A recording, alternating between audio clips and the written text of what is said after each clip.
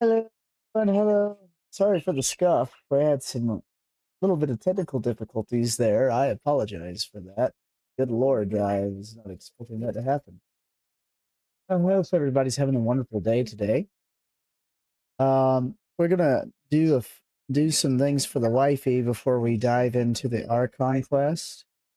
We're gonna get her the rest of her trees done on her lantern right. She hasn't found all the trees yet, so we're gonna dive into that really quickly on her account before we get into the Archon quest. Sorry, I was a little distracted. I was looking at something. Okay. Anywho, I hope everybody's having a wonderful day today. Getting the weekend started for most everybody. So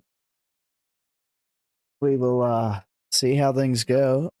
Just a reminder, tomorrow night is community night, so I'm looking forward to that. I hope to see y'all there. I'm probably going to be playing some Dead by Daylight, maybe some other games. I don't know. We'll find out. See where the night takes us. Do. Let's make sure that this signed down. I believe it did. All righty. Let me get my game window up here. I'm gonna check everything.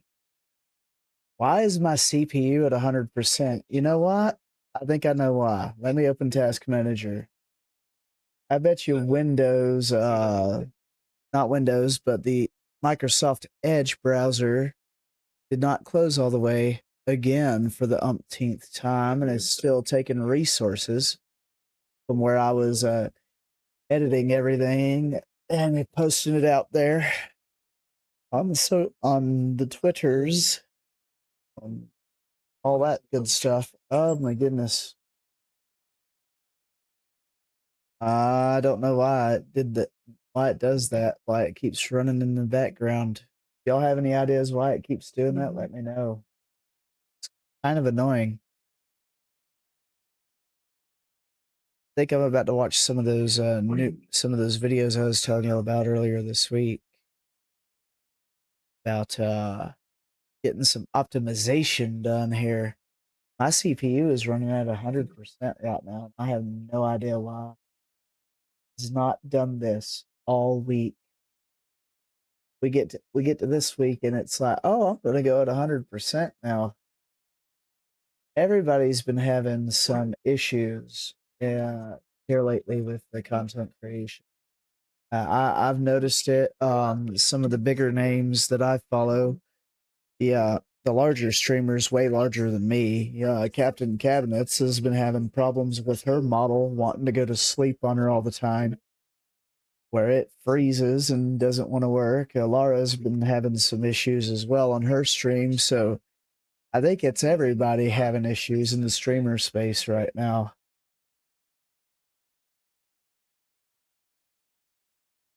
I'm looking through here. See my overlay.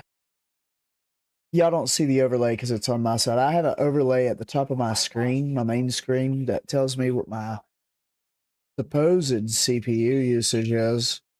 And it says it's at 95 to 100%. But if I look into the task manager, it's hovering right around 68. To, I don't understand. I guess that overlay is not as accurate as I thought it would be. It's the built-in overlay for the PC itself. It's the Omen uh, gaming hub overlay. That is the type of PC that I'm on. I am on an Omen computer, an old Omen computer, but uh,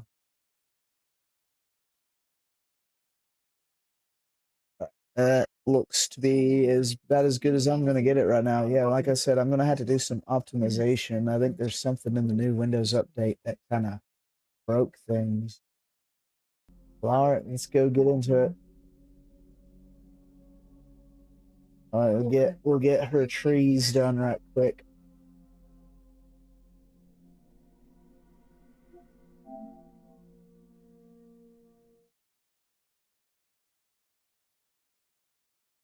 Y'all let me know if y'all have any issues on y'all's end. Like if the stream starts to freeze or stutter or something like that. Because, like I said, recently there was an update done on my PC. And I just know Windows Update probably broke something again.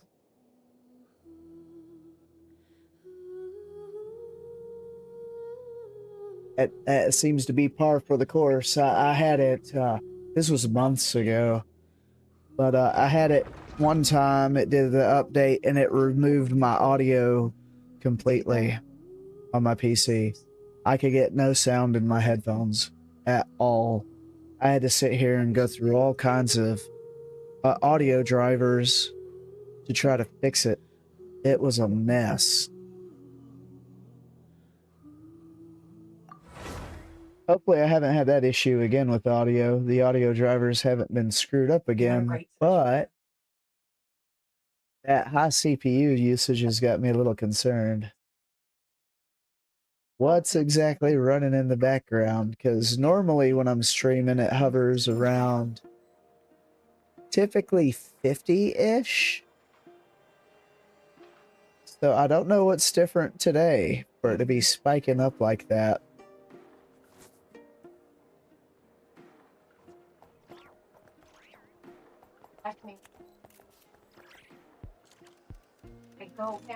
Go to Leeway and go find her trees right quick.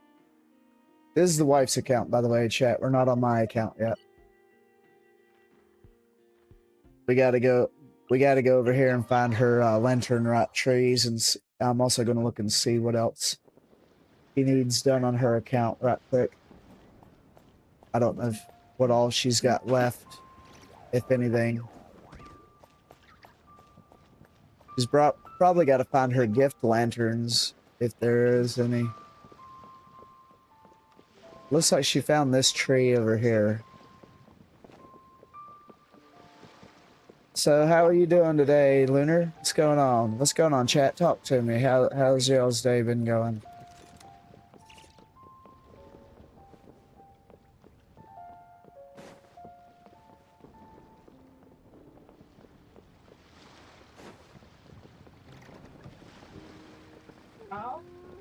Awkward.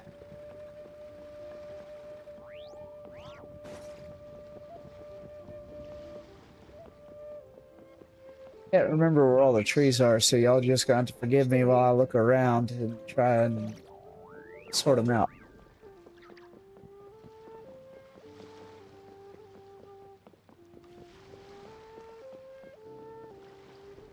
Looks like she got the one. I do know the one that was there. It looks like she's got, yeah. I don't know how many she's got left. Forget. I don't know what she's found so far. Let's go up here to this part.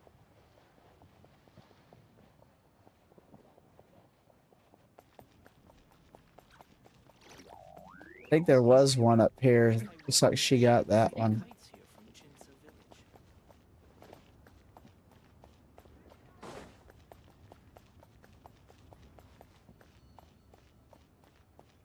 I am on the right account, right? Yeah, I'm on the right account. Okay.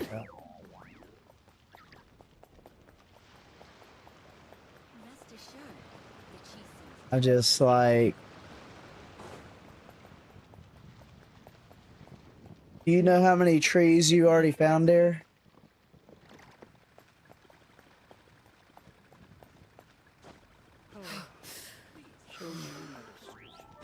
What? Do you know how many of the trees you've already found? None. You sure? Because I do not see any. You ain't started that quest line, I don't think. I know what you gotta do. You gotta release a lantern. You haven't released any lanterns at all, have you? Yeah, yeah, that's exactly what it is then.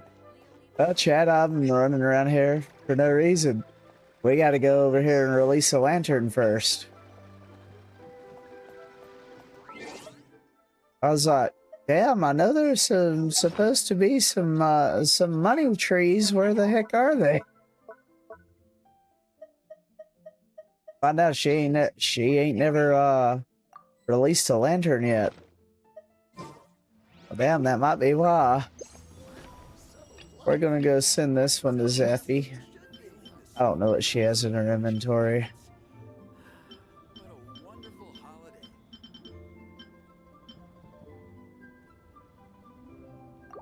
Do that one.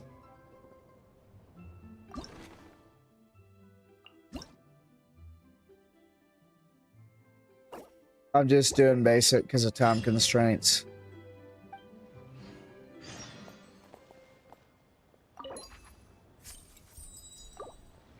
Alright, there we go. Alright. I thought I was losing my freaking mind, dude. There we go. We're getting the trees now, darn it.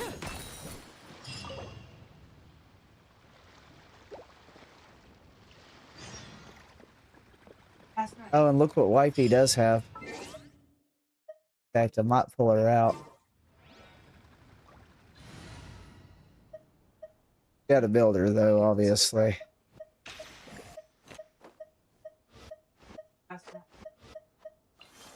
Clear skies, grace. Wifey has her.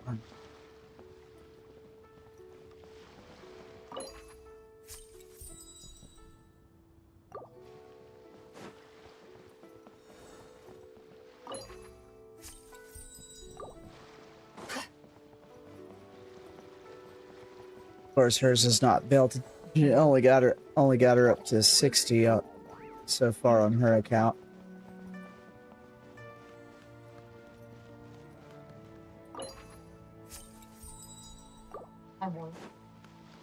Oh, yeah. Last minute things before we do the... Oh, you kind of struck. Oh, you got a bad weapon on her. Let's go ahead and throw a better weapon on her right quick. God, you have a lot of cool still. Lord, I thought my account needed some inventory management. Holy. Lord of mercy. I don't know what 4 stars she has, so let me take a look. Ooh. Where did you get this? The Moonweaver's Dawn.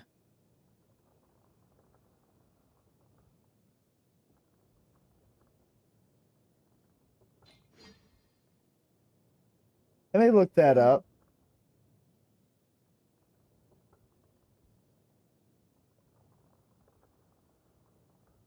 I just hope it ain't from an event and I forgot to do it.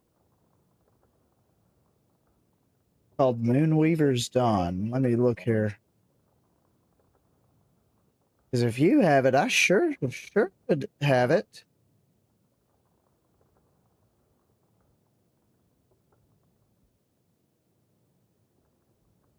Okay.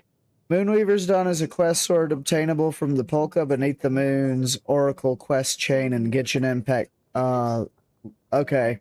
It's a Nod-Krai quest. It's a world quest. Okay. I was like, man, I haven't seen that sword before. Where'd you get that? That's why I was like, what? What is this? Where did this come from? It's a pretty sword.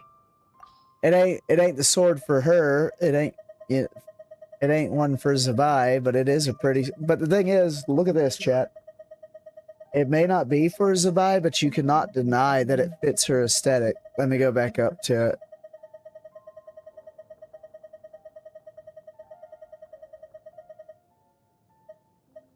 I understand that it ain't made for her. Where's it at?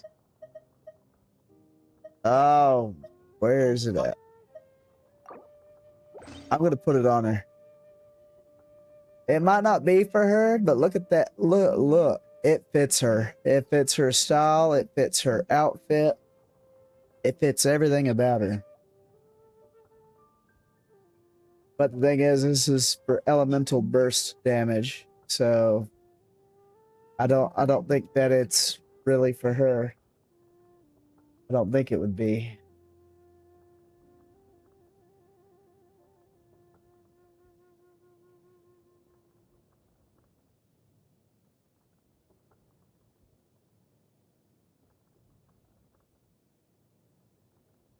Would be at all. Let's see here. The whole world shares the bounty of the skies, the rain and clouds that grace the earth beneath. The moon was never meant to be a foreign realm.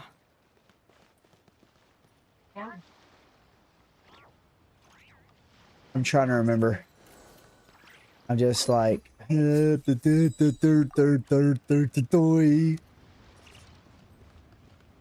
toy. I'll figure it out in a minute. I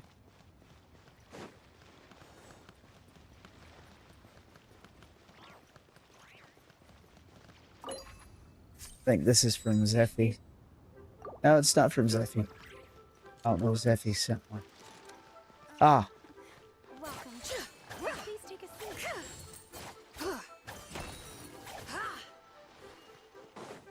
Don't make me bring out Zhongli. I'll start using Zhongli to break stuff out.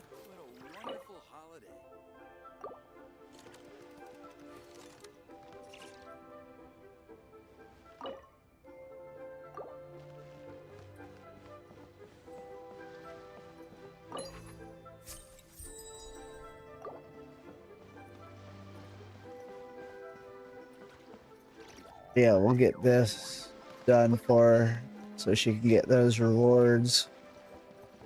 Then we'll swap to my account.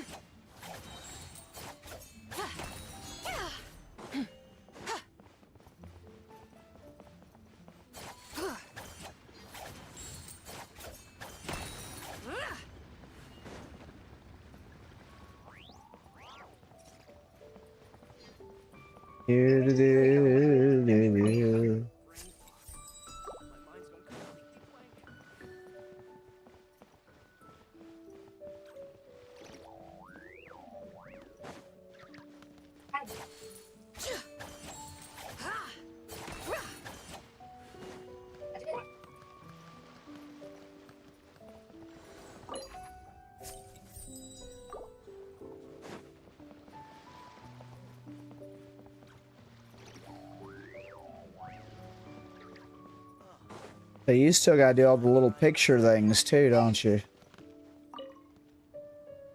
Another one finished. Oh, happy holidays. There's Are you here for a shower there's of gonna be tears? multiple characters across the map. Risley's gonna be here, Sejwing, Layla, Kujasara. They all gonna want you to take their picture for them. I think Charlotte, yeah, Charlotte's there as well. So I don't know if you did any of that. Yeah, okay, we got to do all of that. Yep. We might be You know here how on Miss her Aisha account made for a a hot customizable minute. lantern frame? Well, lots of people bought them to some of my neighbors. I've had done an this. I don't know if idea y'all care after about any leaving of them this for or not. everyone else. Now it's I just have it time to recorded release on a previous VOD, on the Lantern Right VODs. I just like to make people And those are on YouTube as well.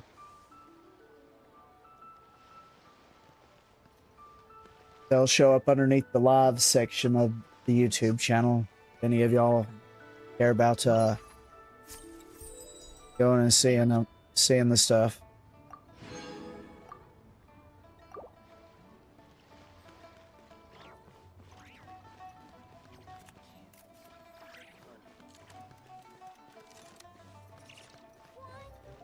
I want to hit the tree, huh? I just like to make people smile.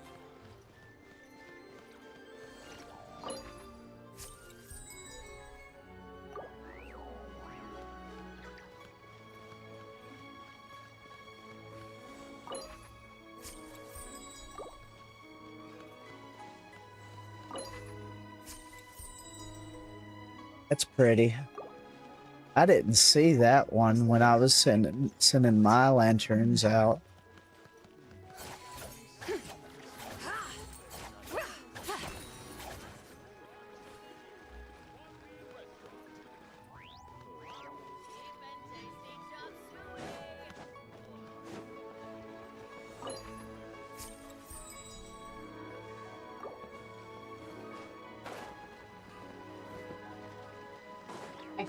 I need to. I wonder if I'll come across the same lantern on her account that I did on mine. That I thought was a little. Damn, where did they find these? Where did they find these ones? I didn't see this as an option. Look at that. That's gorgeous.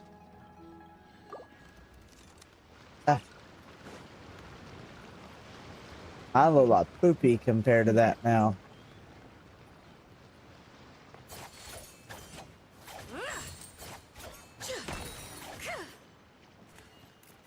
I did send her a gift lantern. I gotta remember where I placed it.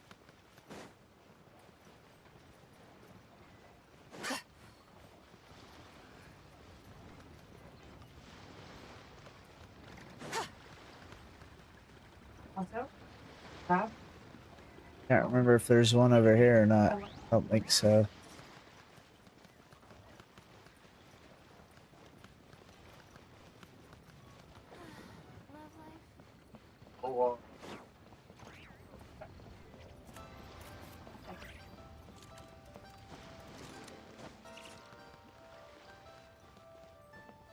There's one over there. I just double checking this area over here right quick. Don't want to overlook anything.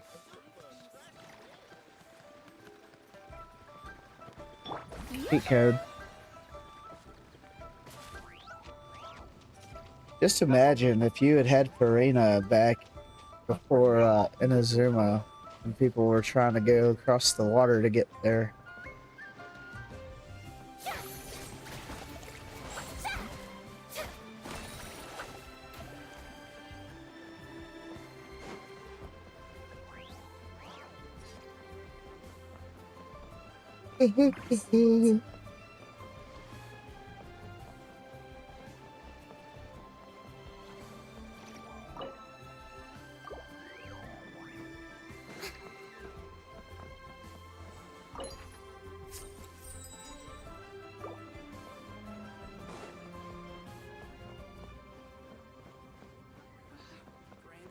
I don't think there's anything there.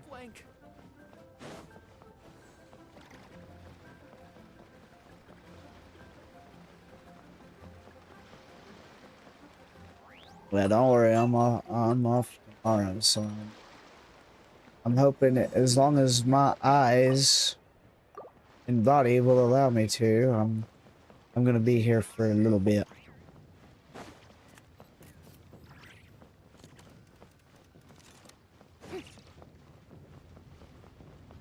It's a war of attrition.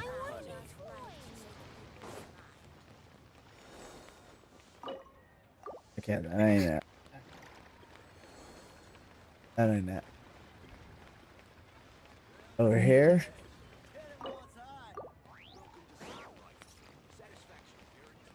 Oh, she didn't get the bridge one.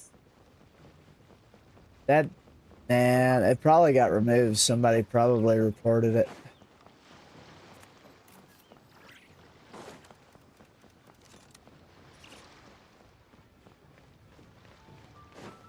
But, that's straight up wild.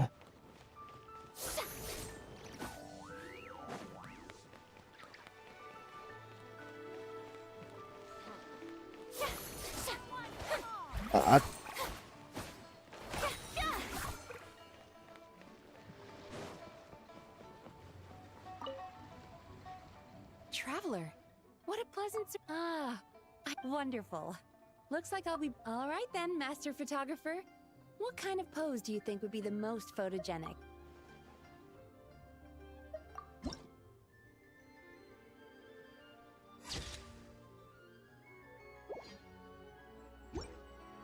Oh, what a lovely picture. Thank you.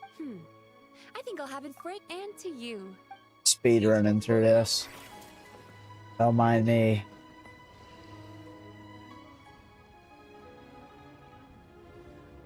Oh, my chat box disappeared. Where'd it go?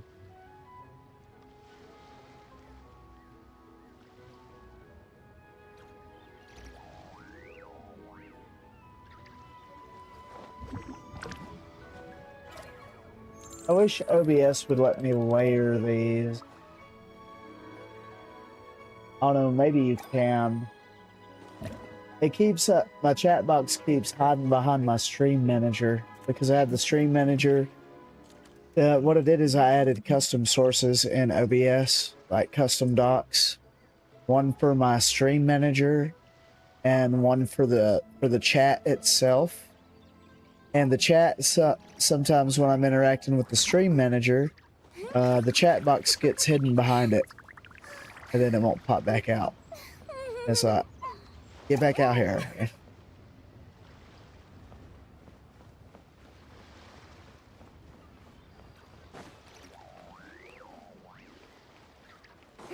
Dang, I didn't know she was this far behind on this segment of it.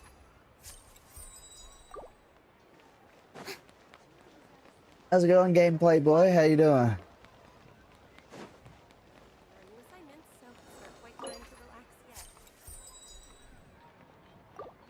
But you didn't let me finish.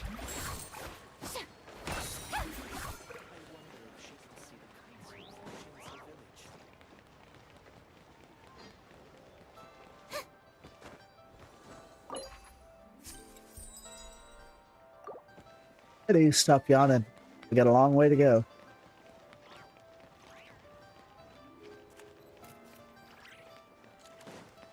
But yeah, also I apologize. I know originally I said that I would do Star Rail tonight. That's what I had said earlier in the week. Oh, I just drowned Farina. Lovely. My dumbass.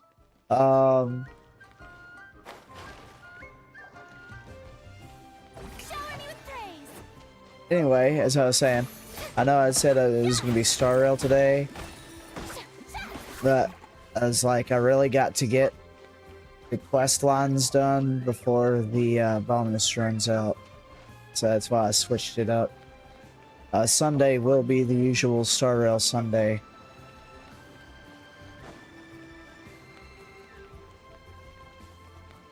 Huh. Who? On... Okay, and how did he get in contact with you? How did he get in contact with you?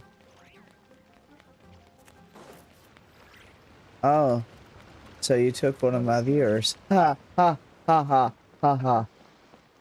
Did you tell him that I took a hiatus from TikTok because every time I tried to go live on there?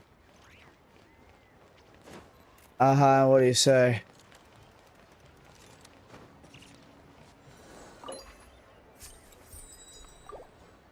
And it's like, damn.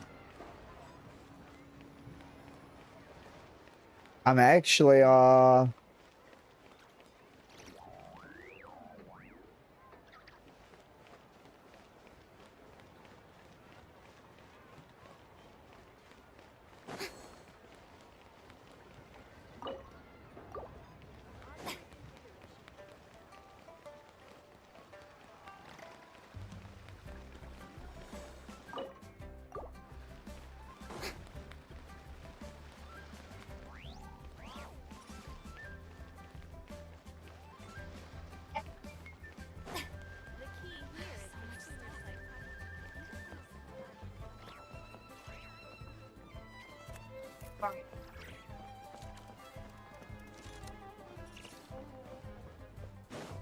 probably not. She's probably already asleep.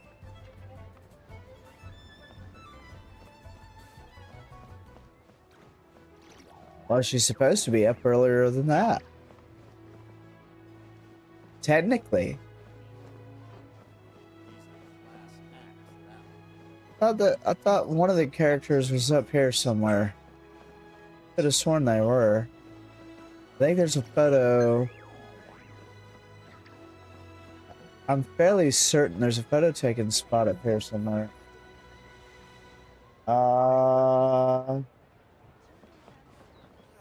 Where? Where?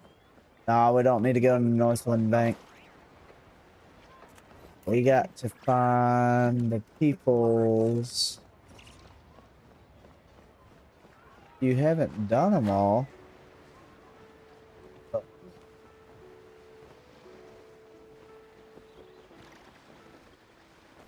Maybe it's over.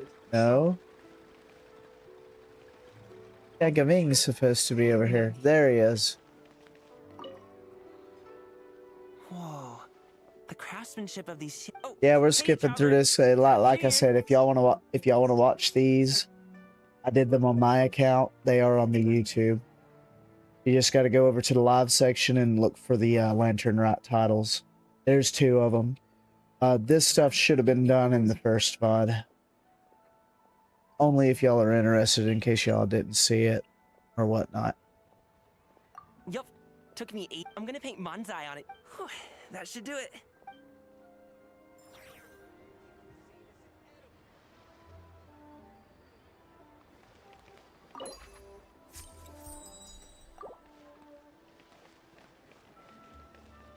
Okay, now Layla all of a sudden shows up for the photo opportunity. It's wild. Where you at? Trying to remember where your old sleepyhead is. Y'all don't hate on me for calling her sleepyhead. I like Layla and I do use her in my Arlecchino team. Anywho. If you make a lantern like this and The dark release it, circles under her eyes, will man. the wish She's really like me, come just freaking true? tired.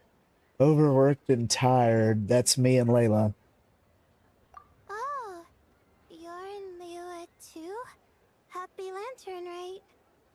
Yeah, my advisor sent me.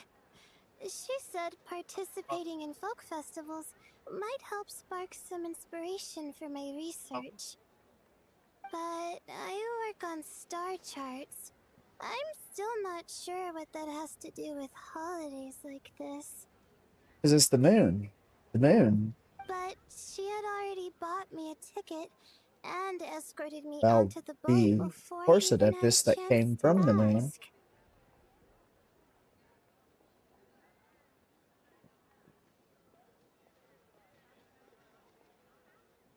Sorry, I was getting a sip of drink and I didn't have it on auto.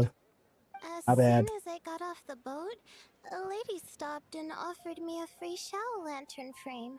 She said releasing one would bring good luck for the entire year. I'm not sure I need a whole year of luck, but Yeah, a you do. You need a little whole bit year of less sleep. time to That's what you submit need. my thesis wouldn't hurt. Like me, I So need a whole year I of sleep, followed chat. her instructions and made one.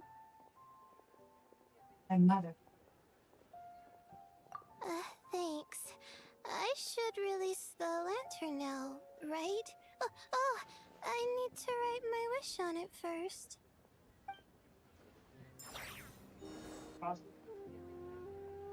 Yeah, I thought she had done all this.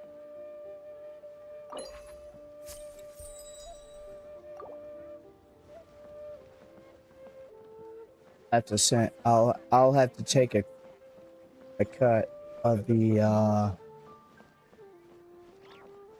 have to go through and make it edited. Shorten the video of just this part here. Made it just for wifey, so she can see the stuffs.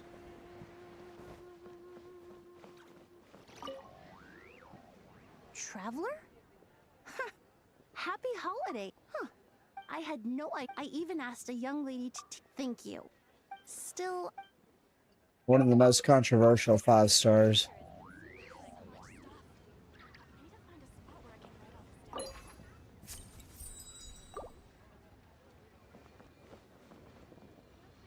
Got that. Got Mizuki. Those are all done.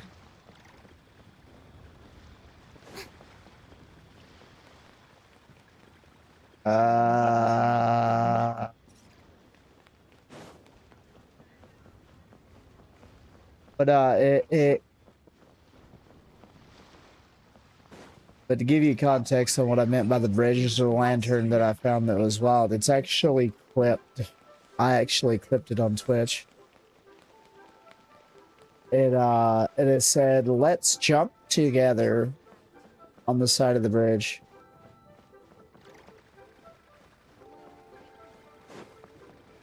So that's wild.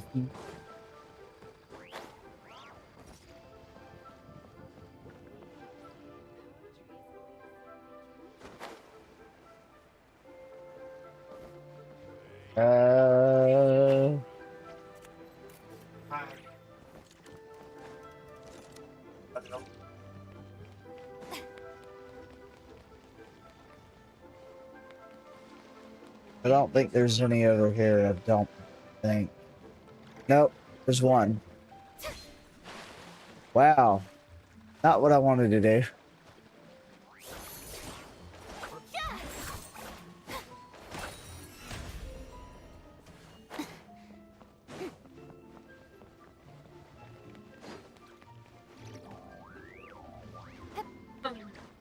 Oh, timing.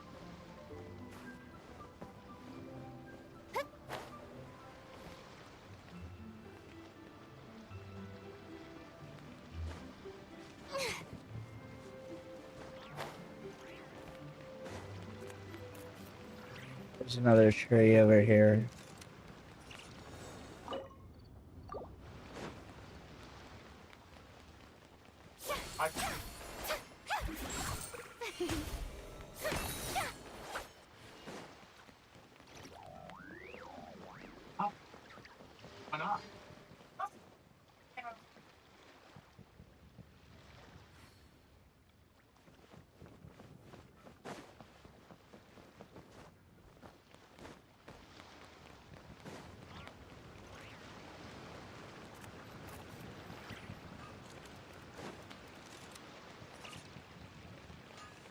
Let's see here.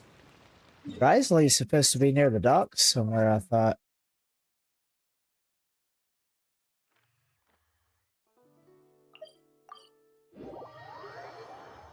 Maybe she did do all the photo ones.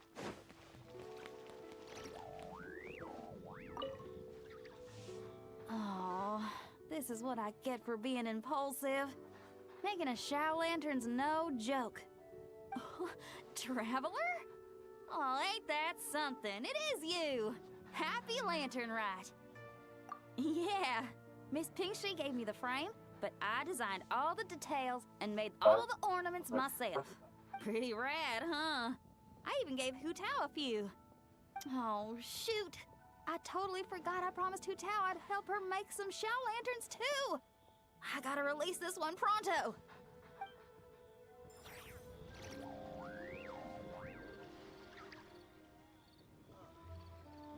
Oh.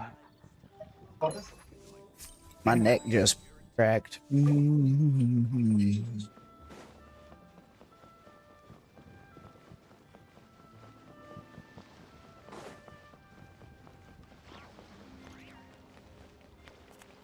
really the sensation I was expecting at this moment.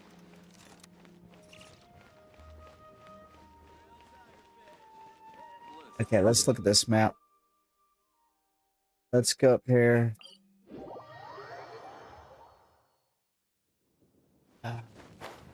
We go talk to Zhao.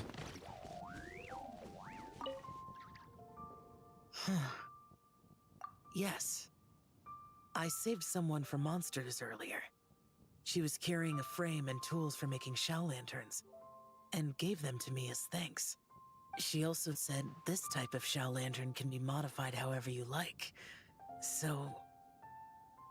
yes, well... I tried my best. I suppose the next step is releasing the shell lantern.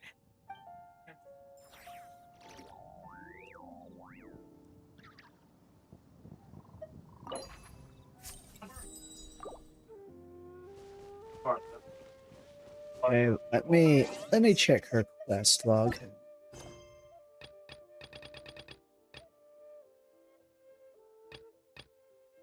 This is all you have? Wow. I wish mine was this or this done up. I have shit.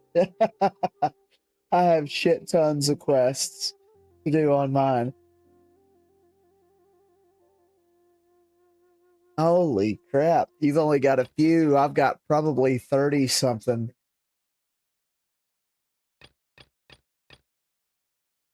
Good lord. Alright, well, we know you don't have any Lantern Rite quests in there.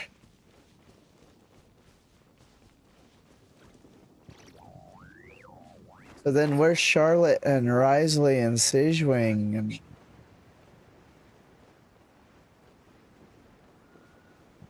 You're supposed to take photos of them, but I don't see them. The only one I've taken a photo of is Mizuki. Maybe it's a time thing. Maybe they only show up at a certain time of day. Let's make it daytime. Right. See if that's what it is.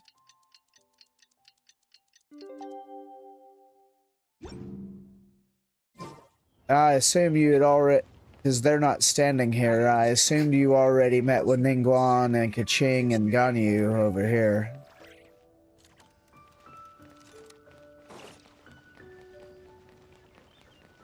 Yeah. So you did all that. Let's see what they... Okay, so Risley should be right here, but he's not showing up on the map. You see how these characters are on the map?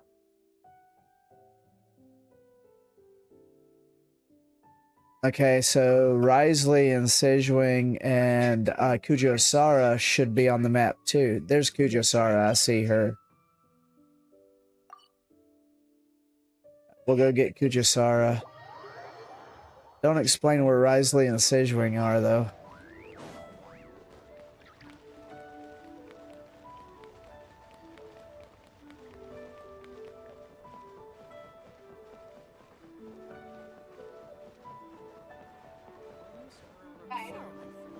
Alright, yep, this is a photo. To encounter you here amidst Liyue's celebrations is unsurprising. Happy Lantern Rite. Indeed, I submitted the request to Miss Pingshi. Evidently, you are the professional photographer she mentioned. Very well. I trust you will take excellent photographs. Let us begin. In that case, please advise me on an appropriate pose while we prepare.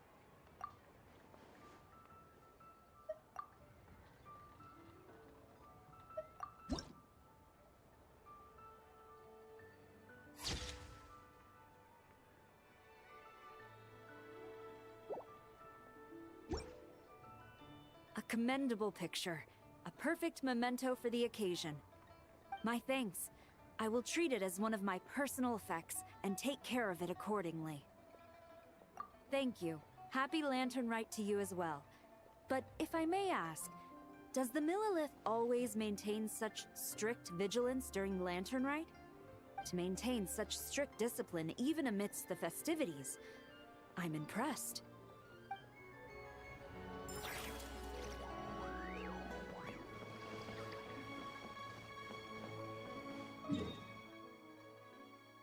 Now Sigewing and Risley show up. Interesting. I don't remember it doing it that way on mine.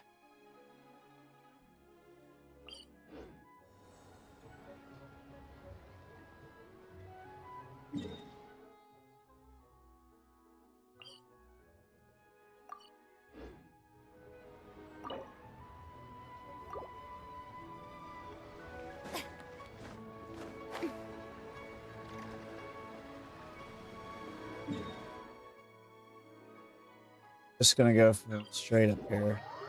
Be a straight shot.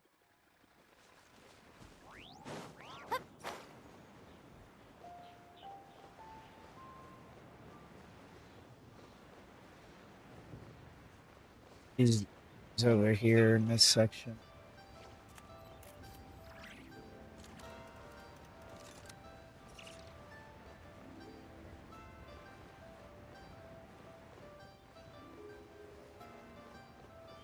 Happy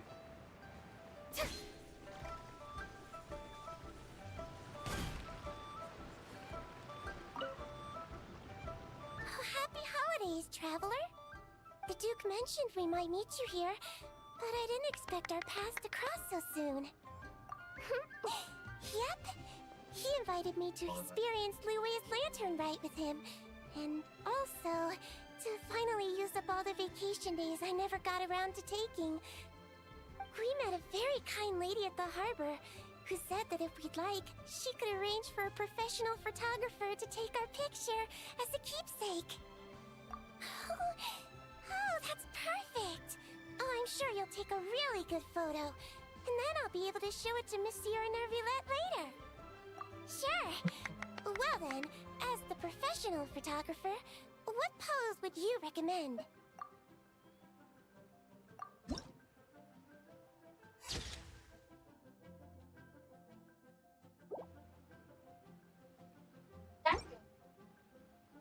All done? May I look? My expression looks great! Oh, it really is a lovely photo. I'll keep it close and treasure it. Bye! Have a wonderful lantern rite!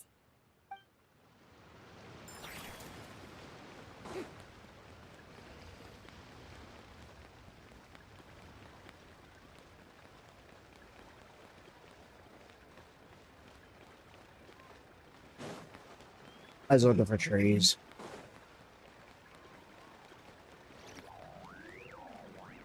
Probably.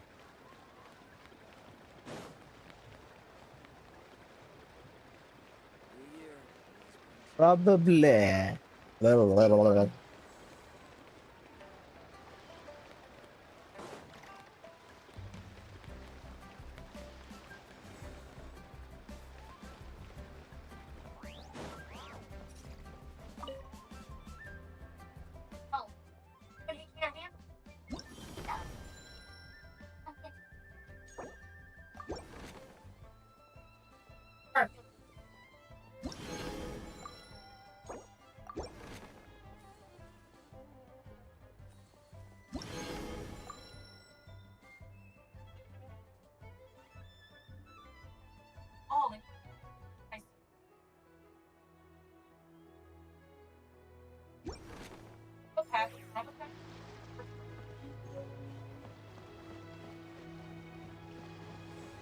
Oh boy.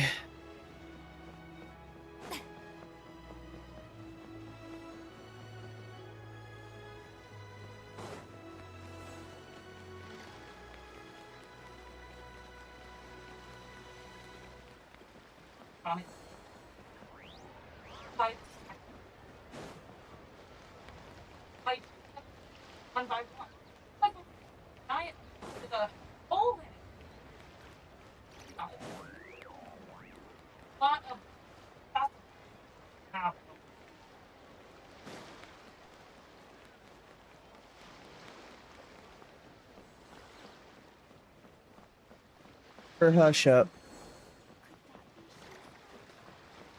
Pepper, hush up.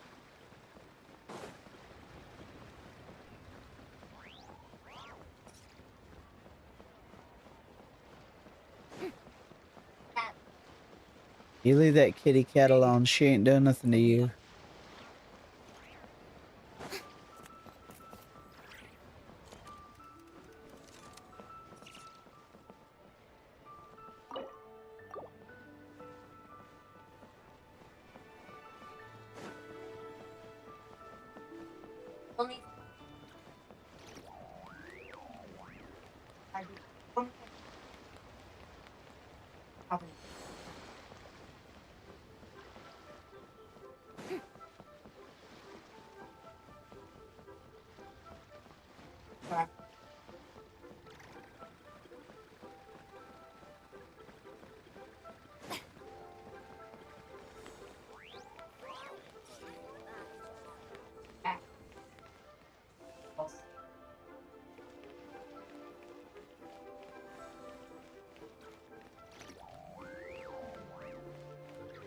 They got hers.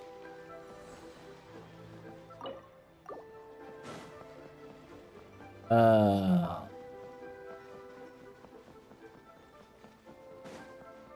Ah.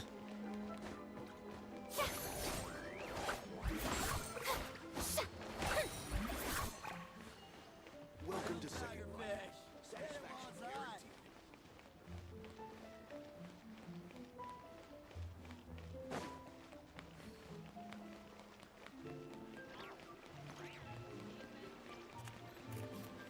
I had the same problem on my account. I was like, hard time finding stuff.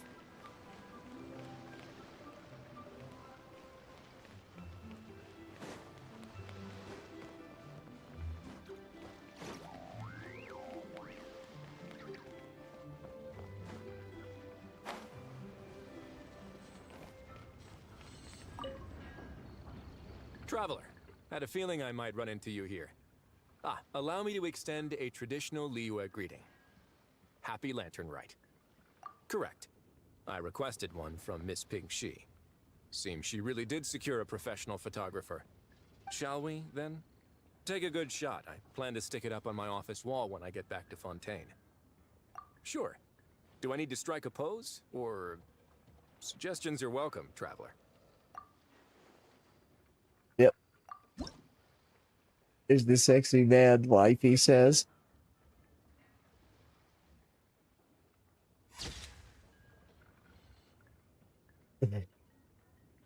There you go. Let's see. Not bad. Pretty standard shot. If you look at it from the neck up, it could even pass for a mugshot. I'll be keeping this. Really appreciate the help. Oh, and to you too.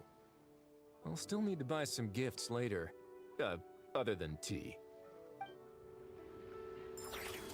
Risley is a man that does love his tea.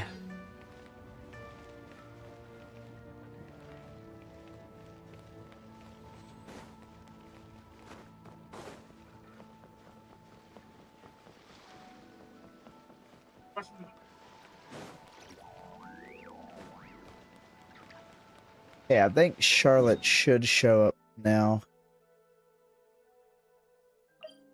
Yeah, we got Varessa over here.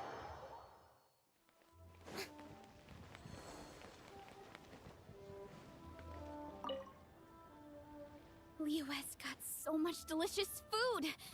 What should I eat next? Oh, how about boiled fish? No, wait. I need to take a picture for everyone back at the tribe first. Traveler? Oh, wow. So you're the pro photographer that lady was talking about? That's fantastic! You're so talented. Of course you're good with a camera, too. Sure! I want to strike a cool pose. But what if it looks weird in the picture? Any advice? Up the awesomeness. Let's see the second one. This one looks good.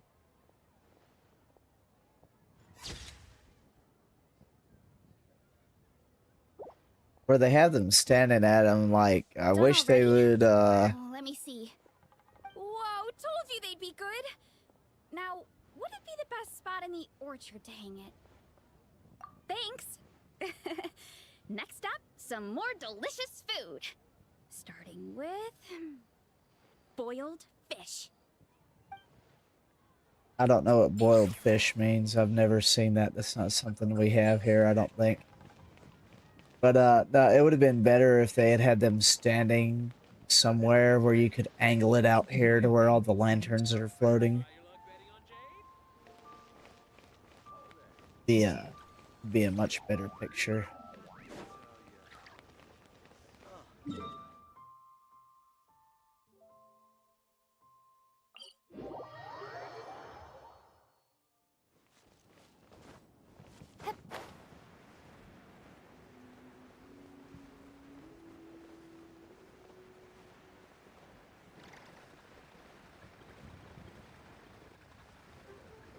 Didn't pass her by, did I? No.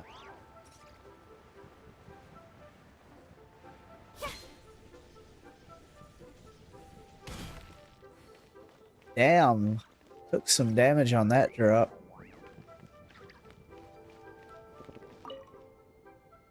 Hey, psst, over here, over here! Oh, I knew you wouldn't miss Lantern, right? I was wondering when I'd bump into you. No, I can't be working at every Lantern right now, can I? I really am here on vacation this time. Yup, Miss Pingshi said she'd find a professional photographer to take a good portrait photo. Hey, wait a sec. Don't tell me... It really is you! That's perfect then! Come on, take my photo. Let's see who's better behind the lens. So, ready to start? Alrighty! Can't take a picture without posing for the camera though. Any suggestions, traveler?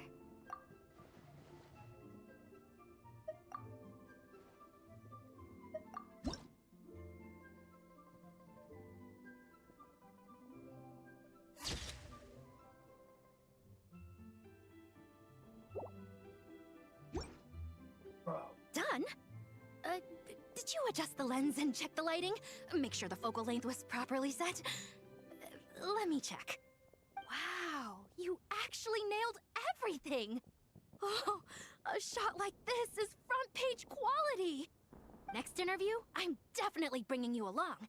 Imagine the amazing shots we could take together!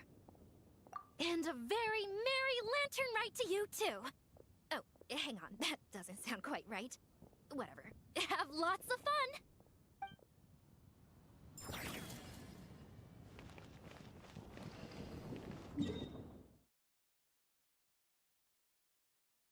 And I think that's all of them. Let's see if we can figure out the trees. There's a tree.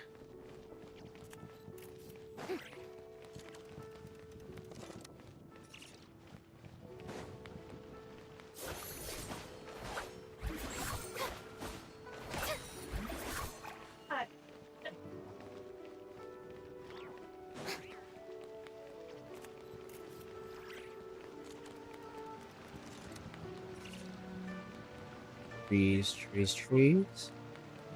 Trees, trees, trees, trees, trees.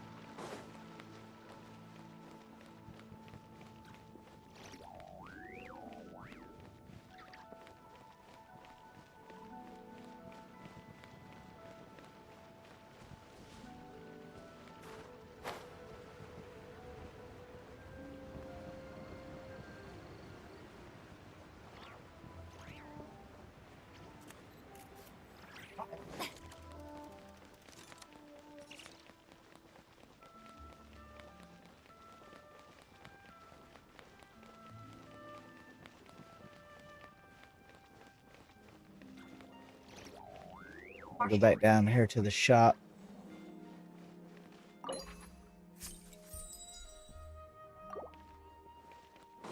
New year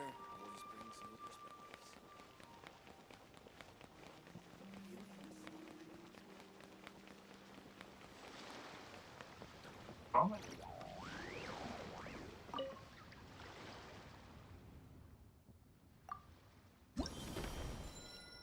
perspectives. Let me see what you've got.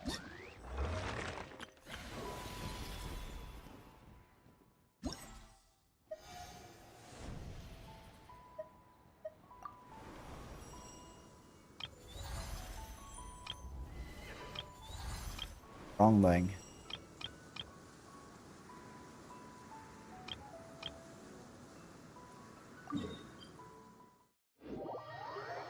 Go ahead and get this one. That we can see what we can do. You weren't that far off from having that one done. If just 15 points shy.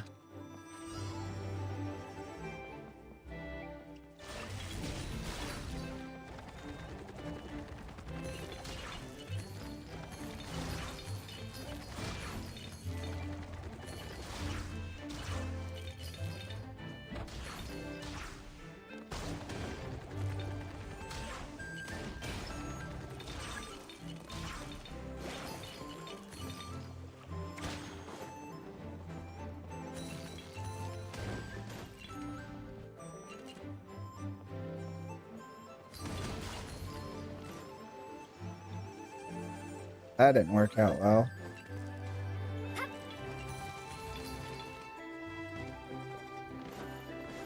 I have a hard time getting hers to trigger.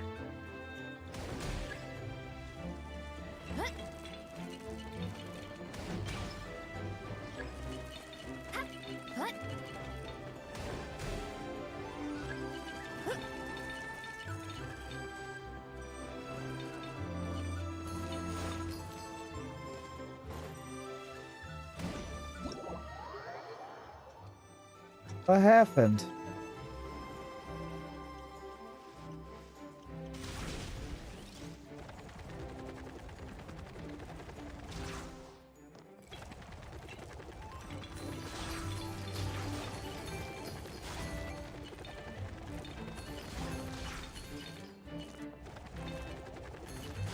Something's not right here. That score is way lower than what it should be.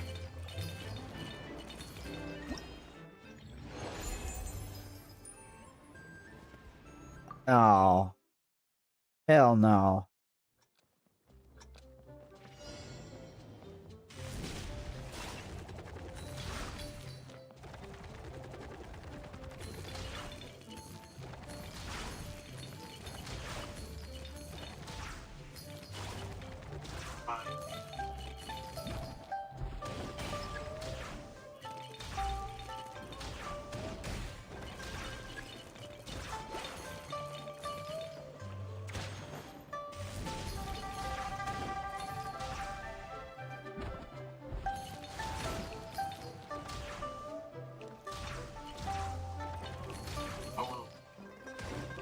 Oh, I missed those.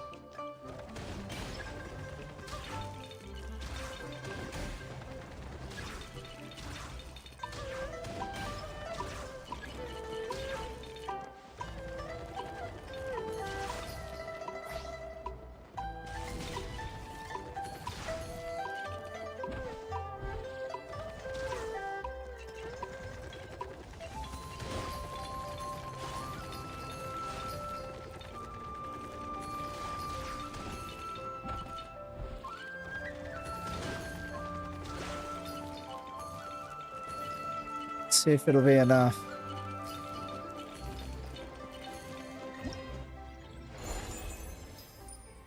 There we go.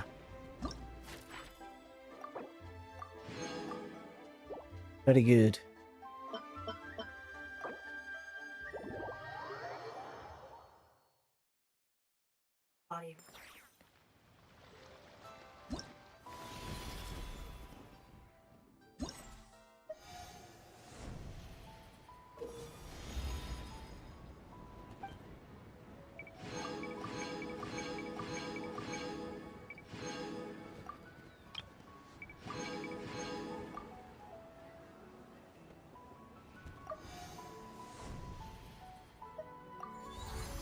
Let's see what we have here.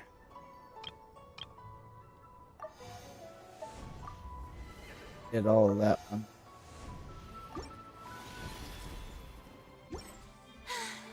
Being too popular can be such a hassle.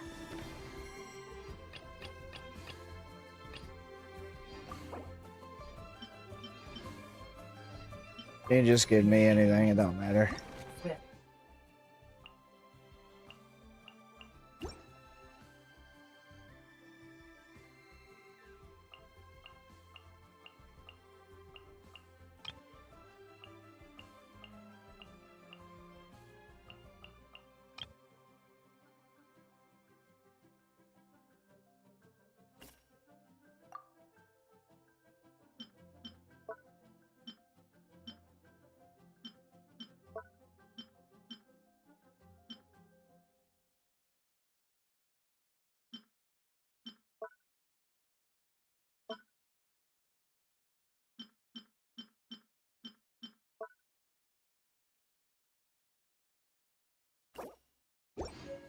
Who knew the people would adore me so much?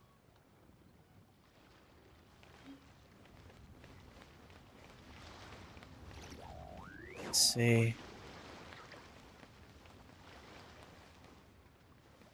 The big fish.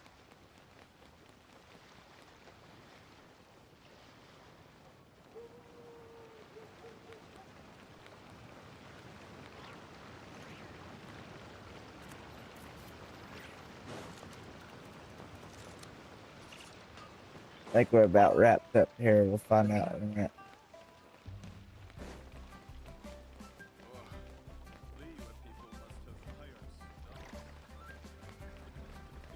Probably not gonna get through all the Archon quests tonight. We'll get through a good piece of it.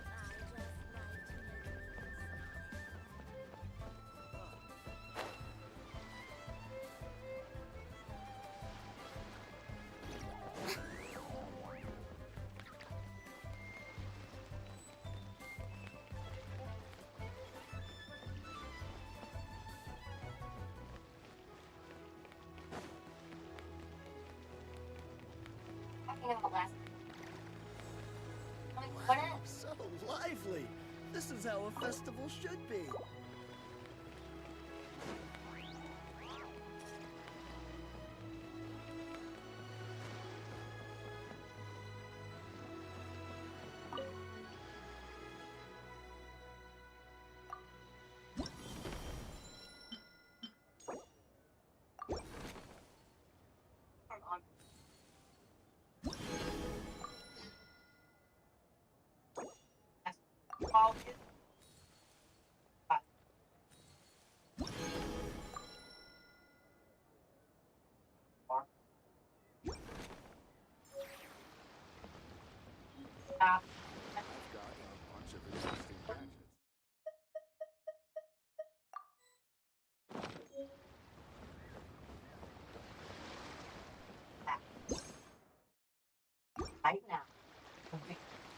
Isn't there a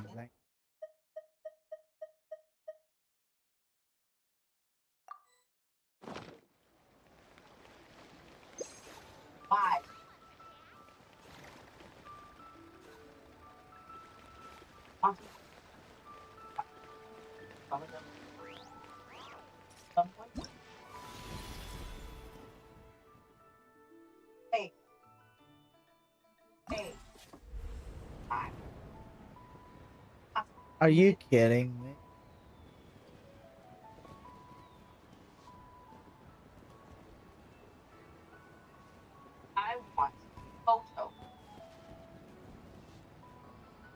Uh, uh, uh.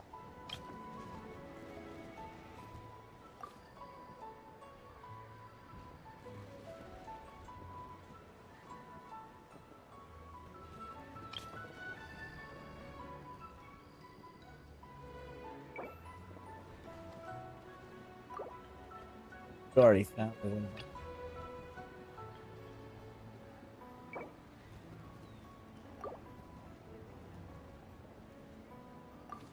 We're gonna go back to the building and see.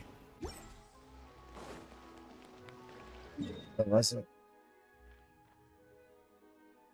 right over here.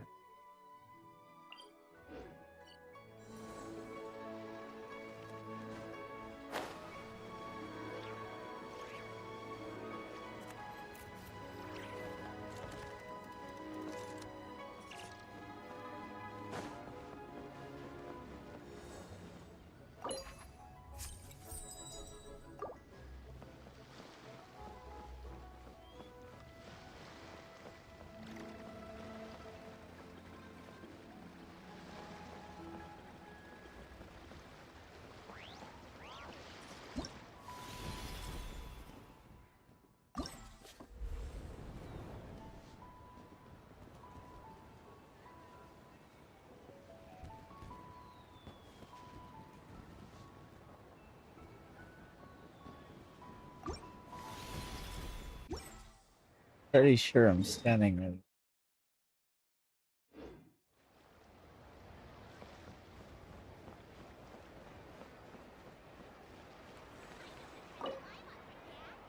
Sorry.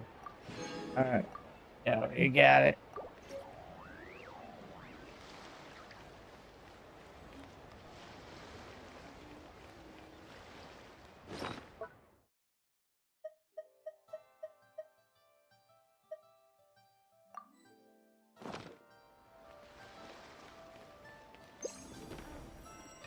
Welcome. Please take a seat.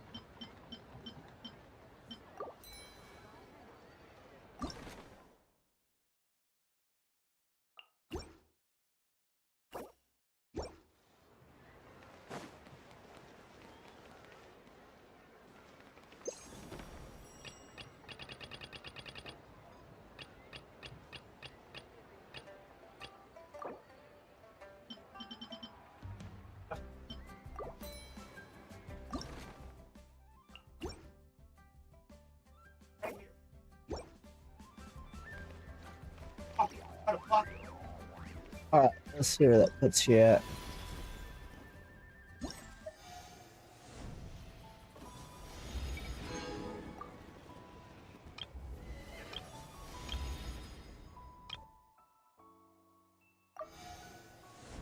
There you go.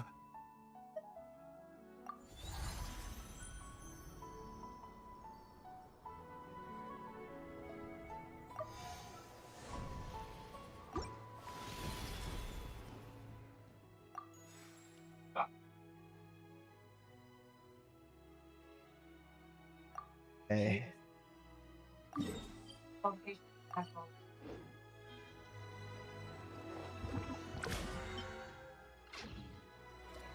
Towards your dailies, it did actually. Okay, cool. Your dailies on Genshin are done. Bumped you up to 27. Yeah, I wouldn't let Karen do your account, or if that's how she's going to do things.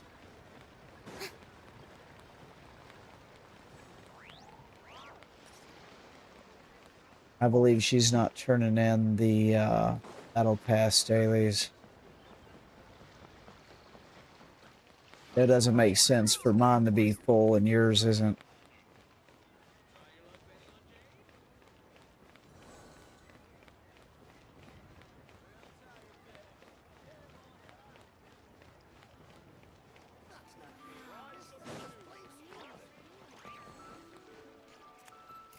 Ad Astra Abyssal.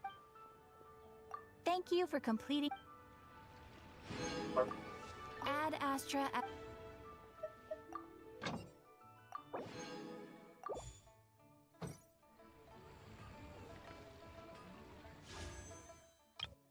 That's not what I meant to do. I mean, I will be nosy over there in a minute. Curious. You got 15 pulls. Boring. Isn't there anything else I know you're more not. interesting to do? I just let you know. How many you have?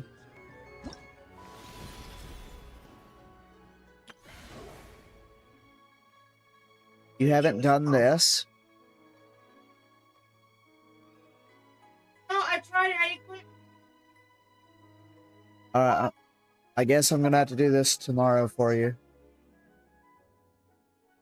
Because, we're already an hour and a half in and I haven't even got to the Archon quest yet.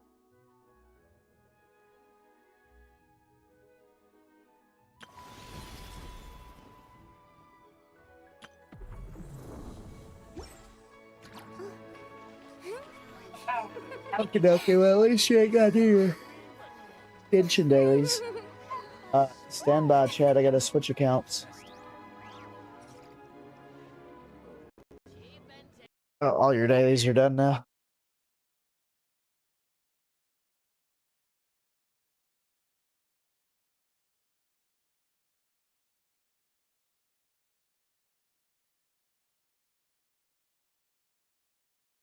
I bet I thought you had already done all that stuff.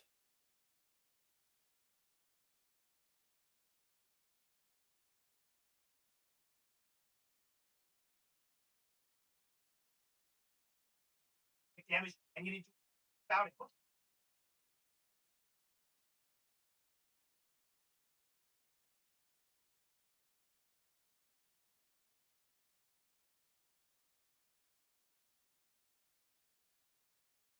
We're on my account now.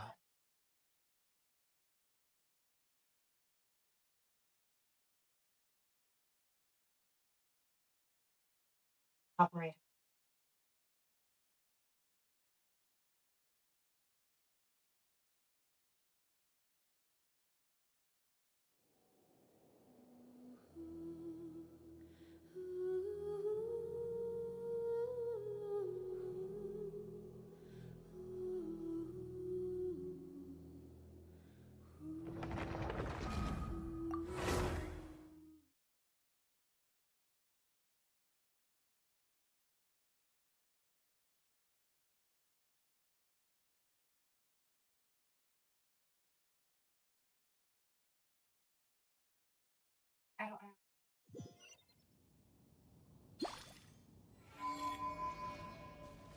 Okay, dokie.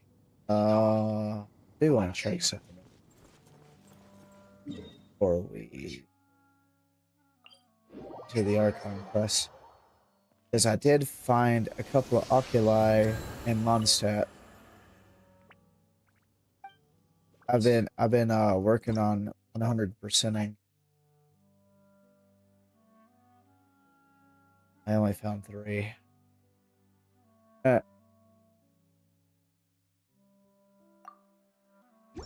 Oh well. Apparently there are more. 7. 7 more somewhere.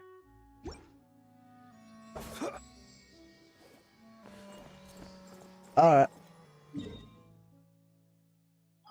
Back to Nod-Krai.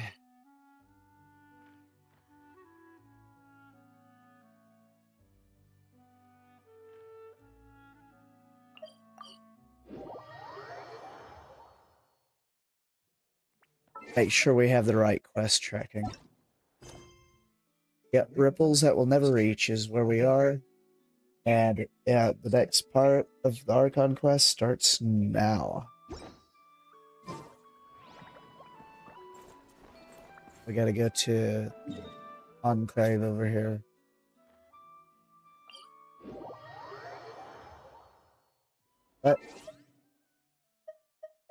Let me make sure I have focus mode on. Focus mode is on, okay.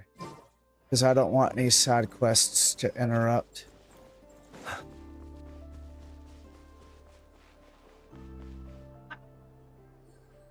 A while ago, I took the time to organize all documents in our possession that pertain to Kutar. What you see here is the material I consider reliable.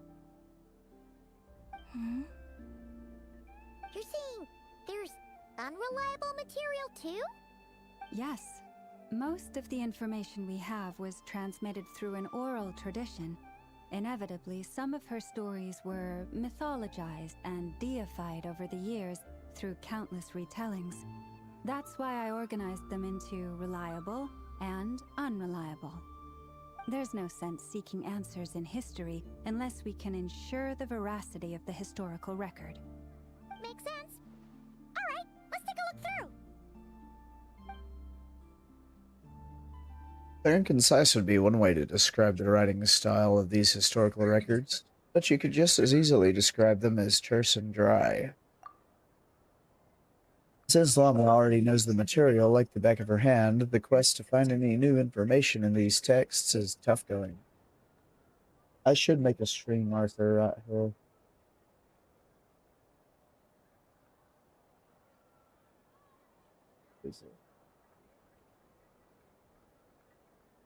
That way I can know exactly where we actually started.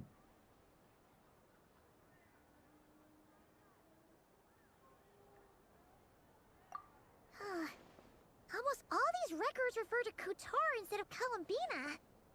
Although neither of those is her real name.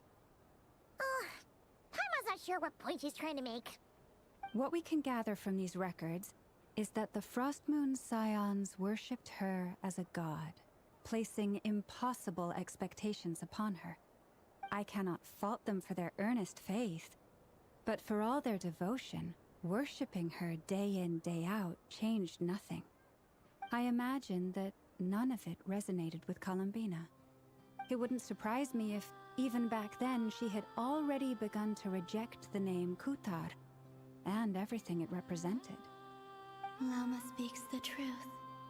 When I heard them call upon Kutar with hope and expectation in their voices, they may as well have been calling upon somebody else. When you were organizing these texts, what criteria did you use? Well, that's a bit complicated. I looked at the level of detail, perceived authenticity, prose style, and how realistic their portrayal of Kutar seemed to be. Amongst the Frost Moon Scions of today, only I know of her existence, and I alone have spoken to her face to face. As such, I know that there are certain things she simply would never do. That being said, I have sensed some changes in her lately. Changes? Me? Oh, seems like this is getting us nowhere. Oh, for what it's worth, why don't we check the unreliable sources too? Sure. Give me a moment.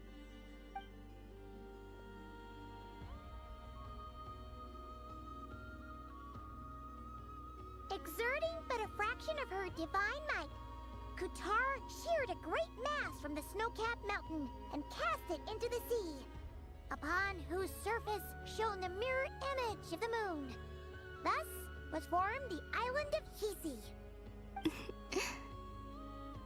Yeah, right.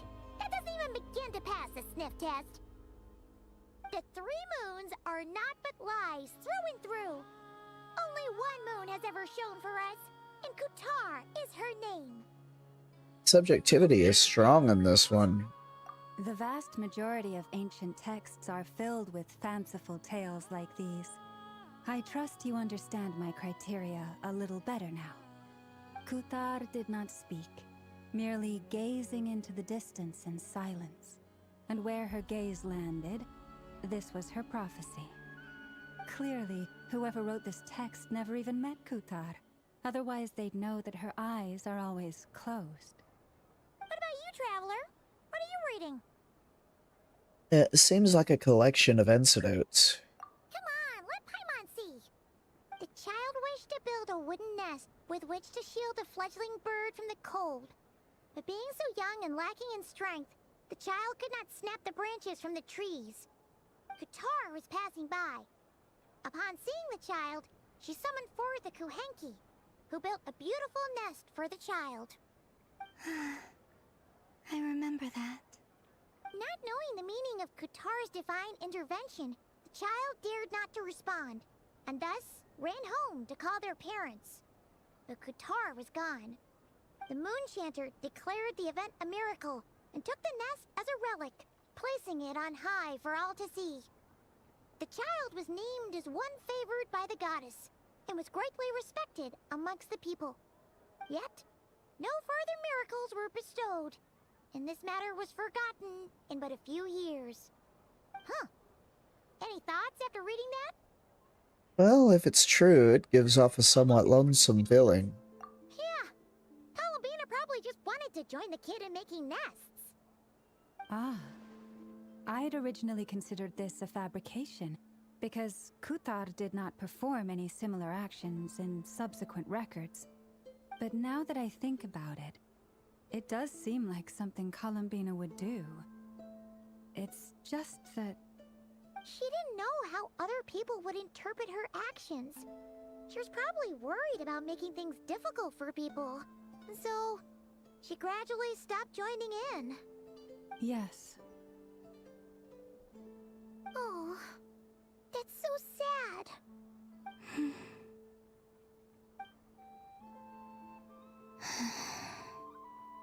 And now, I can make no such gestures of warmth, even if I want to.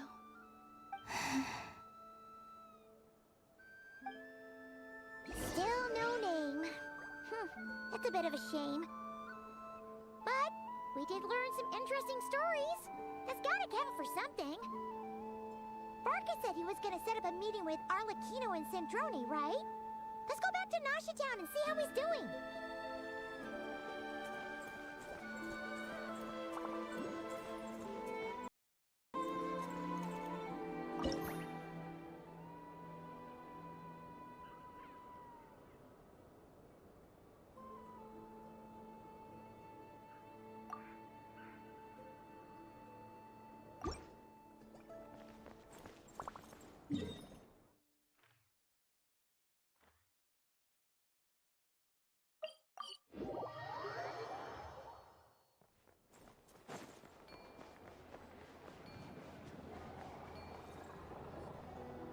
Let's see.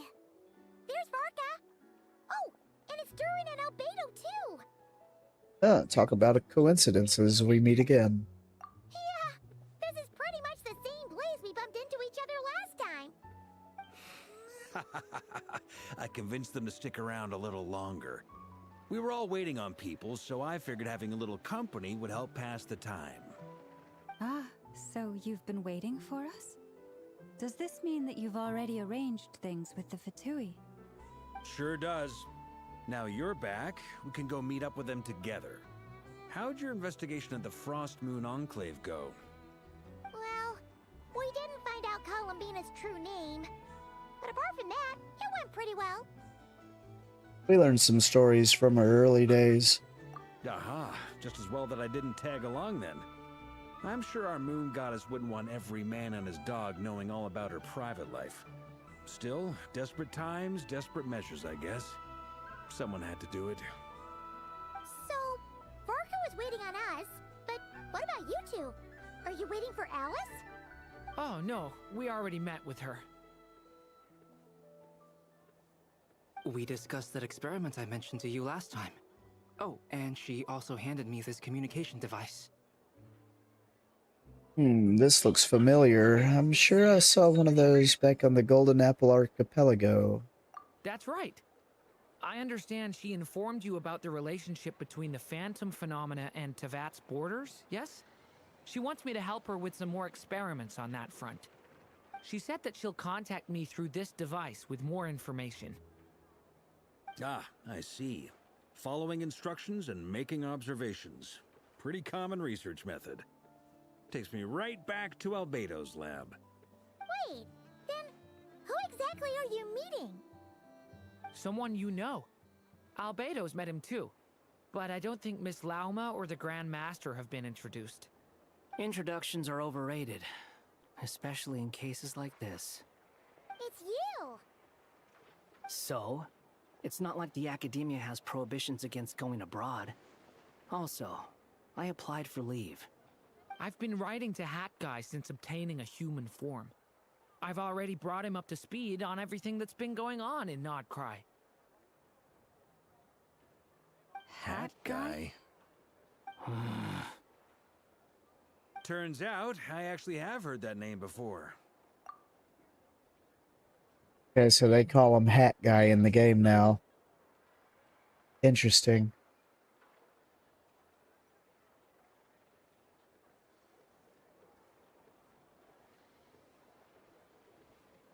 Give me a minute, I gotta get a drinky drink.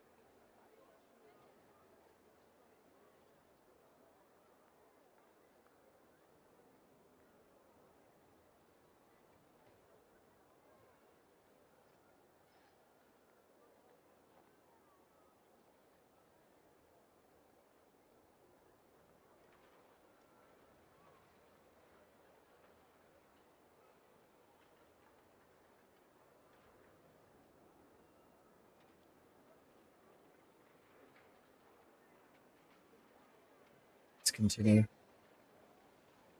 Oh? Then why did you react the same way I did? I only knew the name, not the fella. But since we're all here, let's do some introductions for what it's worth. I'm Varka, Grand Master of the Knights of Favonius. Lauma, Moon Chanter of the Frost Moon Scions. And I'm a Driosh from the Vahumana Darshan of the Sumero Academia. Hat Guy. Good to see you again, Mr. Guy. I believe we last saw each other on the boat ride here. So they came to Nod-Krai together. Mind you, the only reason I came here is because there's someone I want to look into. Who's that? The Doctor, also known as Dottore, second of the Fatui Harbingers.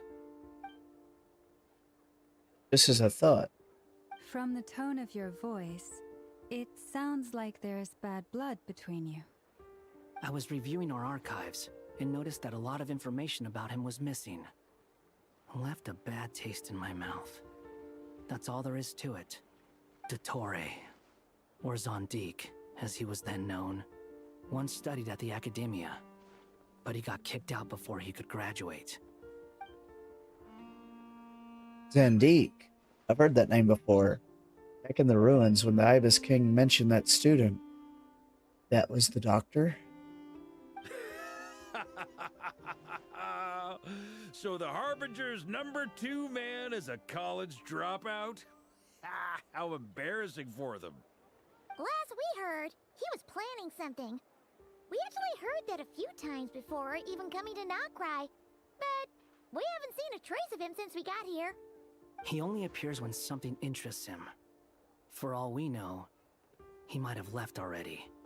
But the fact he did something here at all is worth noting. It'll fill a couple extra lines in his file. Why does it sound less like a file you're writing and more like a criminal record? Anyway, we were just about to meet 2 of the other Harbingers. Want to come along? You might learn a thing or two about him there. Sure. Even though they're Harbingers, well, they're old acquaintances of ours, so, you know, when you talk to them, try to be... I got it.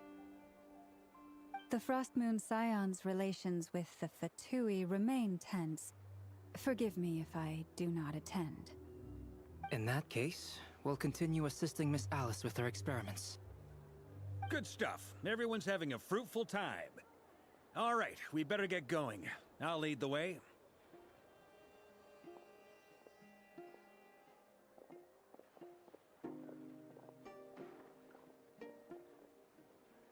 Hey, Niwa Katsuragi. Are you here for revenge? Well, yeah. That's obviously part of it. But I'm not the only one who has a score to settle with him. Neither you, nor Lesser Lord Kusanali, nor I want to see him meddling with things again. Fair enough. One other thing, when we return, let's talk about Columbina. What's the hurry? Don't worry. Pigeons always know which way home is. After the... Oh.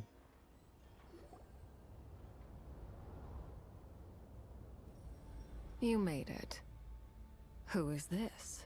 You know who that is. Scholar from Sumeru. They call him Hat Guy. He's an old friend of the Travelers. Wait a minute. No, she wouldn't know who he is anymore, would she? Because of the whole Ermin Soul thing. I just remembered that. Wanderer's previous exploits was erased by the Ermin Soul.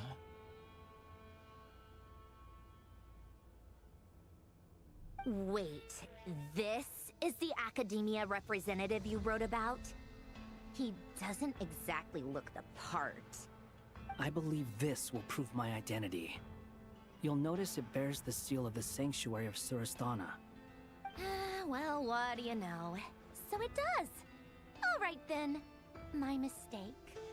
It's fine. I expected as much. What? So as I mentioned in my letter, the Academia's got its eyes on Dottore. But this matter remains top secret.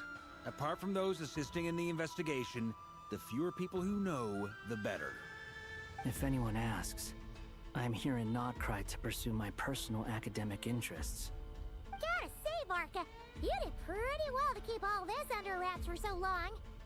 Sounds like you got in touch with the Academia about this way back. You flatter me. You're all Harbingers. What reason would you have to disclose information about Dottore? Where do I even start? Remember that time we fought Rerir at Star Sand Shoal? He sure let me have it then, didn't he? I'll bet Dottore had that all sketched out, with me as his convenient little pawn. He could not care less about us if he tried, but hey! The feeling's mutual. Does Dottore really strike you as the sort who values his relationships with his colleagues? Fair point. Definitely not.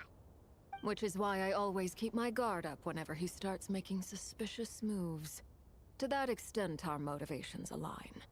On top of which, I consider you trustworthy people. Now, back on topic.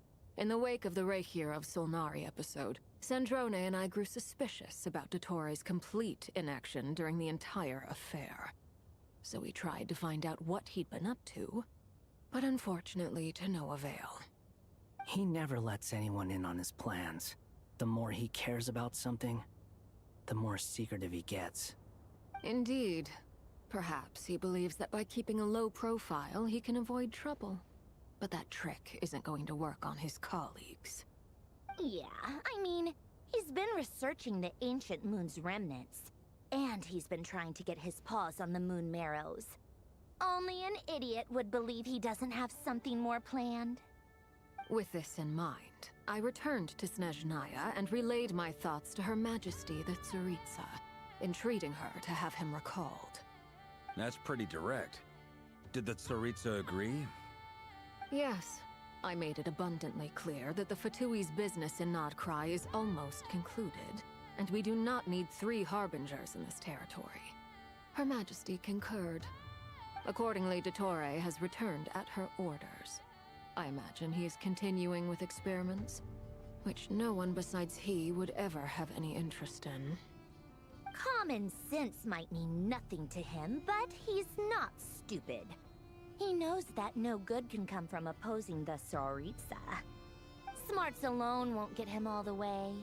He needs the Rooster's resources and Regrator's Mora, both of which the Tsaritsa can strip from him by waggling a finger. But doesn't he have a track record of publicly following orders while going against them in private? He probably has it down to a fine art by now. Wouldn't put it past him. We worked together on a research project once. Only briefly, but it was enough to show me that we're fundamentally different people. He has no interest in doing things methodically, stage by stage. His thoughts jump all over the place, and the moment his curiosity is satisfied, or he gets the results he wants, he disappears. The only similarity we share is that, once we set our minds on doing something, we will see it done, whatever it takes. Oh, we definitely saw some of that in your battle with Rerir. You got so competitive. Ugh, do not remind me. Then I believe we all concur. Dottore will not simply give up. Fantastic. Now this is turning into a whole day of unpleasant memories. Ugh. Are you talking about the moon marrow stuff? He also strikes me as the kind of person to disregard experimental regulations, ruin all the equipment, and go way over budget. Then leave the first person he can find to deal with the fallout. Exactly. This one time, he was running some high-temperature experiment and the substance exploded. But does he care? No. He orders his subordinates to open the device so he can observe the results, which causes the gas inside to leak out. That gas was poisonous. If I hadn't been there, who knows how many people might have died. And after all that, he left while I was still cleaning up after his mess. What a waste of time, he said. Waste of time? The nerve! He wasted my time! You've been bottling that up for a while, huh? Hat guy, I must say, you seem awfully familiar with internal Fatui affairs. Especially when it comes to Dottore. Thank you, Lady Harbingers, for providing such valuable information. I have no other questions for now, so I'll be on my way. Wait, what? You're just gonna leave? You're welcome to join if you want. Ugh. Just when Paimon thought he'd finally mellowed out. He makes quite the impression. I'll say. I've met tons of headstrong people, but not many of them would join me in bad-mouthing Dottore. Anyway, back to the main agenda. Barca, you said that Columbina has gone missing? Or rather, disappeared. Yeah. We're working on building a connection between her and this world. The simplest method is to find out her real name. I've actually asked her that question before, but she said she didn't know. Considering our relationship, I doubt she was lying to me. She could have just given you a pseudonym. What else did she do while she was with the Fatui? As far as I recall, she was never dispatched by Her Majesty to claim a gnosis or anything like that. The Tsaritsa's plans had long contained a place specifically for her. I always thought that was weird. What could she do that the rest of us couldn't? Knowing what we do now, it's probably something related to Kavaki, right? More than likely. When she first arrived, Columbina would often go to Her Majesty and ask when she could start the task assigned to her. But Her Majesty always gave the same reply. The time has not yet come. So she spent her days in Snezhnaya doing basically nothing. The Tsaritsa has summoned a beautiful blind maiden to be a harbinger, giving her the third seat by virtue only of her enchanting voice. It was a dumb and stupid rumor, but the reality of the situation made it hard to refute. And what happened after that? I imagine she stopped caring. She no longer seemed to care why she had been recruited, and Her Majesty never gave her any missions, so she just continued to sing in the flower garden. For my part, I was busy. So busy, in fact, that watching someone be that idol had me fuming. But still, I got the sense that she had long been used to a life of other people claiming she was needed when she wasn't. I just felt that having a place to stay would cost me something eventually. And so I waited quietly for the day that I would have to pay the price. And on the other end of that spectrum, you had me. Someone once told me that I had the lousiest work and the toughest luck. That's a good way of putting it. I forget who said it, but those words have always stuck with me. Sounds like something Het Guy would say, no wonder. But you've done your job exceptionally well all this time. Because at heart, you are a conscientious person. Thanks for telling us all this. What is it? Something come to mind? Oh, it's nothing. I'm just even more eager to learn her name now. I want to shout it to her from the rooftops. That makes sense. Nothing screams you are needed like your name shouted from across the town. Well, good luck with it. But if you ask me, Columbina is still the most shoutable name. I'm just so used to it now, after all the arguments we've had. I can't be bothered trying to remember another name for her. Nor I. Sandrone. Harlequino.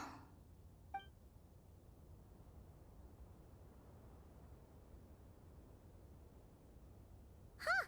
It's a Sealy! Does that mean Nicole has news for us? Ladies, I thank you for your hospitality. If the chance ever comes up, I definitely owe you both a drink sometime. I'm sure it will. You can make your own way out. Heck, you've been here enough times, you probably know your way around better than I do. Well, take care, everyone. We'll be in touch if the situation changes. Okay! Time to do what adventurers do best. Follow that Sealy!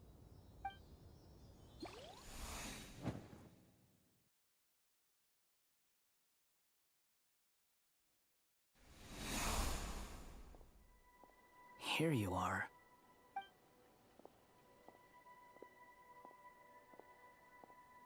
Oh, Hat Guy. How come you're back so soon? Did things go all right with the Fatui? Fine. Dotori's been summoned home by the Tsaritsa. Couldn't get much more than that.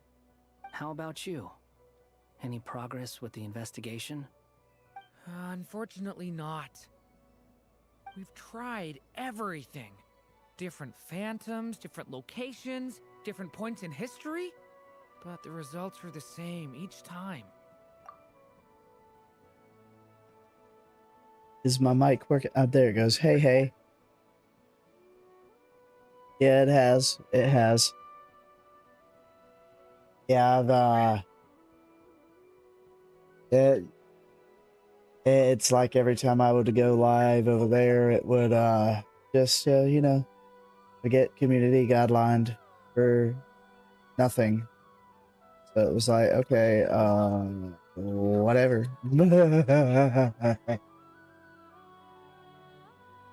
Abyssal monsters roaming the land. People crying out in despair, with no hope of being rescued. Oh, it was. It definitely was. Every time I see it, I can't help but think, is this what it was like in Mondstadt when Dragonspine Durin attacked? And if I fail in the task I've been given, will I create yet another tragedy? That's just meaningless speculation. When we encountered similar phenomena previously, I tried to interfere with those illusions, using sounds and lights to guide them. However, we could not change their fates. At most, we were able to extend their existences. The events of the past are like fate that has been written into Irminsul. There isn't a living thing in Teyvat that can escape its past. But Miss Alice instructed us to try to find ways to change the outcome that these phantoms face. It's an impossible task. Can't you just refuse? Since she asked us to do this, I feel like it can't truly be impossible. Or if it is, well, mages can make the impossible possible. I could not have been born as Durin otherwise. But you also said that your past 39 attempts were fruitless. That's true. But you're still going. Yes. After this many futile attempts, surely you realize that you're not doing this because you still believe what some mage told you. It's because you want her hypothesis to come true. It's something you wish for deep inside. So, think for yourself about what you want to do. As long as you don't believe it's futile, it isn't. Yeah. Previous experience indicates that we cannot touch the phantoms, which limits the effectiveness of our interventions. If we want to clear this hurdle, we need to break this rule somehow. Same thought here. Following the same rules means repeating the same failures. Reducing ourselves to mere playthings of fate. So you mean we need to figure out a way to make contact with them despite knowing that we can't? Yes, and I suspect that's something only you are capable of. Everything in Teyvat is logged in Irminsul, but the withering that once occurred in Sumeru was a sign that the Great World Tree was being corrupted. This corruption allowed things that should not have existed in Teyvat to appear. This is tantamount to rewriting reality to an extent. You're saying abyssal power might be able to affect those phantoms? No one's ever tried it before. If you're gonna try it, it'll take courage. And you have to be confident that you can control it. Is anyone there? Has anyone seen my daughter? She's missing. I have to find her. I hear someone inside. Spargana? Are you in there?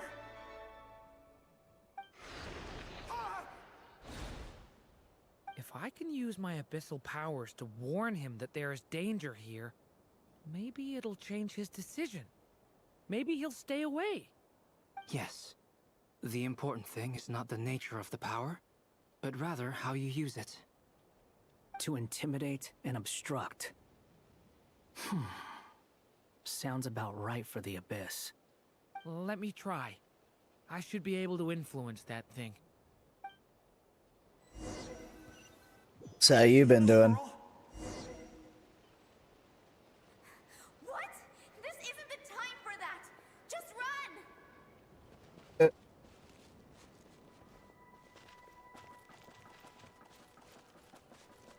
I hear someone inside. Spargana? Are you in there? Okay. What is this? Looks dangerous. I should get out of here.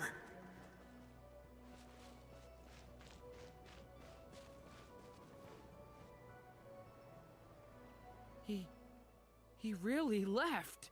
Ha! We did it! Don't celebrate too soon. Follow him. See what he does next. Monsters approaching from the front. You need to stop them and create an opportunity for him to hide.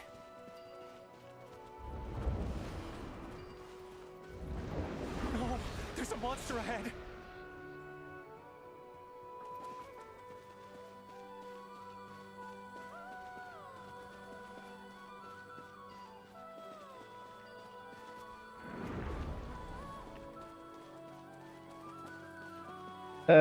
I don't even know what I'm supposed to be doing here. Yeah, there's definitely a monster there. Wait, is that the barrier I saw earlier? Why is it appearing now? It's as if someone's controlling it.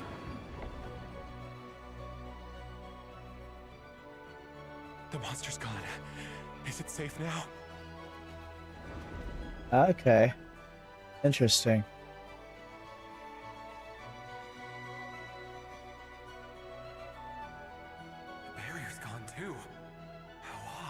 He's confused as hell. I would be too. I guess I'll keep going. Quickly, let's keep up.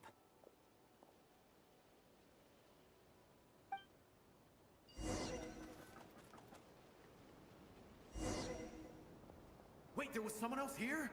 Don't go any further. We've got anti-monster traps laid out everywhere. But my daughter must just be up ahead. I have to go. This way's blocked.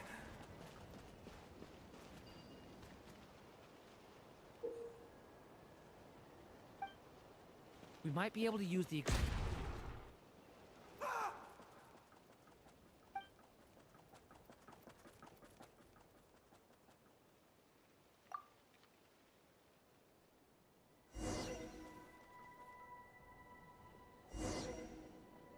Wait, there was someone else here? Don't go any further. We've got anti-monster traps laid out everywhere. But my daughter must just be up ahead. I have to go. This way's blocked.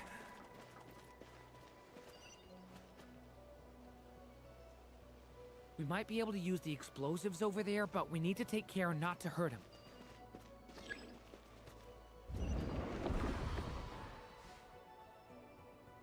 I'll use the barrier to keep him at a safe distance. This barrier seems to be helping me somehow. Hey, wake up! Oh, no good. Gotta keep moving ahead.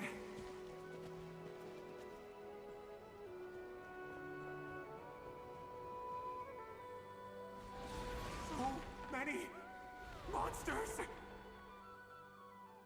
There's still a chance, Durin. Use the traps. Okay.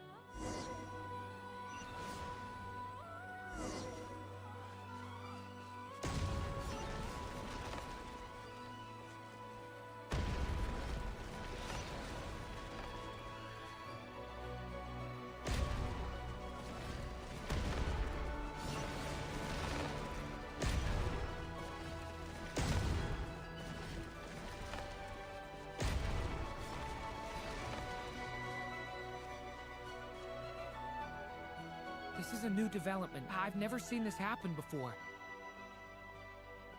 We might just be able to save this person.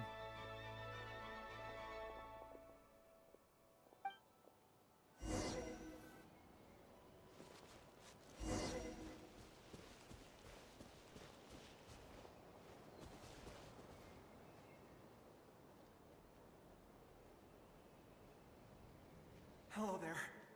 Have you seen my daughter? Spargana's her name. She's carrying a large backpack. Get out while you still can, you fool. You won't find any survivors here. But I can't just leave her here. She must be so scared right now. Sorry. Wish I could help, but I haven't seen her. You'll just have to keep looking. Okay, thank you. If I do find her, I'll get her to shelter and come back for you. Don't bother. I've got nowhere left to go.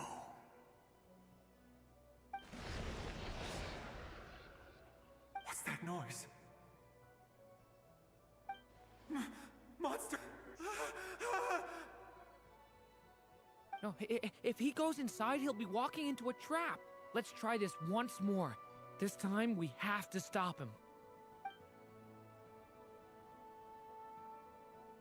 The rescue's come to a dead end. All that can be done is to wait for another chance.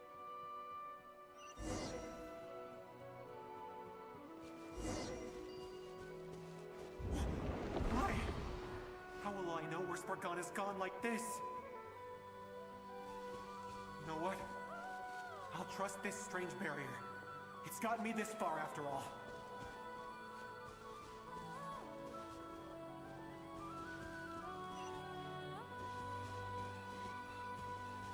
Spargana, are you there?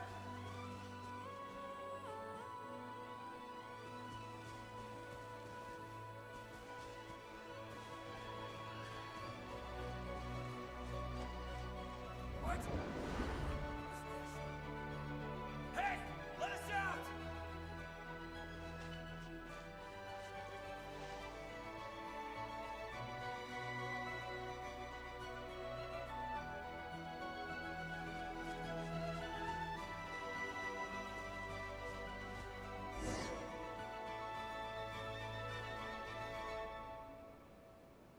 Huh? That looks like one of my daughter's books. Oh, thank you. Thank you. Yes, it's one of hers for sure. That's her name on it right there. She left her backpack here.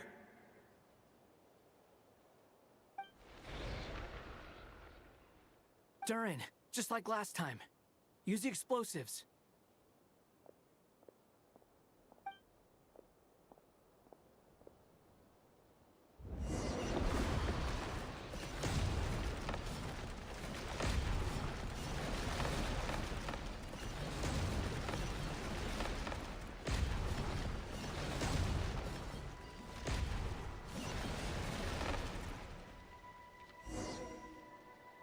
Gotta be a little It faster. won't work. There's not enough left. If he makes it in, he'll die. But then, this clue could be the key to him finding his daughter. It might not be the only one. Better he misses that clue than loses his life. I guess so.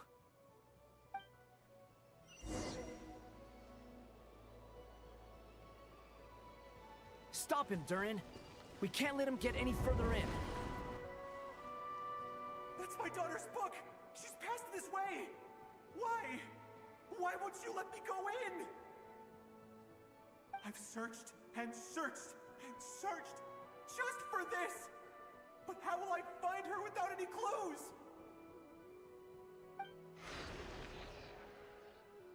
I no longer have anywhere else to go.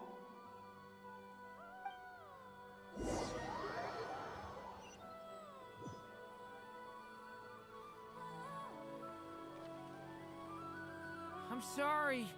I'm so sorry. He refuses to go anywhere else.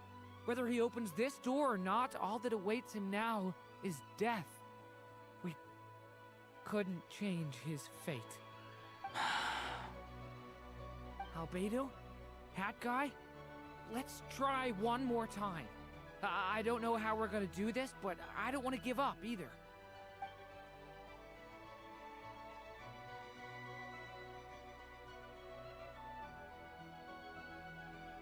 Why am I here? What's going on? All these scenes running through my head. Where are they from? Huh? What's going on? His reactions have changed. How many times have I... What's happening to me? Huh? Wait. Who are you? You can see us now? I feel like I always could. but that I only just realized you were there. I'm sorry, I don't know how to describe what I'm feeling. But you were the ones guiding me using that marked barrier, right? I haven't done anything yet, but those monsters, those deaths, they feel like memories. Like things I really did experience. I won't find my daughter. In fact, I'll ultimately die trying to find her. Isn't that right? Well, no, it isn't. Yes, it is. Even so, we're trying to find a way out of this. You've not seen my daughter either, have you? It seems she really isn't here.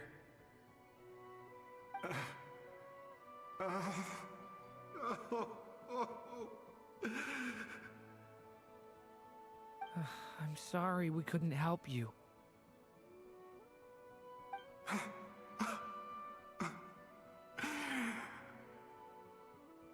I'm just tired. Maybe this is destiny. Maybe it doesn't matter how hard I search.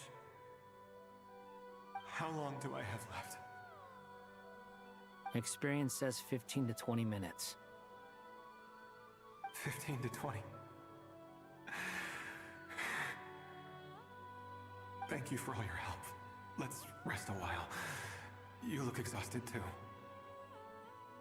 Now's not the time for you to start pitying us. It's not pity. I'm just realizing that I've only got 10 or so minutes left. You know?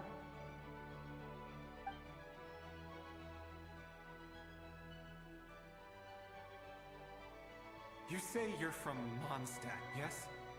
A place with windmills, where people enjoy limitless freedom? And you're from Sumeru, where they've built an academy into a giant tree? Yes. It seems you've never heard of either place. Those names are unknown to me, I'm afraid, yes. Have you heard of Hyperborea? I have, but I heard that it was destroyed in the distant past. I see. That was where my ancestors once lived. What about Delphi Pytho? Was it later rebuilt? I've never heard that name. Then what about Salvindagnir? I have seen that name on stone tablets on Dragonspine. But I'm afraid the only things left of that place are its ruins. I see. Sure enough, there was no way to turn this around, huh? I'm sorry. I was the one who asked to chat, but it seems like we're too many ages apart. There's barely any common ground to start from. It's all right. We did hear something new, at least. From how you speak of your lives, things must be going all right for you, I guess. They are. Mondstadt is a place of freedom and happiness. There's a lot of good people in the church and the Knights of Favonius, and even outsiders find that it's an easy place to feel at home. We have festivals a few times a year. Everyone gets together to drink, sing, and be merry. Sumeru is a lot more uptight. Not really the kind of place where you can relax. It's a nation fraught with problems wherever you look. But if all you want in life is to seek knowledge, I guess it's pretty much paradise. That's wonderful. In other words, after this all-devouring black tide passed, humanity did not merely avoid extinction, but rose to build prosperous civilizations anew. I mean, I can see you all right now. That must mean the future isn't a total mess, right? That's true. Well, time's almost up. Let's part ways, I think. Might be best if you don't waste too much time on me. The chances are slim, I know, but I'd like to spend these last few minutes looking for Spargana. If things work out, I'd love to tell her about what I've heard. May we meet again. Well, or not, most probably. In that case, may your wishes come true.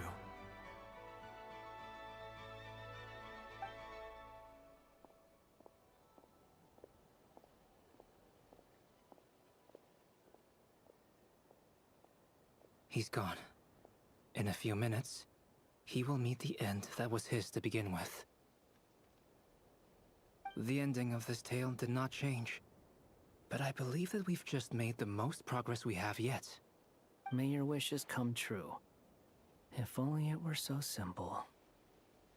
Hat guy, could I ask you a question? You've never talked about your past. It seems complicated, and it weighs heavily on you, too. Would you be willing to tell me about it? I mean, sometimes it's better to get things out in the open. Take that guy we try to help, for instance.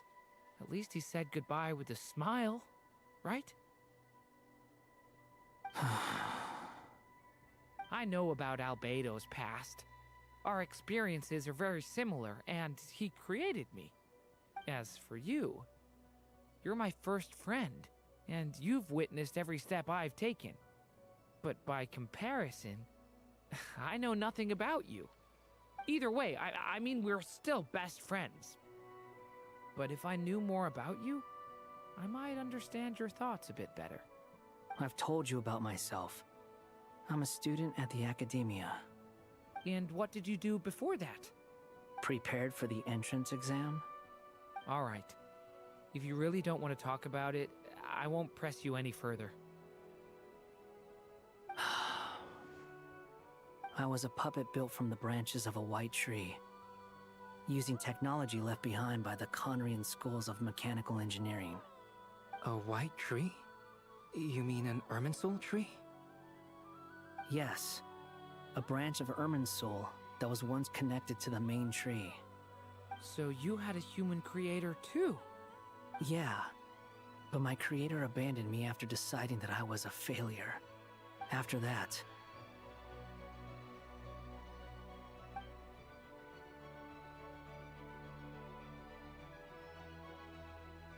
Durin. Resisting the influence of the Abyss, suppressing the urge to destroy, trying to do the right thing. None of these things are easy. But no matter how hard they are, trying to rewrite past wrongs is far harder. You asked me if you would create a new tragedy if you failed. I told you there was no point speculating about that. But the real answer is, yes, you absolutely will. That guy. But at least you've got people here to help steer you away from the wrong path. So, just keep aiming towards the light. I will. I promise. All right, break time's over. Hello? Durin speaking. Hello, friends, it's me! What have you been up to, I'm detecting some unmistakable fluctuations here at the border.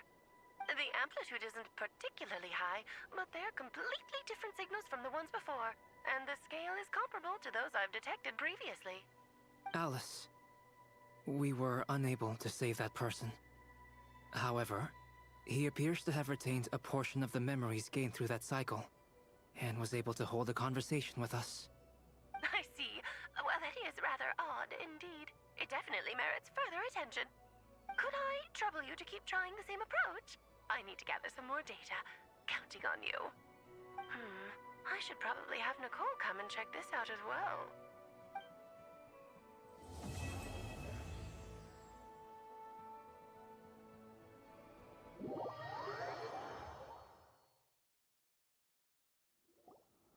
There you are. I was worried you might stop to collect treasure chests opened by the Seelie along the way. It would have taken you so much longer to get here. Another conversation I cannot hear. I am delighted to see that you understand what takes priority, and that your adventurer's instinct has not swayed your resolve. Really, I must applaud you for it. You should know. Paimon's head. Okay, I'll try and keep it short. My senses are telling me that this is where we shall find the entrance to the ruins. Oh, cool! Well, what are we waiting for? Let's open it up and see! Patience. This was a sanctuary of great importance to the Hyperboreans. A special process is required to open the gate. Oh, like the place that housed the Eternal Moon's marrow? Seems like the ancients were very fond of making tricky gate puzzles. Okay, so what's the plan? Need us to do anything? And just the short version, if you can. Ah, alright then. I was planning to start with some background on the invention of these techniques. Are you sure you don't want to hear it? It's quite informative. Remember what you were saying about priorities? Fine. Simply put, we need 3 human representatives to successfully undergo a process of Kuvaki resonance. Think of it as a test from the 3 moon goddesses to see if the entrants are qualified, with the most recognizable qualification being Kuvaki. Pretty sure Lauma would ace that test. Oh, wait. But we need 3 people. I also have no doubt that the Moon Chanter would be qualified. But we would need 2 other people with the same constitution. Therefore, the most feasible method is not so much to follow the rules, but to figure out how the test functions and find a workaround. I've done some research, and it turns out the mechanism is rather crude. We'll simply need humans to stand before it who have sufficient Kuvaki energy within them. I'm with you so far. How do we get the Kuvaki in them? The easiest way would be transfusion. Take some Kuvaki from Nod-Krai's soil, put it into the bloodstream, and get it circulating in the body. So we're going to cheat on the test? Precisely. There are other methods, but this is the simplest one. Cheating the system is much easier than trying to hide from it. Huh? Ah! Sorry? Does the idea of cheating upset you, Miss Lauma?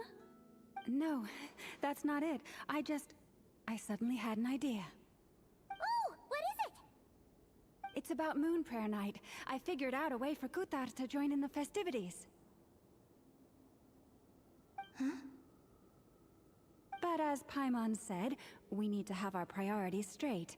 Let's get back to the test. I'll follow up with Nefer on the festival arrangements. Oh, okay. Anyway, is this really the best method we have? A Kuvaki transfusion sounds dangerous, no matter how you slice it.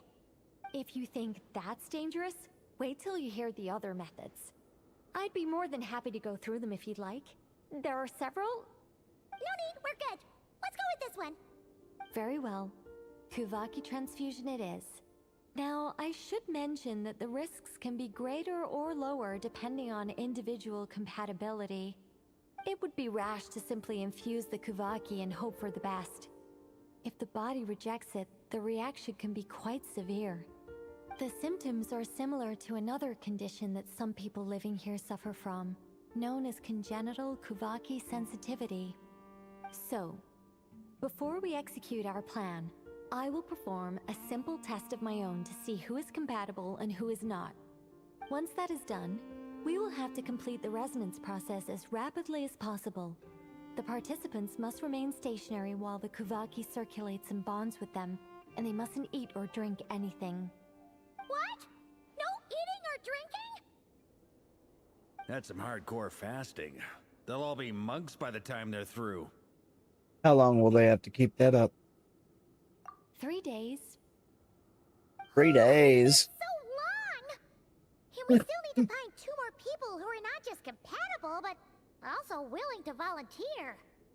Fasting? What are they talking about? I'm willing to volunteer. Really? Don't you want to think this through? Haha, count me in too. 3 days without food? I can handle that. Miss Nicole has made it clear that this is the easiest way. The way I see it, there's nothing else to discuss. It's time to step up. Yeah, compared to having Columbina disappear completely, fasting for a few days is nothing. Yeah, you're right. In that case, Paimon volunteers to be Captain of Logistics. She'll keep the fires lit and grab some spare clothes to keep you comfortable. Yeah, good work, Paimon. Then we'll start with you first, traveler. Please step forward.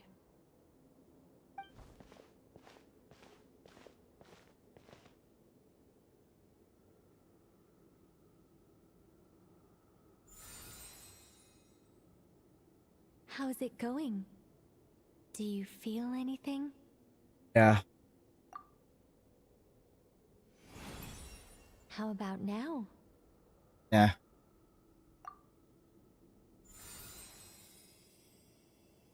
And now? Still nothing.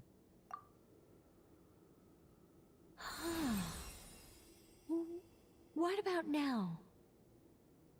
Nothing at all. Did you do something? You guys, it's not a competition, you know. All right, I'm officially impressed. Even as a descender, you can withstand far more than I imagined. It's like I summoned a giant stone titan to arm wrestle you, and your arm hasn't even moved an inch. In my last attempt, I infused 5 times the amount of Kuvaki required. That much. Yes. Safe to say, compatibility won't be an issue for you. You're eligible to join. You're next, Mr. Varka. Sure, here goes nothing. All right. I'll start where we left off. 5 times the required Kuvaki dose. Whoa, whoa, whoa, hey, wait a minute. How's it going? Ooh, no, not great. I kind of want to puke. Feels like I've been drinking too much. A few bottles of wine, then a big stein of Dark Horse, with some hard liquor from Liyue mixed in. You think this is funny? I just lost to a young lady in an arm wrestling contest. I'm never gonna live that down. My apologies. I'll lower the concentration and try again. Oh. How's it going now? I'm not as dizzy as last time, but I can still feel it pulsing around. In that case, you wouldn't be an ideal choice, Mr. Varka. Let's try someone else. Okay. Let's go ask some of our other friends then.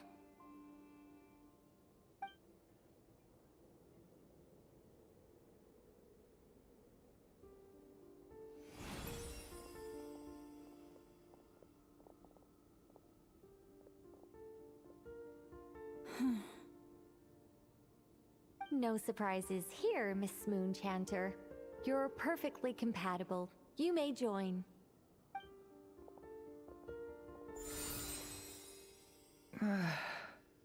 I'm getting a slight headache. Shame. You were so close. Whoa! I'm itching all over. Allergic reaction. We can't have that. Huh?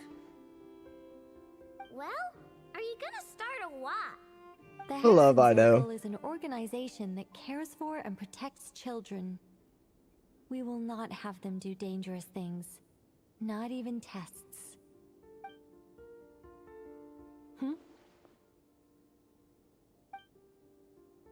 Nefa's gonna pass. Something the matter? Nefa's gotta pass. Candidates have to be human. What? I guess that rules me out too. Yeah, you're a fae. Everyone except the Moonchanter got beaten. Guess I don't need to feel so bad after all. I mean, looks like this isn't gonna be as easy as we thought. Perhaps I could ask for volunteers among the Frost Moon Scions. I'll see about talking to some trusted Lightkeeper colleagues. Itlua springs to mind. In fact, I think we had some former Frost Moon Scions join our ranks recently. Can you give me the scientific explanation for how the test works? I can probably make some kind of test bot. Then, we can just zip through Nasha Town, going up to people and pressing a button to check their status. Wouldn't that be way easier? No. No elaboration for once. How about I contact the Knights of Favonia's garrison in the Wave Chaser plane? Shame that Lohan's already left. And that guy's even tougher than I am. Strange. The moon goddess is clearly revered by many people. So why is she on the brink of disappearing? She mentioned that the world has rejected her from the very beginning. And when we fought the Raikir of Salnari, it seemed like she exhausted her power for our sake. Also, Paimon's not sure revered is the right word for how people feel about her. Gratitude, certainly. For my part, anyway. It's basic reciprocity. She helped us, so she deserves our help in return. Yeah. Even though she looked like she didn't care, she still saved a ton of people, including me. A review of the relevant data leads me to conclude that Miss Columbina is a good person. Yep, you bet! They really think so? I'm super surprised that Columbina isn't her actual name, though. I think it really suits her. It's light and graceful and... yeah, just a really pretty name. I know, right? Unfortunately, that's not our decision to make. Columbina. That was the code name the Fatui gave me. But it also came up in the song I heard when I was born. But... is that really all there is to it? What do I truly think of my own name? Is there anyone left who will still call me by that name? She told me to pick whatever name took my fancy. Why did I pick Columbina?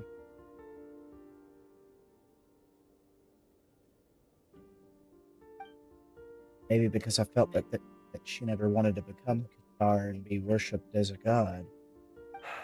Moon Prayer Night is getting closer by the day. We're running out of time. We need to look for other candidates. Then allow me to try. Huh? What are you doing here? Oh, Arlecchino's got a pass. She's like the most badass of the Harbingers.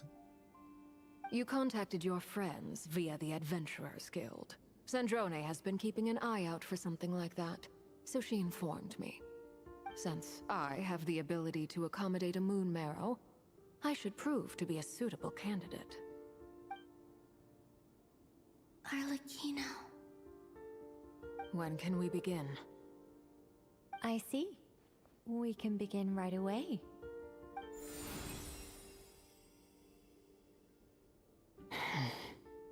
How was it? Did you feel any discomfort? Not at all. Then it seems we shan't need to look for additional candidates after all. Great! Cool. Alright, like Paimon said, the rest of us can take turns making sure the three of them stay warm and comfy. Then, my job is to take care of the caretakers. I will ensure everyone receives food and accommodation. Alright, let's do this. No time to waste. I'm ready as well.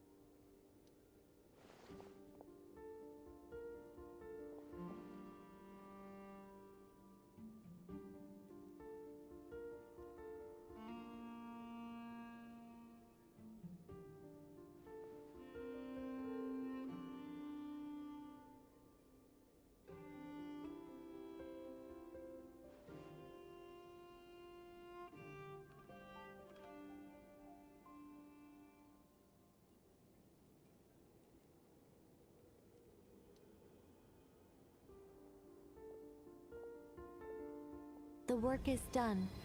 The sacred scroll shut. The stars grow dim, the people silent. The white sun sets, the silver moon rises. O path to the temple, appear now before us.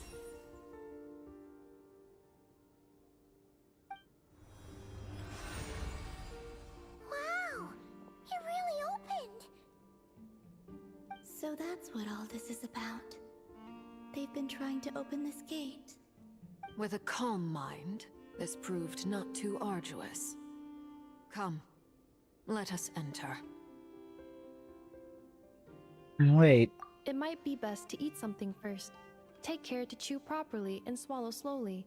It will give your body time to readjust to the digestion process. They will head in soon. They will need to enter this gate.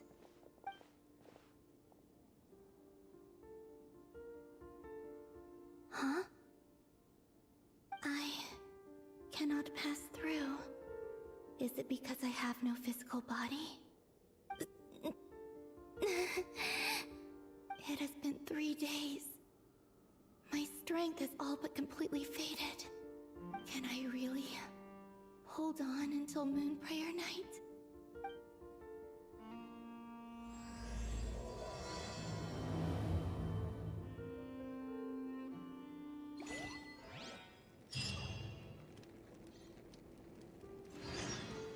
Effa, meet an Effa. I have confirmed that you are all in good health. With that, my work is now complete. Congratulations are in order.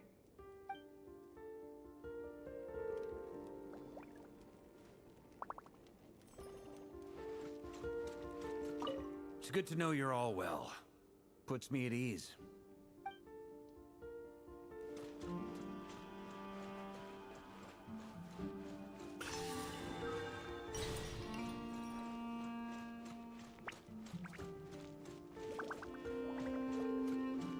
It's the only two that are left here?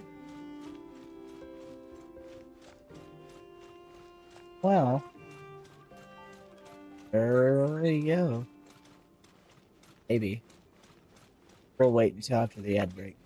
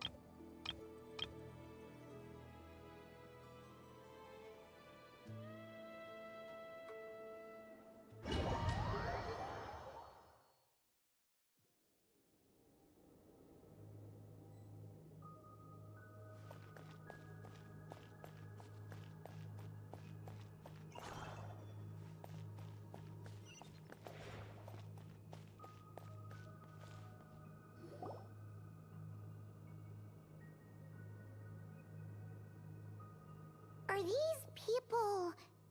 Judging by their clothes, they appear to be phantom Hyperboreans from the distant past. That could mean they have some clues about the moon goddess's name, right?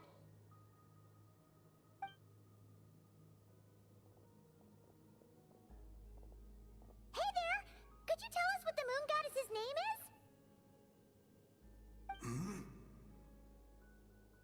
Sorry. That's probably a weird question, huh? How do we explain this? The moons are long gone, and their goddesses are dead. Their names no longer mean anything. When a new moon goddess is born, we will surely know her name. We have used every last resource at our disposal. All that remains is to wait, patiently and quietly.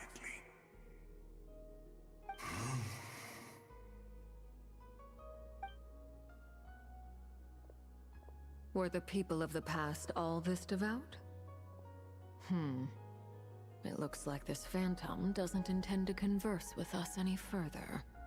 Surely the new moon goddess he speaks of must be Columbina. Alas, Kuthar's birth came long after the age in which he lived. Station did not come.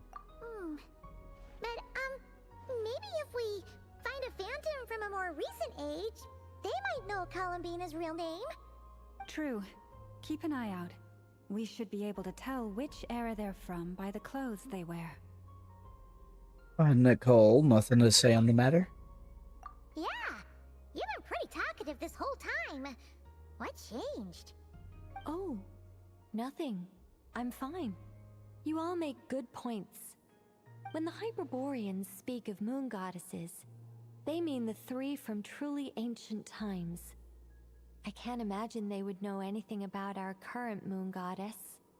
There once was a time when the moon goddesses blessed them greatly and protected them from harm. So, when the war between the gods and dragons plunged the world into chaos, it seems they looked once more to the moons for help, praying for a new goddess to be born. Yeah, that checks out. Let's continue on. Who knows what else we may discover?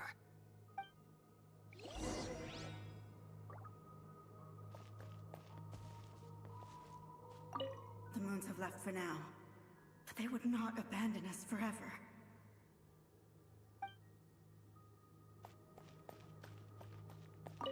When the moons rise again, we shall receive their protection once more. Even in the darkest hour, there is always a way out.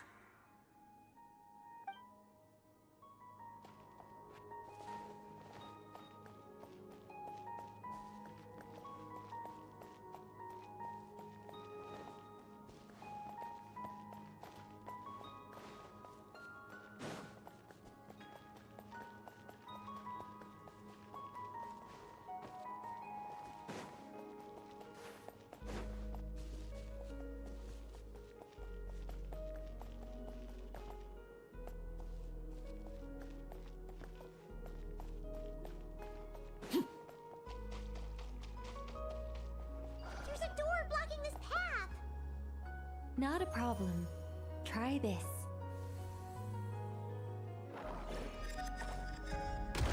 Whoa! How did that door suddenly collapse?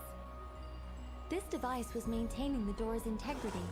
Remove the core, and the device stops working.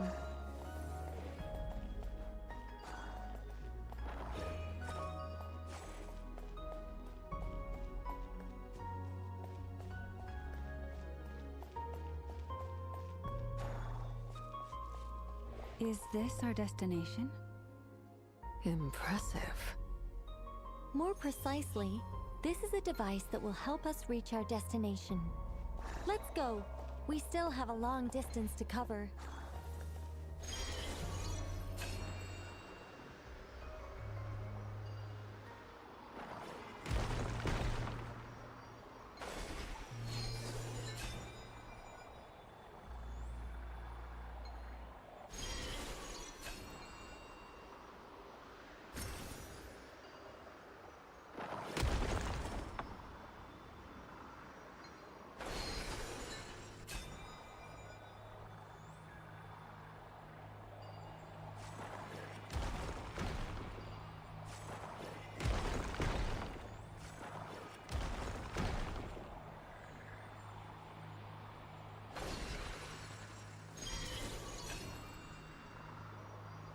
You have woken up.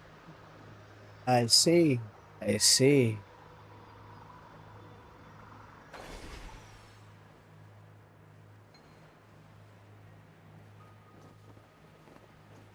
Are you here for a reason?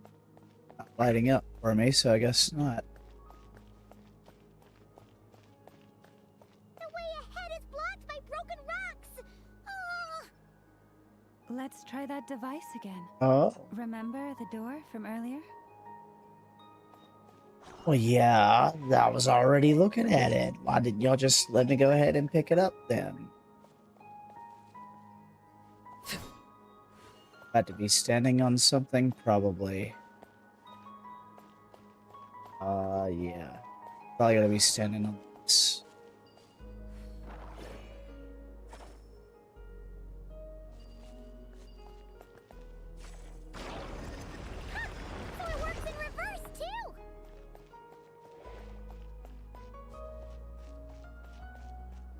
How are you doing today, Zeffy?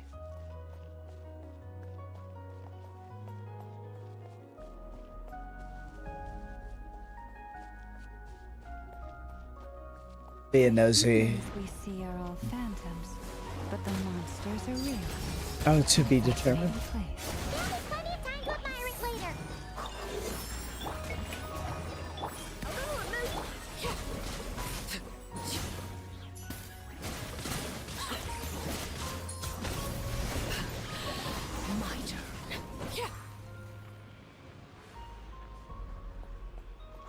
Because your brain is still in control? I get it. Okay.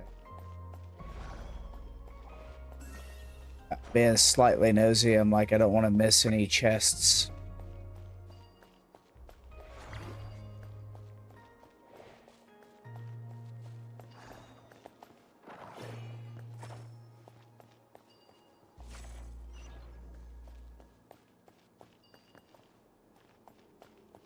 Ain't gonna let me do nothing there anyway, is it? Gotta look at the mural first. Ooh, there's a whole bunch of artwork in here. Seems pretty old. Nicole, this is probably your area of expertise. What do all these paintings mean? Let me see. To understand these murals requires some knowledge of the history surrounding the War of Funerary Flame. I shared a little of this with Lauma before. Yes, I think I follow. The dispute between the Moon Sisters, the transformation by Nibelung.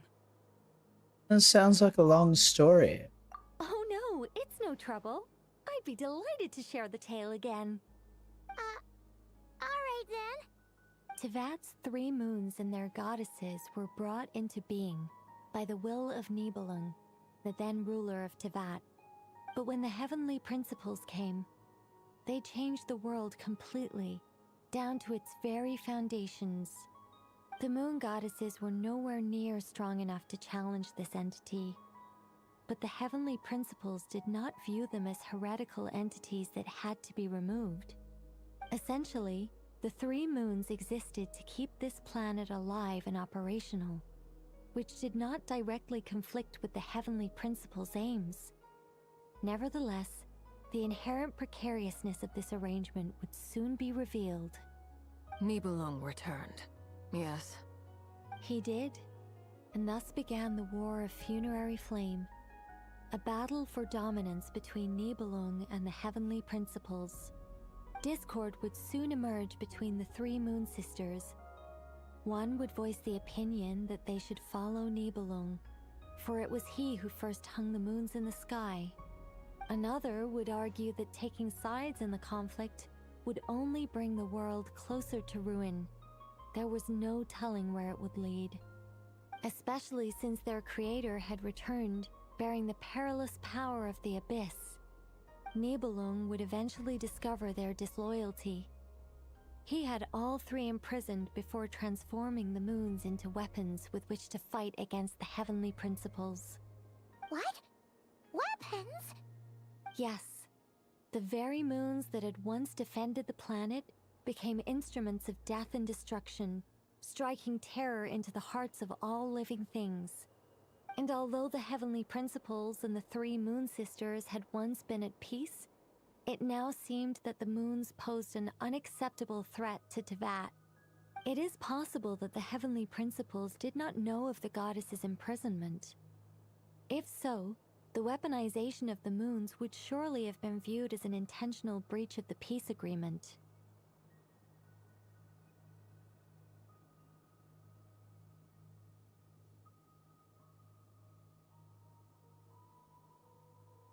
Why isn't my mic work? There it goes. My mic didn't want to work there for a minute.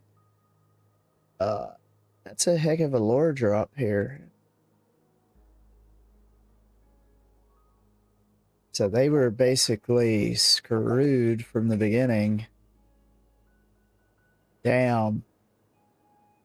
Regardless of who knew what, when, the heavenly principles shattered 2 moons and flung the other beyond the skies. Whether the goddesses managed to escape Nibelung's captivity after his fall, nobody knows. But this much is certain. From that day on, the moons no longer belonged to Teyvat. The rejections slowly drained their power until eventually they passed away. So that's the full story. You say the moon ceased belonging to Teyvat from then on. Why then would Columbina be born here? That is perhaps due to the lingering connection between the Frost Moon, which was not shattered, and this world. You could see it as the 3 sisters' dying wish. They never desired war. All they ever wished for was to protect this land. They were basically underneath the thumb of their master. They were innocent in all of this. I see. If the final fate of the 3 goddesses is as you say, then Columbina faces the same grave danger. Our investigation has yet to bear fruit. We must hurry. Yeah, you're right. Let's keep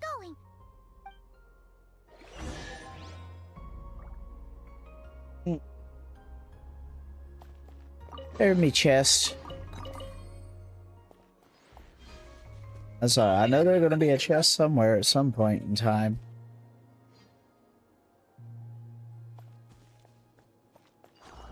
I put it back in the thing.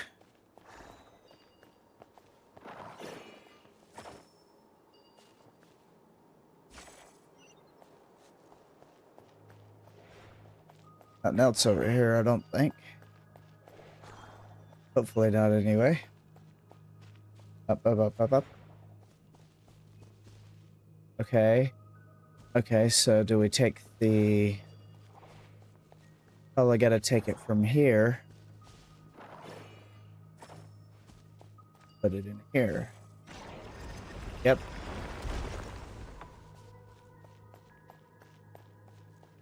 Oh, down in the hole. Gotta go down the hole. Down the hole I go.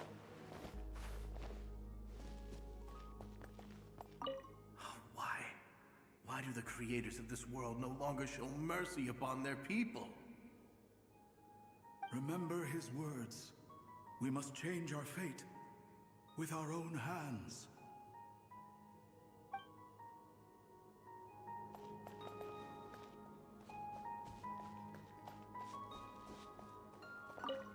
Should we trust him to keep his promise? We have to. There's nothing else we can do. Wait, that's odd. Who is he? Is something wrong? No, not really. It's just that over 30 possibilities emerged in my head, so I can't be sure who he is. It's been too long. My memory isn't as sharp as it once was. Okay. 30. Wow. Impressive.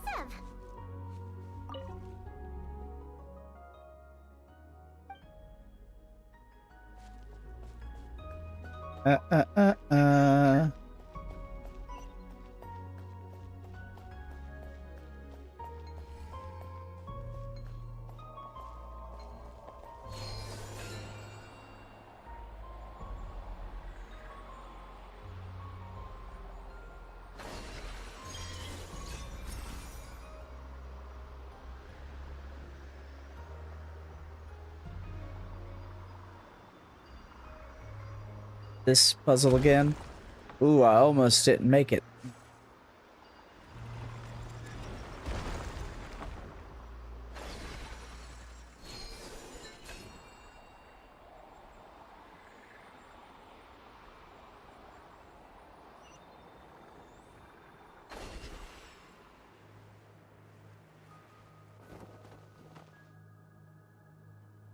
I better not have just... Finally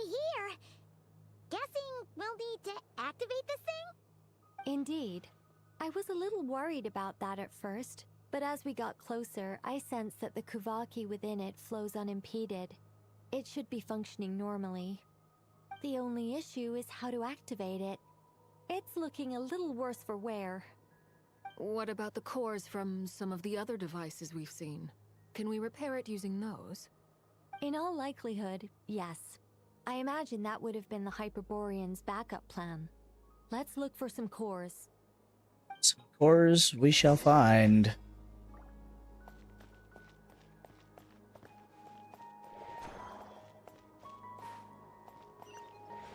We gotta restore these. Okay, see if we can find something.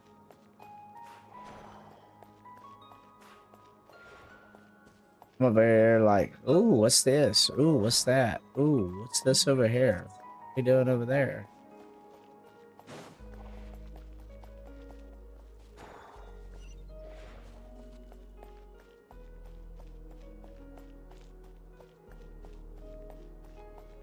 Oh, I haven't seen one of these in a long time.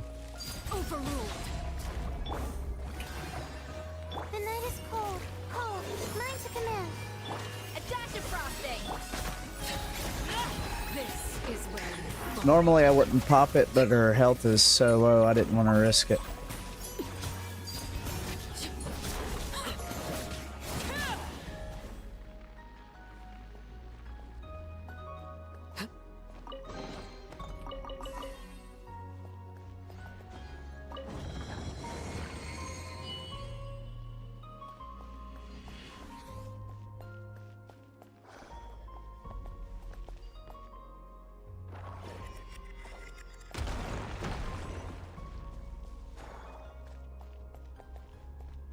Dropped it, didn't I? Give me that.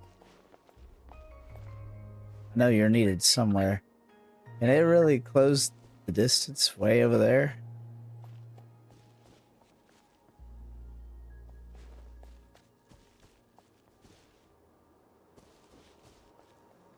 Surprised it ain't dropped yet.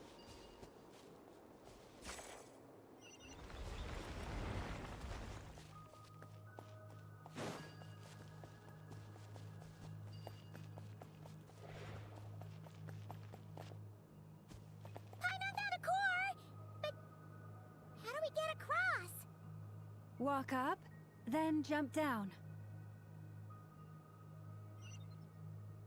Okay. Would it have just been better for us to figure that out? I don't know.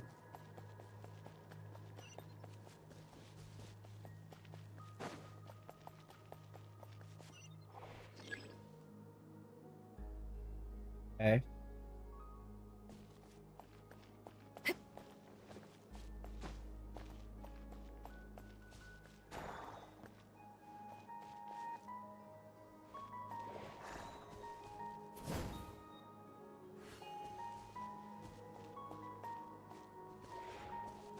They go down.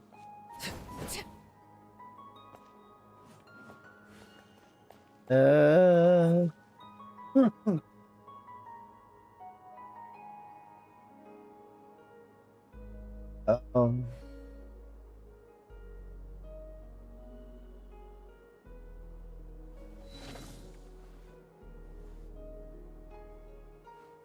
I'm trying to think here. It says we gotta go down.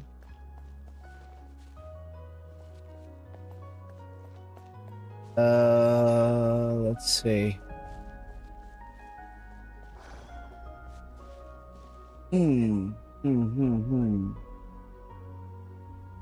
Rip. Am I overthinking things again? It's a good possibility.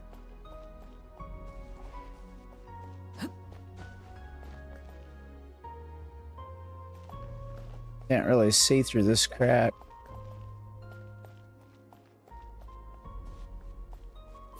And checking this does nothing. I just set everything on fire, but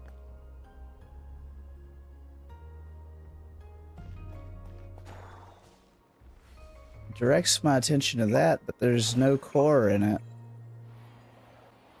Wait, what? Nope. It's not gonna let me squeeze through there, is it? Hmm.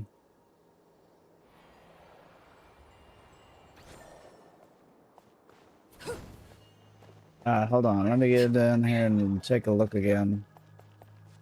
I'm clearly overlooking something.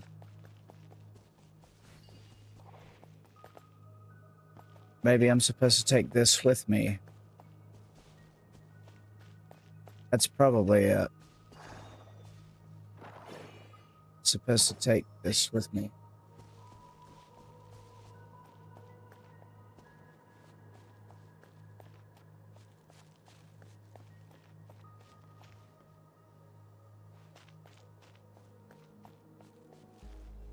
Trying to look for the plants so that I don't corrupt the sucker.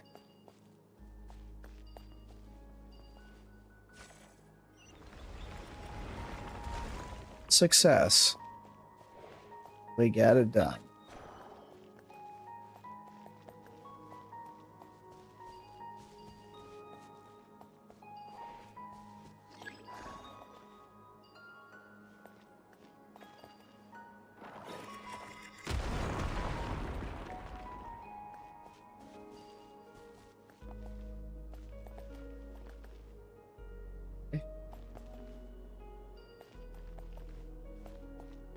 Afraid of losing the thing. That should be enough cores. Let's head back.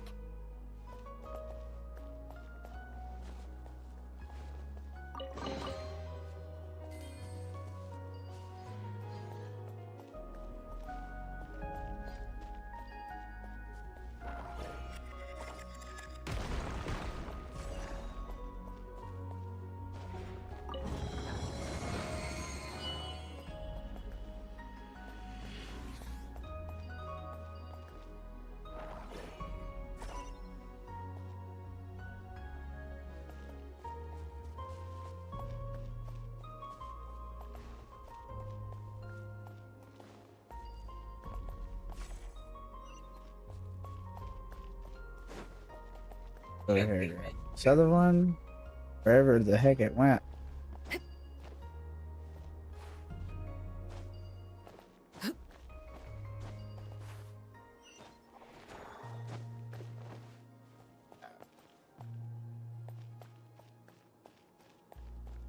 Need the core. Disappeared, didn't it?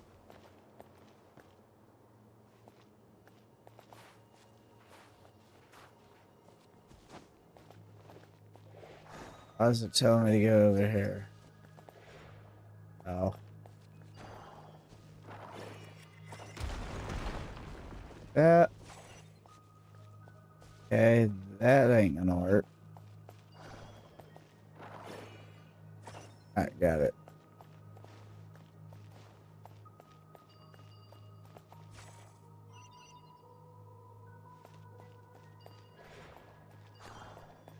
That one's lit up. Is lit up. This up. The device is up and running.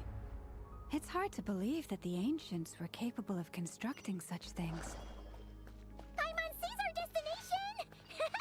It's right up ahead! Yes, let's go.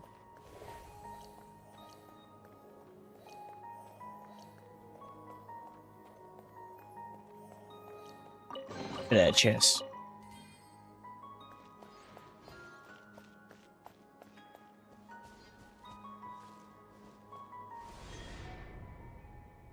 Ooh, what's going on now? Good to see.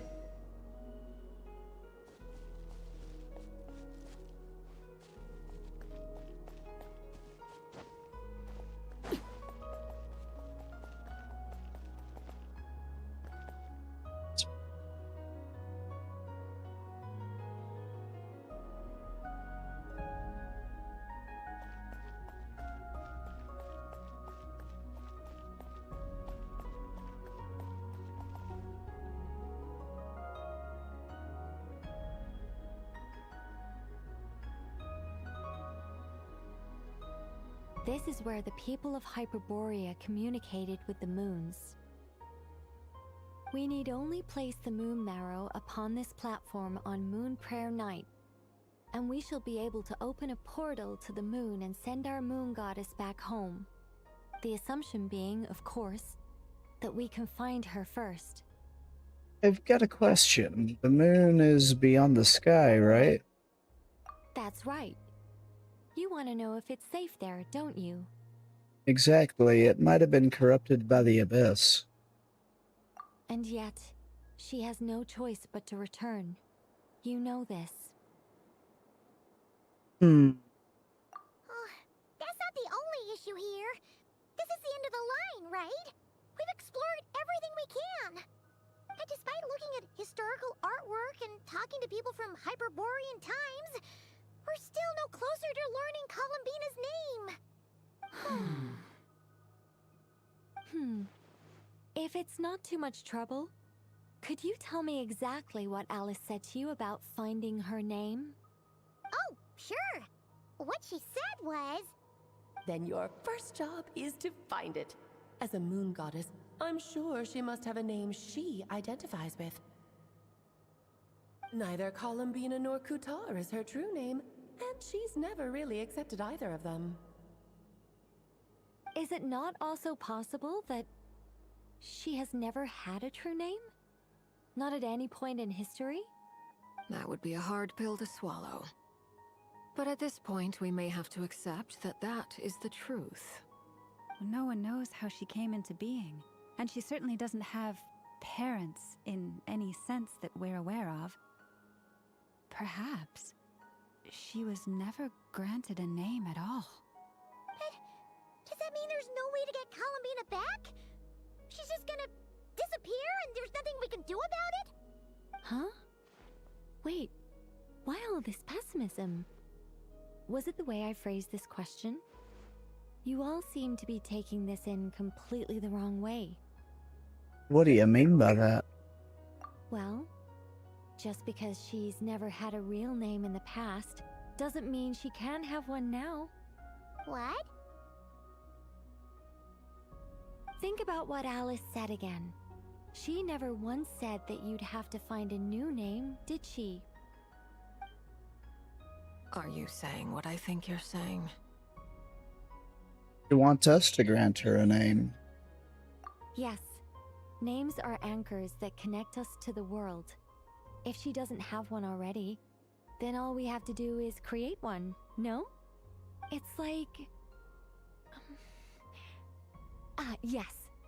Traveler, when you first arrived in Teyvat, do you think you would have turned around if someone behind you shouted, "Hey, Tumaini"? No, I wouldn't. But what about now? I understand what you mean. Life is a long journey. Even the friends and family by our side can change over time. When people call you by different names, what matters isn't so much the words themselves, but what they symbolize. And of course, whether that resonates with you. Lumine. So, close your eyes and picture the moon goddess in your mind. If you were to call out to her in this moment, what would you say?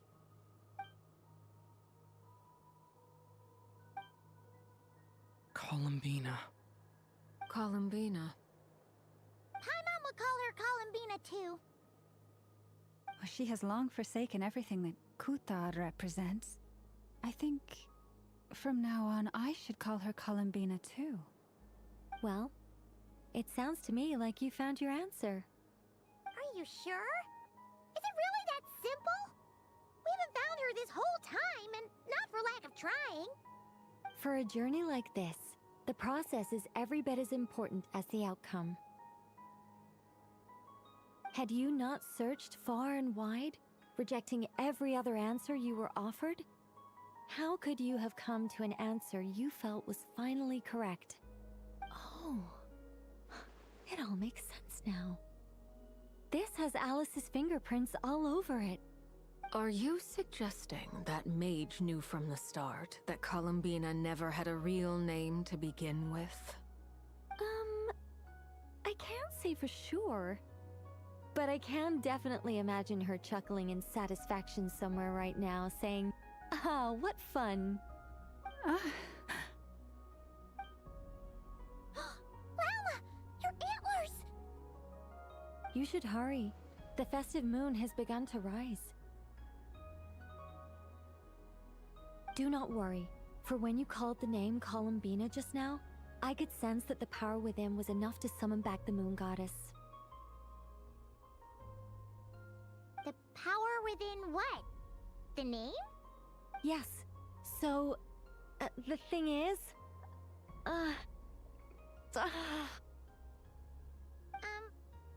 What's wrong now? This is so annoying. I really want to explain how that whole thing works. Starting from the founding principles of Teyvat and... Oh, I could talk about this for hours. But... Deep breaths, Nicole. Deep breaths. You're an angel. A sober, sensible, solemn angel who has her priorities straight. Okay then. Sorry for asking. Clearly a bad call on Paimon's part. Anyway, you all need to hurry. Last thing, remember how it felt when you called out that name. Then it is agreed. By the name Columbina, we shall find her. Then we'll throw her the best Moon Paranite party ever! And at last, we will send her home. After informing your friends, everyone splits up to look for Columbina by calling her name. You choose to visit the place where you first met. I can barely move anymore. My consciousness is fading away. Have they come back out? I'd love to see them one more time.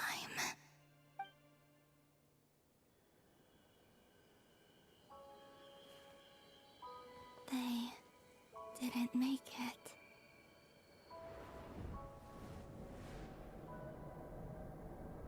Could you tell me your name? My name is... Columbina!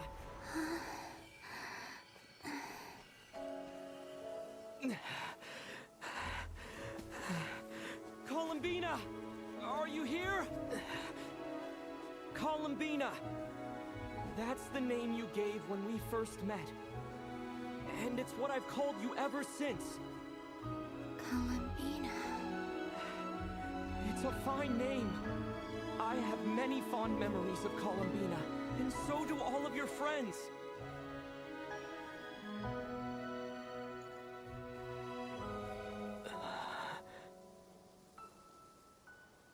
If you like this name...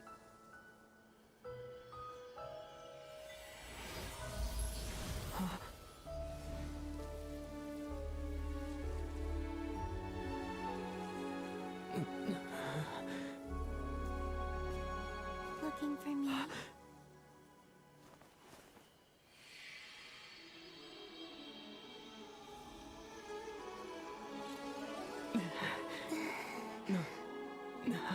I like it. You can carry on using it. My name is Columbina Hyposelenia. Selenia. That's very pretty. Columbina Hyposelenia. That's a wonderful name. I never thought that Columbina would become my real name. But after I met you and my other friends, the things that this name stood for slowly began to change. It went from being a Fatui code name to something my friends call me. How she's changed since we first met. She never used to share her innermost thoughts. What is it? Why aren't you saying anything? I'm just so happy for you. Thank you. So, where's everyone else? we can go and meet them very soon. Everyone went to different places to try calling your name. Great. I'd like to thank them as well. Everyone's done so much for me. Searching for my name, entering those ancient ruins. Huh? Wait, so you were... Yes, I was there. Not physically, but my consciousness was still holding on. I followed you the whole way. Starting from when? You turned around and called out my name while you were in Nasha Town. Do you remember? That's what that was.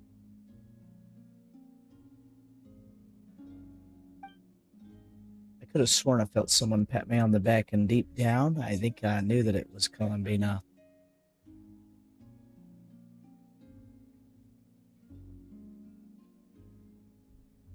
Let's go. We don't want to keep them waiting. Sure. In that case, come with me. But... Hmm? Before that... Could you call my name one more time? Sure. Come with me, Columbina Hyposelenia.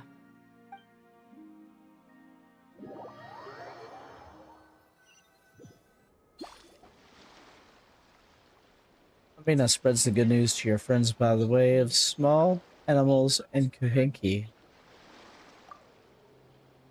Since not everyone speaks critter sign language, some friends took longer than others to get the message. Columbina. Oh, this truly is wonderful. Llama, I can't breathe. Ha ha! Just in time for Moon Prayer Night. It's good to have you back, Miss Columbina. Yeah, we were worried sick. Thank you, my friends. With your help, I now have a name that belongs to me. Columbina Hyposelenia. Where's the second half from? You added it yourself? That's right. It means... Born beneath the moon. Yes. And by extension, it can also mean born beneath this world. A fine name. Now, as much as it pains me to interrupt this beautiful reunion, I feel obliged to remind you that the Moon Prayer Night celebrations in Nasha Town have already begun. Don't you want to enjoy the festivities? There's so much to see and do. And some of the ambient lighting and entertainments were sponsored by the kind souls in the Hexen Circle. So cute in her Dodoko form. Nicole? Why have you turned into Dodoko? So you're Miss Nicole. Thank you for helping us, and for helping me find my name. It's nice to finally hear your voice. You're quite welcome. Guiding lost people to hidden treasure is what we Seelie do. Always been biased. I always thought that the Dodoko forms were adorable. I've actually actively tried to find a legitimate Dodoko plushie before in the past and have not been able to find one. And if you ask me, spiritual treasures are far more precious than material ones. Chests are all well and good, but this was what it's all about. Ah, so satisfying. Anyway, I had to go help Alice. It seems like she ran into some trouble. That's why I couldn't be here in person. But don't worry, we're with you in spirit. We'll be celebrating right along with you. Keep an eye out for the Hexen Circle's festive stalls in Nasha Town. I think you'll like what we came up with. Alice said she even managed to rope B in this time. The Frost Moon Scions have also prepared various attractions. I believe Aino, Nefer, and their crew are setting things up as we speak. On that note, Nefer, about that request I made. It's all in hand. Yehoda is on site to ensure that everything goes off without a hitch. Wonderful. In that case, Traveler? Got it. Huh? Come on, Columbina. It's time to celebrate the best Moon Prayer Night ever.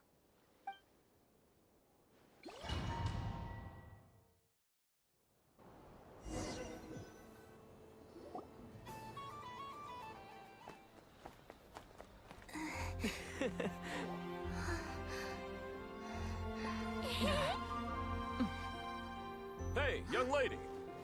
Would you like some Moon Prayer Night candy? Happy Moon Prayer Night. Oh, yeah. I almost forgot to say. Welcome home, Moon Goddess.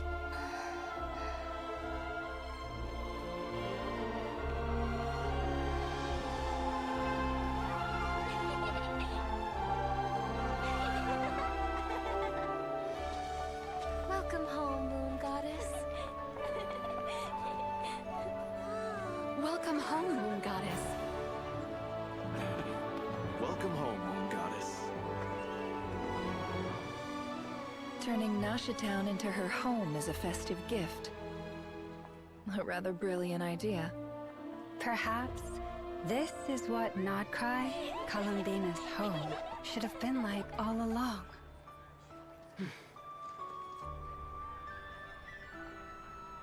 Thank you for the gift. I like it a lot.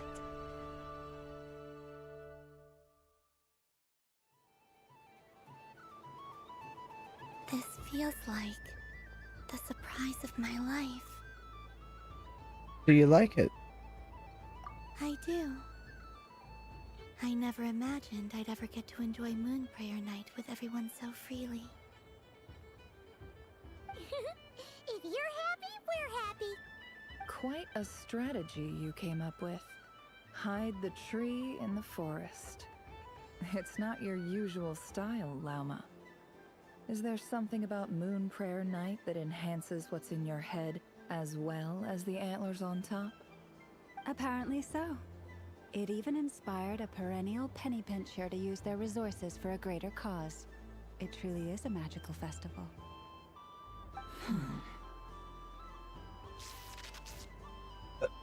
I see it now. This bickering is actually a sign of a strong relationship. Huh? What's everyone doing here? Oh, Miss Columbina, you're back. Yes, I'm fine now. Thanks for your concern. How's your progress with Alice's assignment? Very well indeed. I've never heard her sound so excited. Isn't she always quite excitable? Not like this. Oh. This time her excitement seems more serious. Seems like she's had a major breakthrough. She said she'll contact us once she knows more. In the meantime, we're free to relax and have some fun. Enjoy the time off while it lasts. I have a feeling that our next task won't be so simple. I think I agree with Wanderer there. I should go. I still have a few things to attend to at the Frost Moon Scion stall. And I think I'll take a look around. With any luck, this once-in-a-year festival will come with once-in-a-year opportunities. Hold up a second. Where's Varka? I believe he made a beeline for the flagship the moment he entered Nasha Town. Ah, that's Mondstadters for you. They know what they want when festivals roll around. Goodbye for now, Columbina. I hope you have a wonderful night. I will.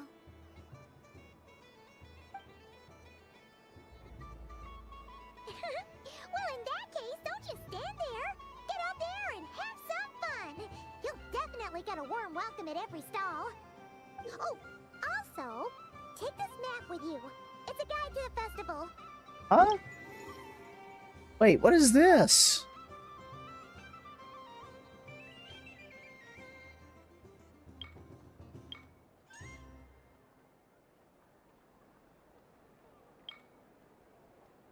Huh?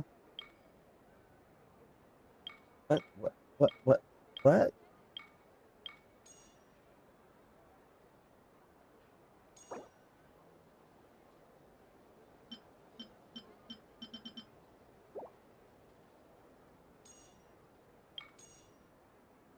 The Frost Moon Scion stall is over here. Lauma's invited a whole bunch of cute animals to celebrate too. Over there is the Hexencircle section. Alice seemed more excited than anyone about this festival, so she insisted on making it a grand affair. Oh, And then there's the Nashitown local specialties, including... Actually, forget that. Better if you go check them out for yourself. Thank you. It looks like a lot of fun. You're not coming with me? We'll be around. But don't you want to browse by yourself for a bit first?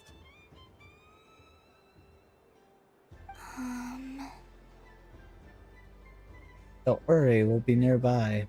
Yep. If you find something you like and want to try it out together, just give us a shout. We'll be right with you. Otherwise, just relax and enjoy yourself. There's so much on offer, so try to experience as much as you can. And don't forget to stuff yourself with all the delicious festival food. Probably run into each other while we're browsing. Alright then. Off I go.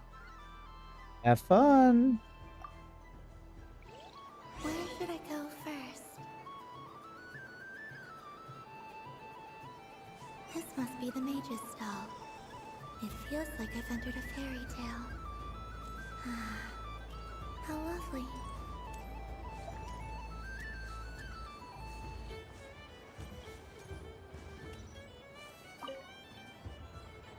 Welcome home, Moon Goddess.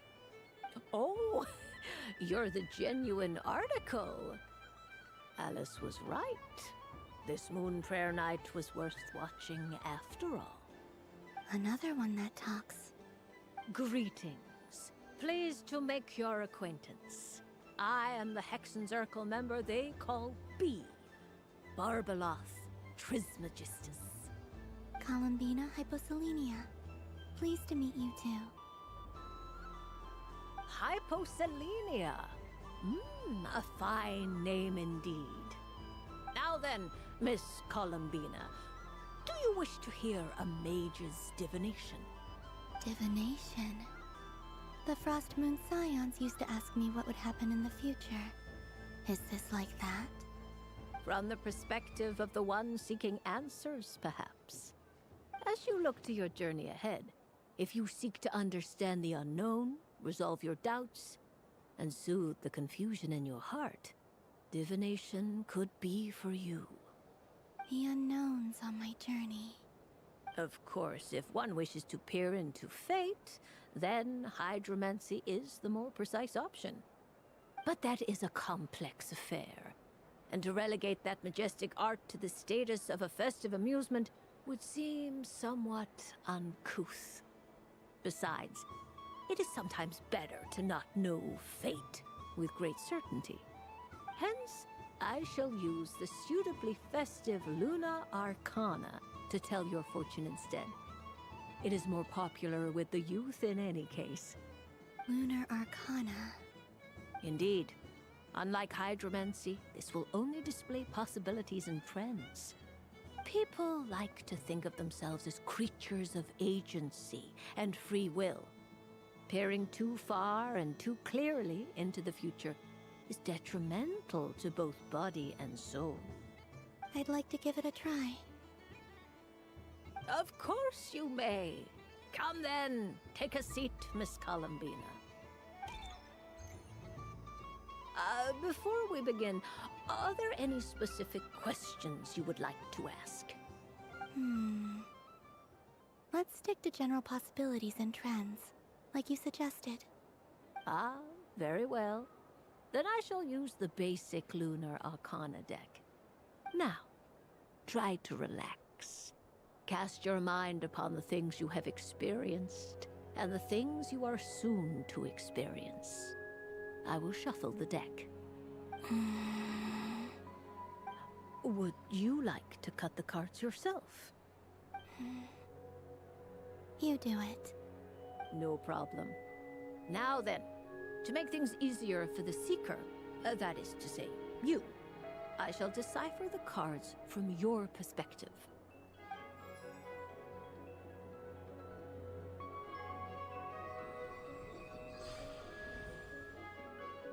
Please, draw the first Lunar Arcana.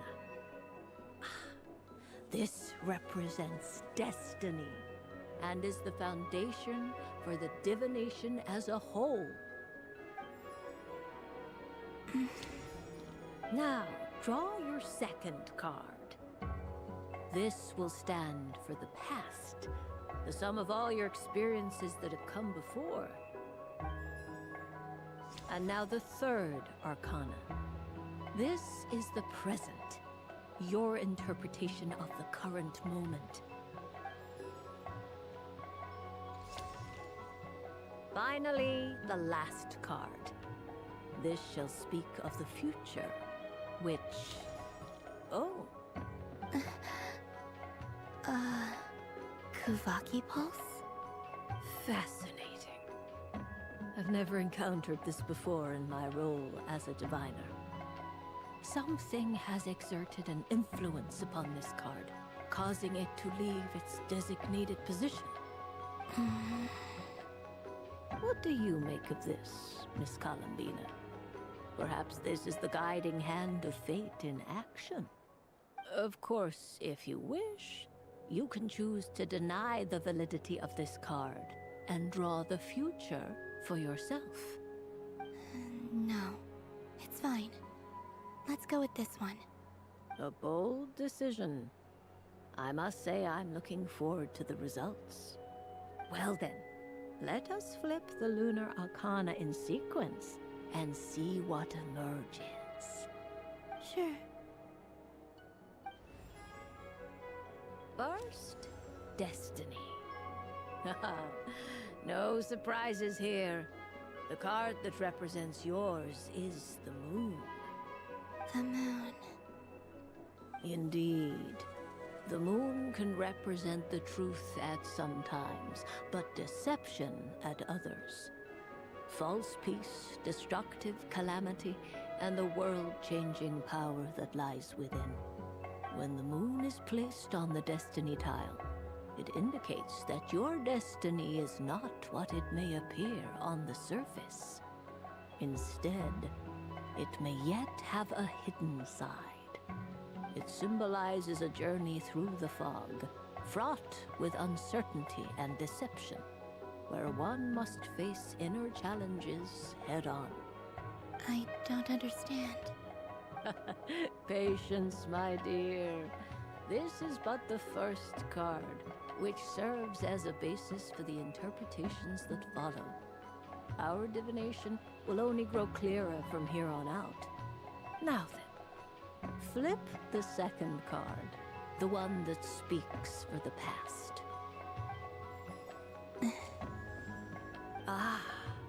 The Hermit, but inverted. Inverted?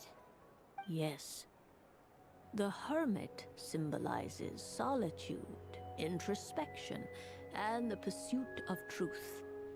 When inverted, it represents isolation, truth out of reach, and a path that leads one astray.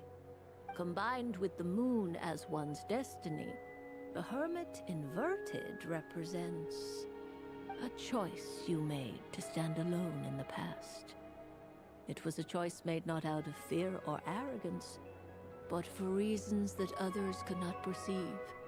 You fumbled through the darkness without a guide, but you did not find your way. Rather, you went astray. More than once, it would seem. Is this about how I became Kutar despite not wishing to become a god? And how I joined the Fatui because I yearned for a place to belong? I suspect only you know the answer to this question. All is not lost. The past is in the past, and so it shall remain. Shall we look into the present now? Oh my. The Lovers. One of the most interesting Luna Arcana. What does this one mean? This means that you have had an unprecedented emotional experience. The joy of finding your soul becoming intertwined with that of another. A precious and wonderful thing indeed. It's true. I've made a lot of friends recently, and they are very good to me. I like them a lot. That sounds lovely. I am most delighted for you. The lovers can also represent important decisions, perhaps related to a parting of ways. Now, if I were to guess... Yes. My return to the moon. I understand. Parting with friends is never easy, Columbina. But rest assured, this is not the end of your journey. There is always another story waiting to be told. The future always lies ahead. The future. Well now, it's finally time to flip this most mysterious of cards. Why did it appear? And what does it wish to tell you? I'm ready. Very well. Flip this card and see what lies on the other side. Oh. Miss Barbeloth? What is it? This card is death. That doesn't sound very good. It depends on how we interpret it. It is true that it can represent an agonizing death, a complete and utter end, but at the same time, it can also represent rebirth. Do not forget that your destiny card is the moon. That lends your future many different potential meanings. If death spells the end, is it unavoidable? As I have said, divination can only display general trends. It is a rough guide, but it does not show predetermined outcomes. Allow me to summarize it for you. In the past, you may have lost your way, but now you have gained new connections and new strength. You now face an important decision, one that may bring about a great change in what is yet to be. This change might, in turn, be the end of all things, or their beginning. But remember, everything is subject to change because of the moon present in your destiny. You must see the truth clearly and face your innermost thoughts. The truth. My innermost thoughts. Thank you, Miss Barbeloth. Don't mention it. Some people dislike divinations, for fear of glimpsing an ending to their story that they wish was not so. But I can see that you're different. The result of this divination will not sway your decision. This is a rare quality, and one that diviners always hope to see in the seeker. We are here merely to guide, not to exert undue influence. I understand. Go then and illuminate your future, Miss Columbina. The moonlight that shines from you now is most captivating.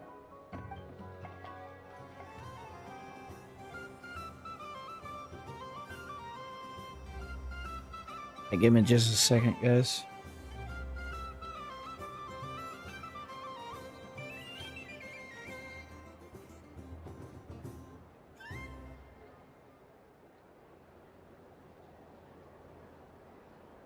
Just 1 second.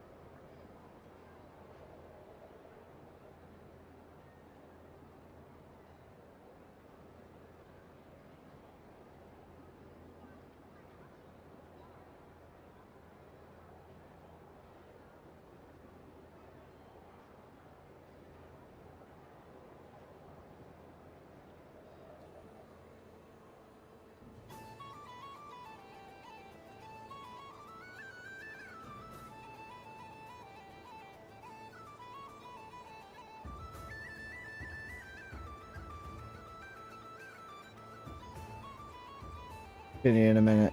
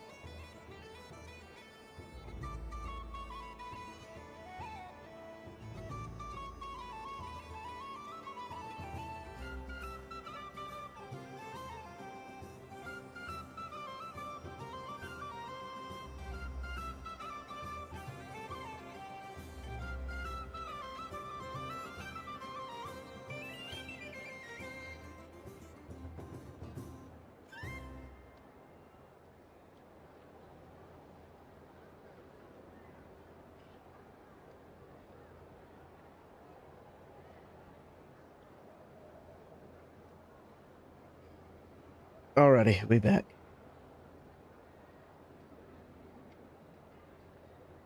Okie dokie. The death card made a most enigmatic appearance.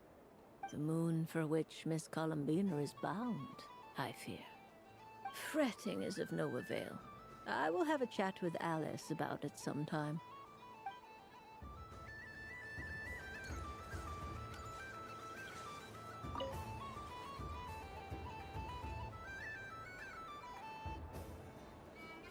I wouldn't say it's unfair, exactly. I mean, your voice goes right into people's heads. How would you explain that to the kids? You can't just explain it away as magic. Is something the matter? Ah, Miss Columbina! No, nothing you need to worry yourself about. Ah, impeccable timing. Stick around for a second, Miss Columbina. I need your input on something. This self-proclaimed Knight of Justice has yet to give me a satisfactory answer. I, for one, would like to hear your verdict on the matter. Hey, now, I left the flagship just to help you out, Miss Nicole. What's going on? So Alice and I are both using long-range remote control spells that work on similar principles, allowing us to attend this festive fair in Dodeco form. Sorry, let me backtrack a little. While similar, there are some key differences. Alice, being a great mage, wanted her Dodeco to reflect something of her own charm and mystique. So she adjusted the way its tail moves when it spins around. An entirely gratuitous move, in my opinion. I hardly see how anyone is going to notice that. If anything, I'd say that anyone who stares intently enough at a Dodeco's tail to notice such a small detail is someone we ought to be highly concerned about. I only say this to emphasize that my question has nothing to do with tails. Now that we're clear on that, why is Alice's Dodeco permitted to interact directly with the children celebrating Moon Prayer Night, while mine is not? Your voice speaks directly into people's minds. See? Exactly what I said.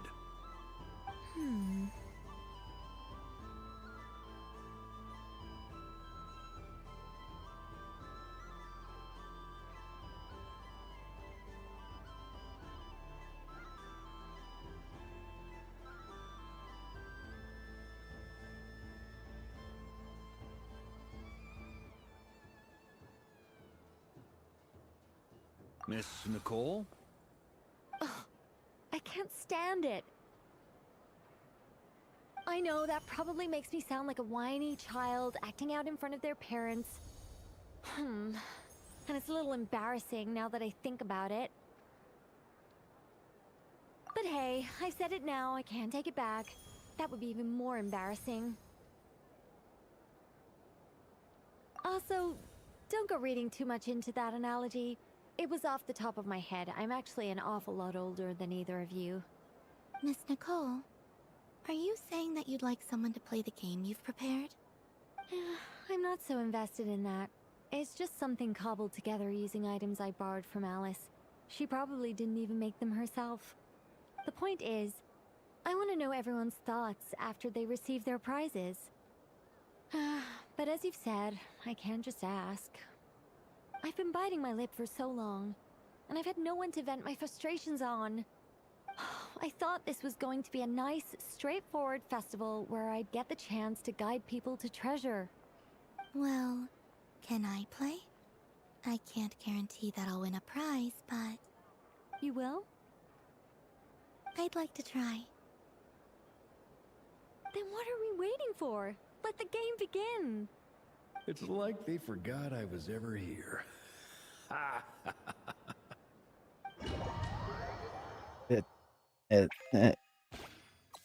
Oh, it's like the pinball game. Okay.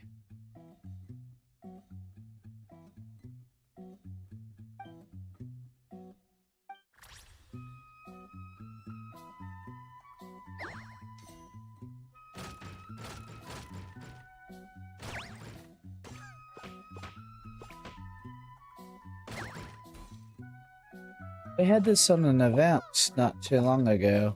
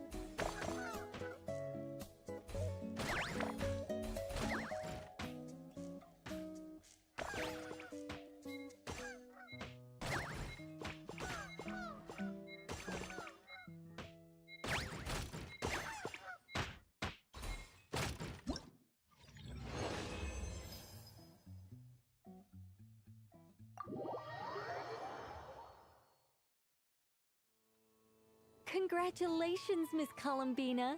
With your great wisdom, you have overcome every obstacle in your path and conquered the great challenge posed to you by fate. Fate? Well, something to that effect. If you'd prefer something more poetic, it could be the icy winds or the dawn. Anything you like, really. You could even go with the challenge posed to you by Dodoko, if that's what you're into. Anyway, you can take or leave my suggestions. Moving on. All my hopes are now resting on this. Can I open it now? Stop teasing me. Please, I'm begging you. No more talk. Just open it. Wow. What a lovely sculpture. Classic and cute at the same time. Thank you, Miss Nicole. I'll always treasure it. Ah, there we go. Music to my ears. You have my sincerest gratitude, Miss Columbina. Thank you for sharing your precious time with me and fulfilling my wish. Don't mention it. You've all done much to help me. And still, I'm the one receiving all these gifts.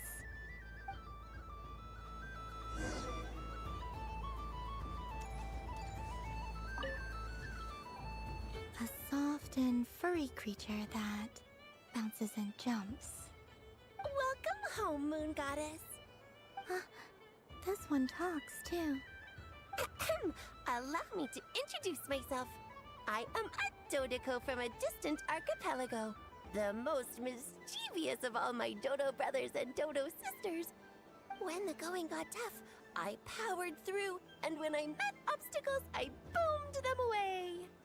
That sounds like a lot of fun. Doesn't it just? Oh, but then the trouble started. Recently, I found a lovely beach, the same beautiful jelly color as my hometown, and so I dove in to have a look. Only to find it overgrown with seagrass and nasty little spiky fish everywhere, looking to turn me into a Dodoko kebab. I made it back to shore by the skin of my teeth, but my tail was sorely hurt. Couldn't you just boom them away? Oh, I wanted to, believe me. But I've heard that you, Moon Goddess, can understand animal speech. The last thing I wanted was to cause a gigantic fuss and get taken to court by a school of spiky fish. I'd be driven out of these waters for good, and my winter holiday would be ruined. And so, dear Moon Goddess, I was wondering if you might lend me your allegiance. Are you roping me into a crime? Oh, let's call it a once-in-a-lifetime carefree adventure. Does that sound better? All the festival goers tonight are dressed up as the Moon Goddess, but there's nothing to say that the Moon Goddess can't disguise herself as a Dodoko, is there? Besides, this is your home. You should be free to be whoever you wish. I'm afraid I'm not well acquainted with Dodokos, Madam Mage. Oh, that's quite all right. We Dodokos are innocent, happy creatures with a free-spirited nature. Many, like myself, are mischievous troublemakers.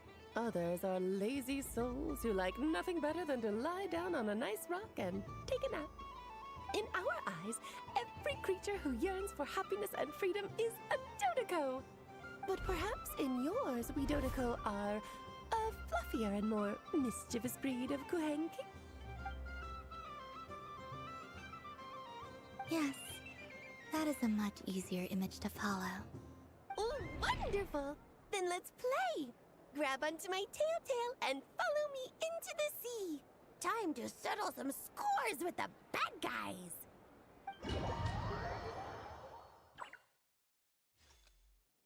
Oh, this one.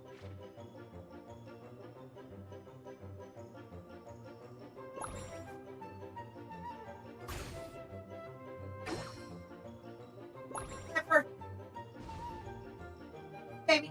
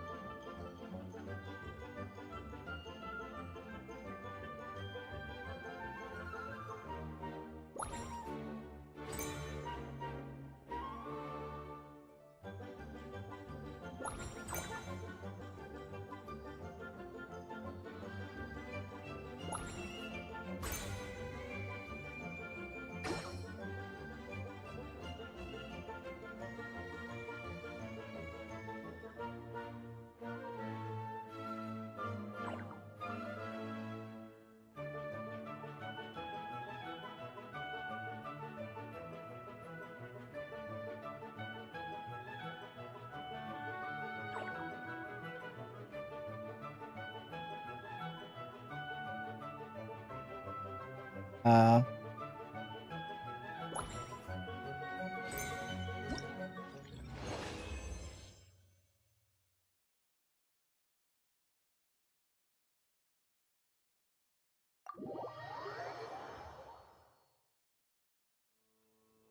Ooh, a remarkable talent!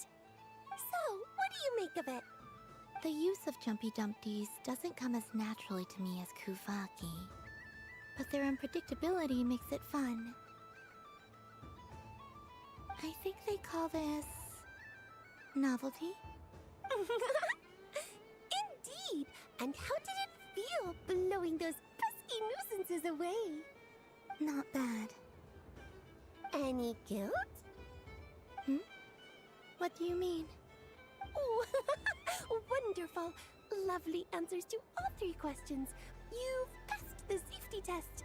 Now I can give this special bomb to you as a souvenir. Remember, if you find any meanies living on the moon, you can use this to boom them into oblivion. I will.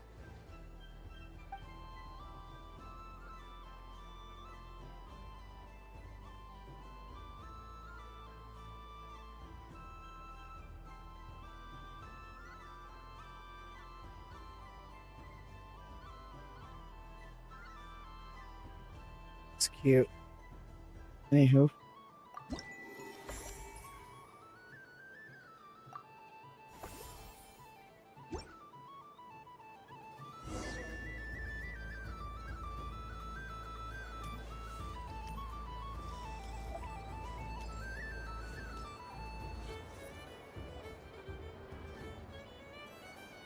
Dodoko's Whirligig! Come check out Dodoko's Whirligig! Ah, welcome home, Moon Goddess. Might I ask what this is? Ah, it's a very special amusement sponsored by the Great Mage herself. Ride on a soft and furry Dodoko and embark on an unforgettable adventure. I say that, but I'm just following a script here. Who is this mage, anyway? And what the heck is a Dodoko? I'd like to ride. No problem. But, are you by yourself? Is that not okay? Oh, no, it's fine. It's just that each Dodoko can accommodate 2 passengers. Would you like to bring a friend along? My friends... That should do it. Now, we just need to get everyone else to draw something on it too. But, we gotta keep it a secret from Columbina. Traveler?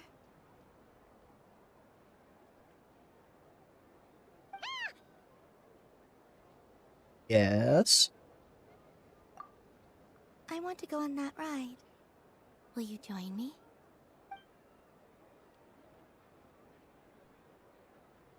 Let's go then. Don't worry. Paimon will do the rounds. You go have fun. Thanks, Paimon.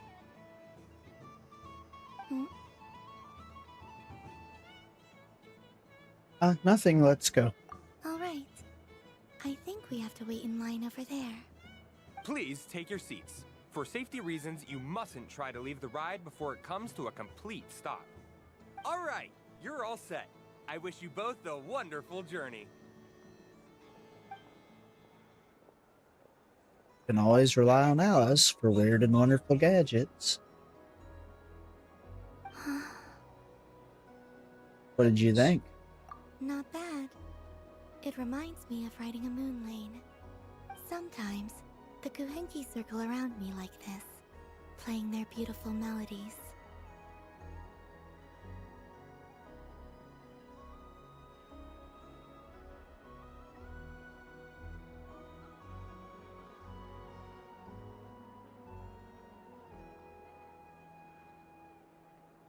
Oh, that sounds so sweet.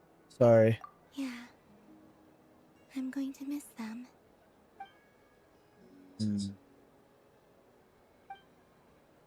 Wonder what Columbina will find on the moon. Perhaps even she doesn't know. Does it scare you at all? It does. I've felt scared in the past, too. But this is a little different. You know something? I got to see a lot of fascinating things during my disappearance. I saw how the Frost Moon Scions act around their families. So different than how they used to act in my presence. And I also saw how they interact with their friends. It made me curious at first. Why do people act so sincere when they're worshipping gods, but save their truest, warmest feelings for each other? Slowly, I came to realize that it's because they trust one another.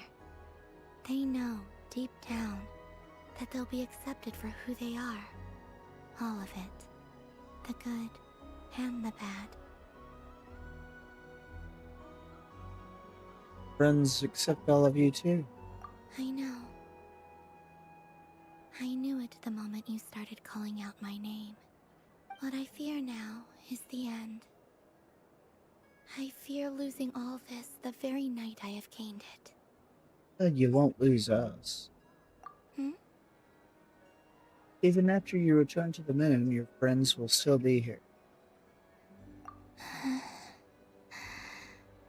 Thank you for this conversation. Thank you for listening to me. Don't worry. This fear I have, and the unknown that awaits me, they cannot hurt me. Not when I possess a treasure far greater. I just want you to remember this version of me. The real me. On this final night together. Dear passengers, Dodoko's awesome adventure has come to a close. Please leave in an orderly fashion, and we look forward to seeing you again in the future. Don't want the journey to end, huh? Don't worry, you two. There's always another adventure waiting just around the corner.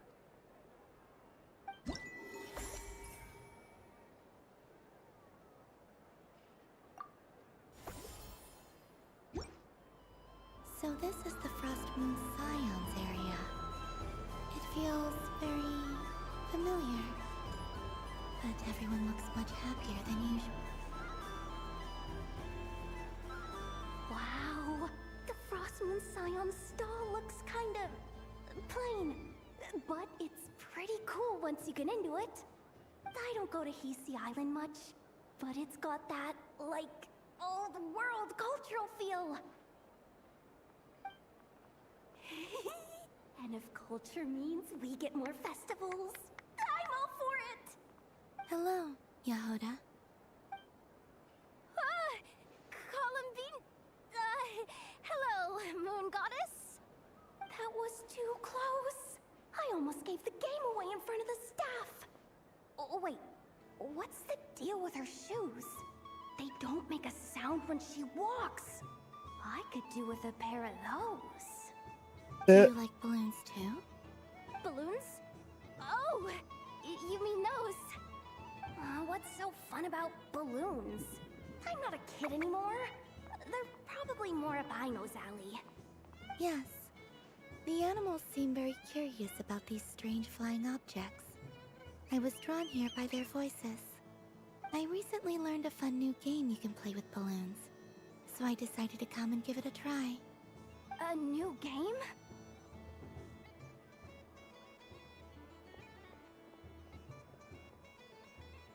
So she said. Hello. Welcome home, Moon Goddess. Here to buy some balloons? Yes. Could you give me a few that haven't been inflated yet? Are you sure? I guess it's not a problem, but... Yes, please. Thank you. Uninflated balloons? But those are just little rubber pouches. What does she want with those? Would you like to play the balloon game, Yahoda? Huh? Sure. I guess. How do you play it? Wait here a moment. Oh. This is so weird. What have I got myself into now? I thought I saw Columbina nearby. Uh-oh! That's the Fourth Harbinger! Although she's helped us out quite a bit, she's good people, right? Is she looking for Columbina? Oh, guess that's my ticket out of here. I'm not sure my heart can take being sandwiched between two Harbingers.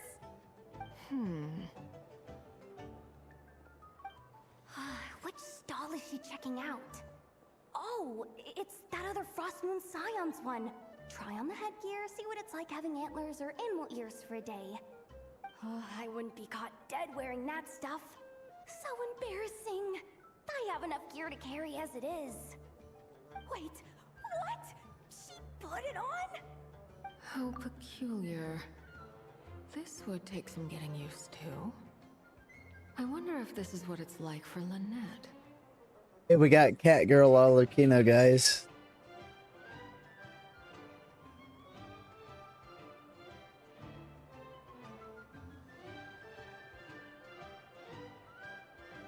Sorry, I got to.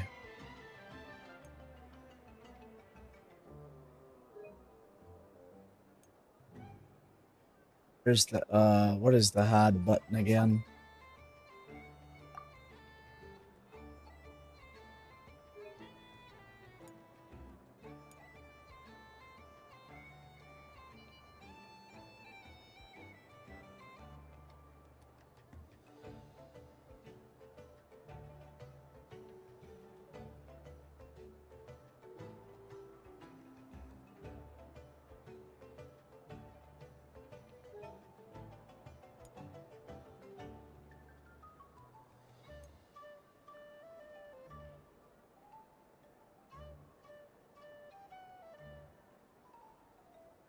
It really suits you, ma'am.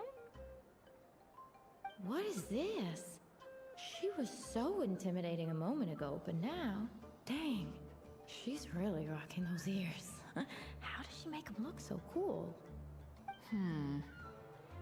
I suppose I may as well keep them on for now. All part of the festive experience. Okay, she's got to find a tail and put a tail on now.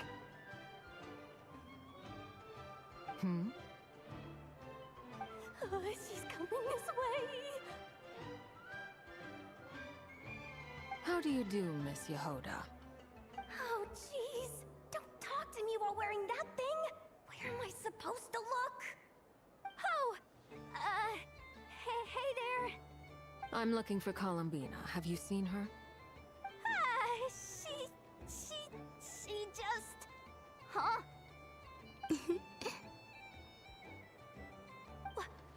Oh, wait. Is that what she meant by balloon game? Yeah. Huh? No fair. How come I get caught in the crossfire? An ambush from the rear? Is this a declaration of war, Columbina? Would you like to play too, Arlecchino? Seriously? Are they gonna start some beef right here, right now? Gladly. That said, I believe there is another who would like to join. Boss Nev! Thank goodness! You've got to get me out of here! Things are kicking off big time! Hello there. I'd like 10... no, make that 20 balloons, please. Uninflated. What? Miss Moon Goddess, I hope you're prepared to pay the price for assaulting my employee.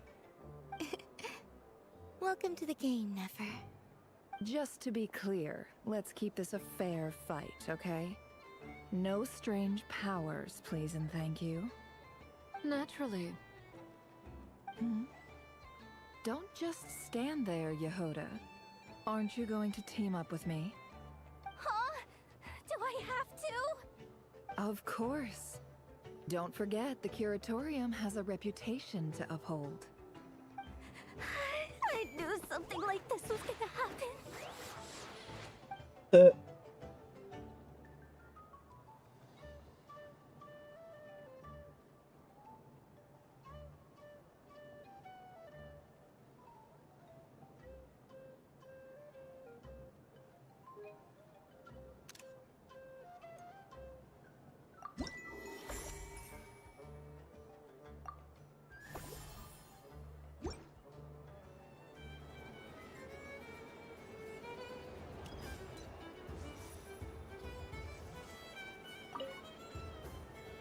Welcome home, Moon Goddess.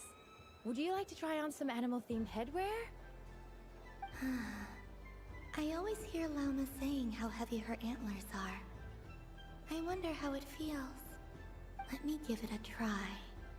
Oh my! It really suits you. It's a little itchy, and it's hard to turn my head. Should I keep wearing it? How does this look? How does this look? How does this look?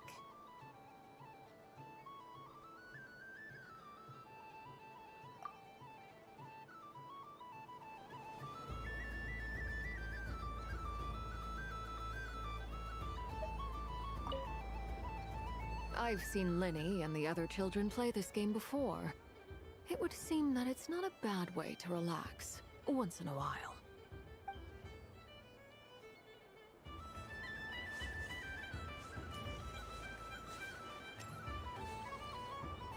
Sunny days!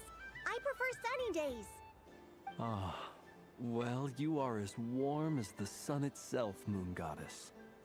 Very well. I believe your spirit animal has to be this most adorable chic badger. Wow! Thank you, Mr. Talking Magic Lamp. Have a very happy festival, Moon Goddess. Blends? That's you, isn't it? It's our little secret, my dear traveler in Paimon. Okay, sure, but why are you here selling sugar sculptures? Everyone celebrates in their own way. After gazing into the abyss and spending time around gravestones all year, what better way to relax than to see sunny smiles on the faces of the living? Besides that, I like to think of myself as a fair judge of character. I dare say matching personalities to confection suits me rather well. That's not what Paimon was talking about. Aren't you afraid that your true identity might be exposed? Should I be? There is all manner of magic in the air this moon prayer night, thanks to the work of the great mages. I see Miss Columbina is hiding in plain sight. Why should I not do the same? Why miss this rare opportunity to enjoy a special evening in my true form? Fair enough. You got a point there.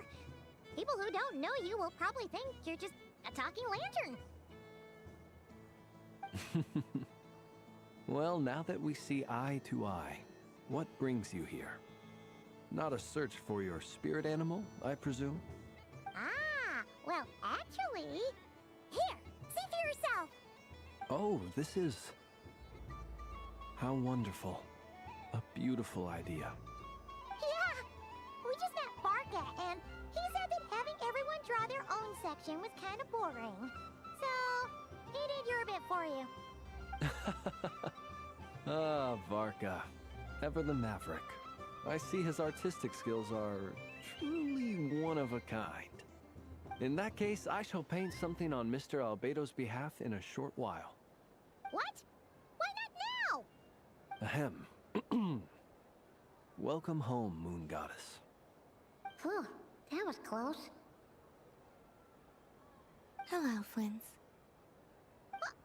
She recognized you right away! What keen eyes you have, Miss Columbina. Especially considering they are shut. I did not see you. Rather, I sensed you. I can sense the fluctuations in Kuvaki all around me. One would expect no less of the Moon Goddess. Might I interest you in some candy? Yes, please. Excellent. I shall make some for you right away. Something the matter, Miss Columbina? What about my spirit animal? All the other children carrying sugar sculptures are talking about it. Wait, is she taking the test seriously?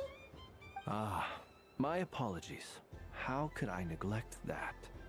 You are quite right, Miss Columbina. Every one of us has a magical creature living in their heart. Would you permit me to help you find yours? Yes, please. Do you prefer the day or the night? Night. Which of the 4 seasons is your favorite? Winter. Think of a perfect day. What is the weather like? Sunny, rainy, or perhaps cloudy? Rainy in the morning, sunny at night. What kind of answer is that? Forests, lakes, and open seas. Which do you prefer of these? Oh my god. I like them all. Imagine you opened your very own shop. What would you sell there? Moonlight, I think. Wow! Paimon would totally shop there. How much would it sell for? It wouldn't cost anything. You'd just need to visit. Aha! I believe I know what your spirit animal is.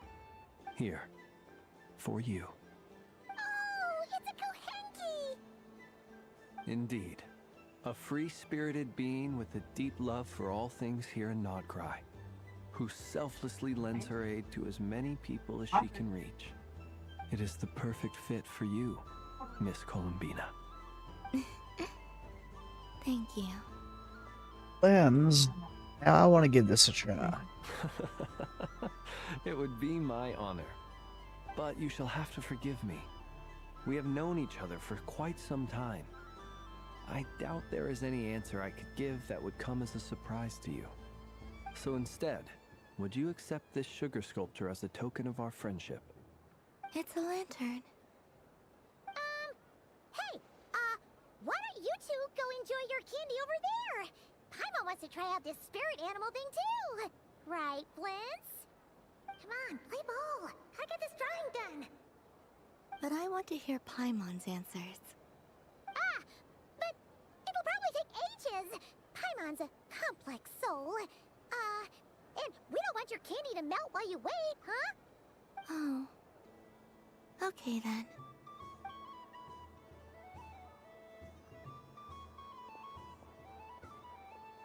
Phew. Nice excuse, Lady Paimon. That was some quick thinking. Yeah, no thanks to you. A little help next time. How you doing, Cosmopolitan?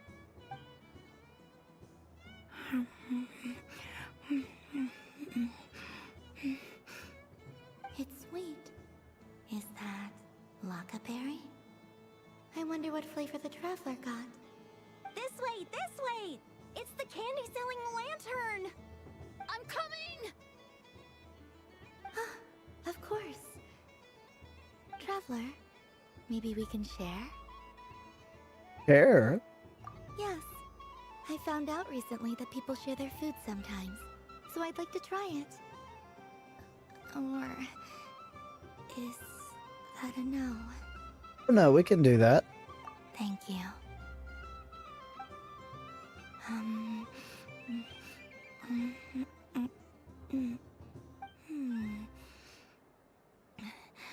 Yours is a little more sour than mine.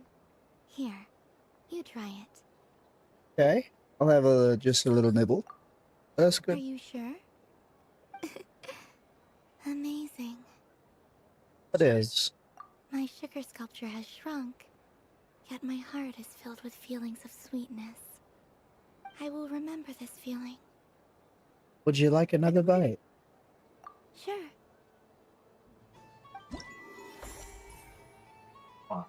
That's good. That's good that you're doing good. Getting some of the Archon quests done here. Act 6, I believe, is where we're at. It's the festival, and Miss Columbina is enjoying the Festive festival. lighting always has a way of putting the warmest smiles on people's faces.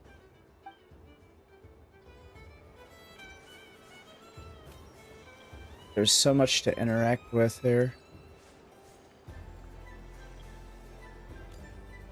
What's Yehoda doing? I just had a water fight with 2 Fatui Harbingers. Pretty scary, but also surprisingly fun. What's this? Should I give it a try?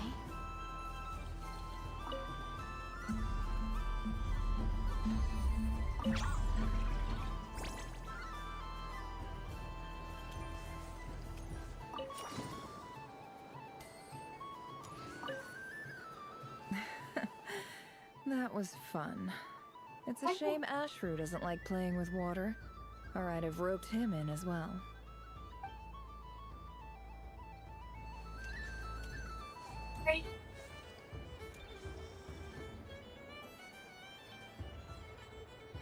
I wish for a never-ending supply of Laka berries.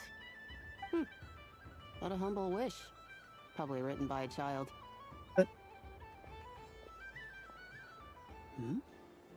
Is that Lauma the Moon Center?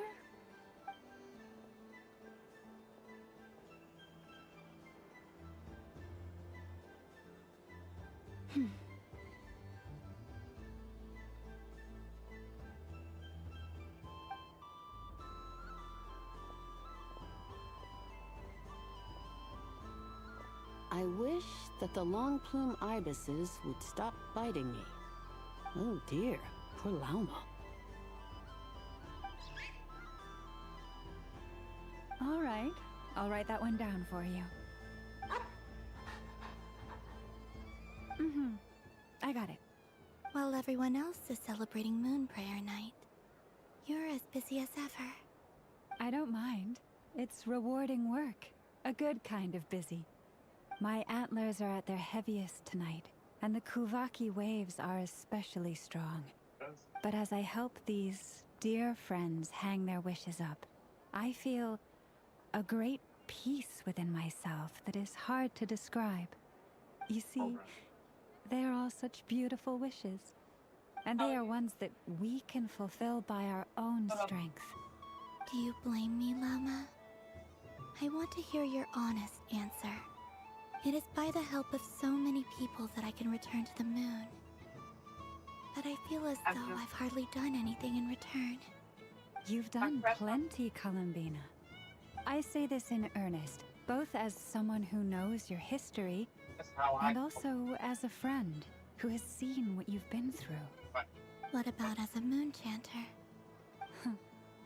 I feel proud to honor our moon goddess's wish.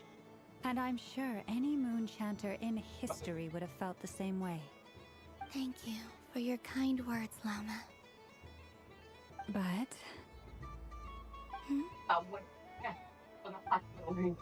Since you asked for my honesty, I won't lie to you. My feelings are mixed right now. Besides pride, I also feel... I suppose it's a reluctance to let go. Once you return to the moon, we will be far apart and separated by a false sky. I'm sure those of us left behind will gaze up at that sky, yearning for the moon once in a while, just as you used to do. I will miss you, Llama. I will miss you all.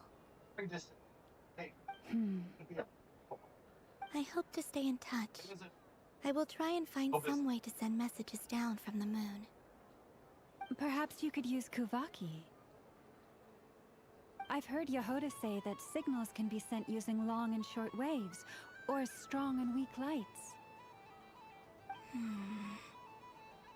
That sounds a little complicated. What if we forget what the signals mean? We could prepare a codebook beforehand, but... You're right. It wouldn't really suit you. Still, whatever happens, I believe that you will find your own unique way of communicating with us. And now that I think about that, my heart feels lighter. Because you trust in me? Yes. I have faith in you, and in the power of truth. In my experience, the truth tends to be difficult, but that's what makes it stand out from what is false. So I'm confident that your thoughts and your love will shine through the curtain of lies. We will know it when we see it. Thank you. Now, could you help me hang up my wish? Is this? I wish that all who dwell in this moonlit world can find a place to belong. And I wish that I shall one day see my friends again. It's 2 wishes. I hope that's not too greedy of me. Not at all. And I think you speak for us all with the second one.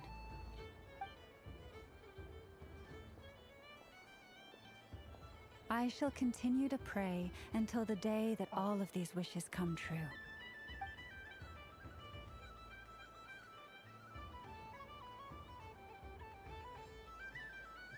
And all the wallpaper stuff.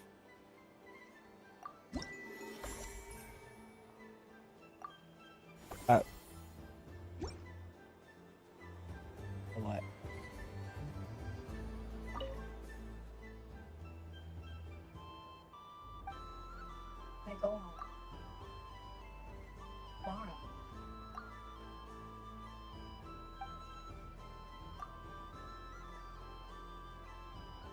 Huh?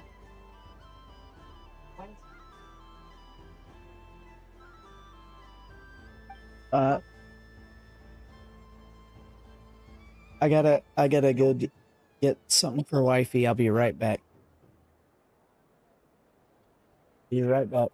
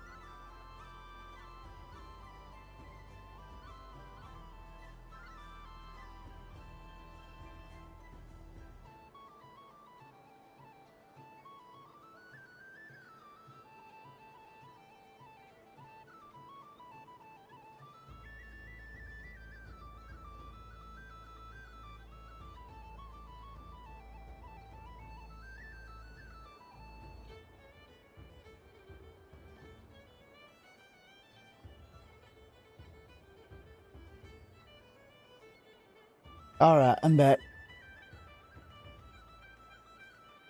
Okie dokie. I really hope my boss gives me a raise. I'm gonna guess that's Yehoda.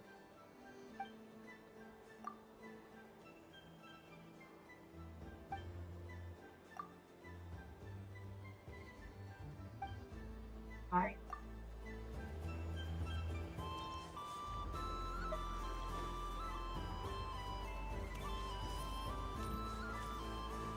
Let's see, let's go find another stall that we haven't been to yet. I'm gonna take a balloon.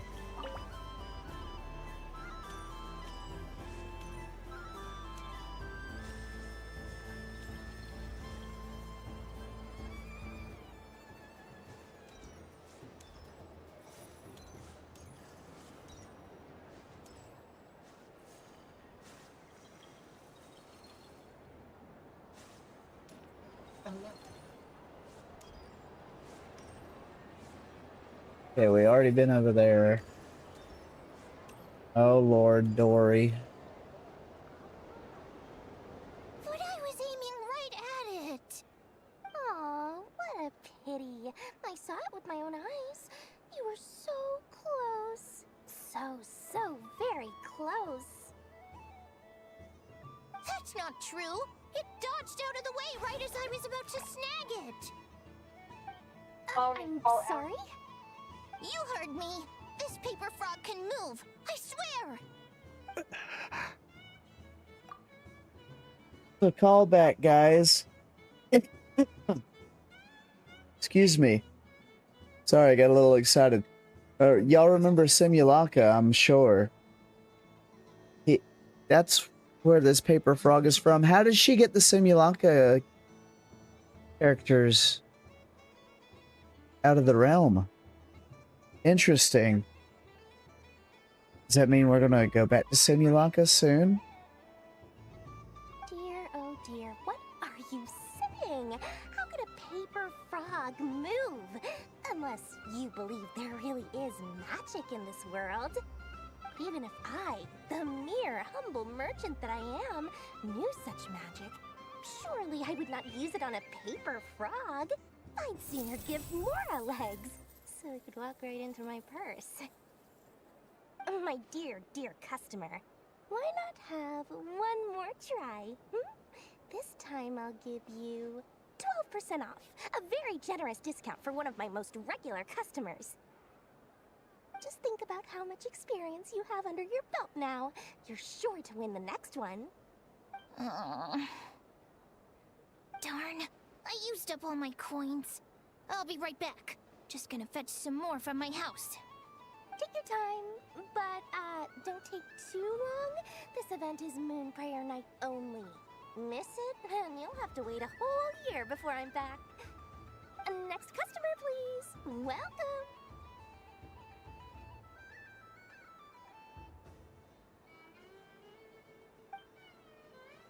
Hello. Whoa! What's this big one doing over here?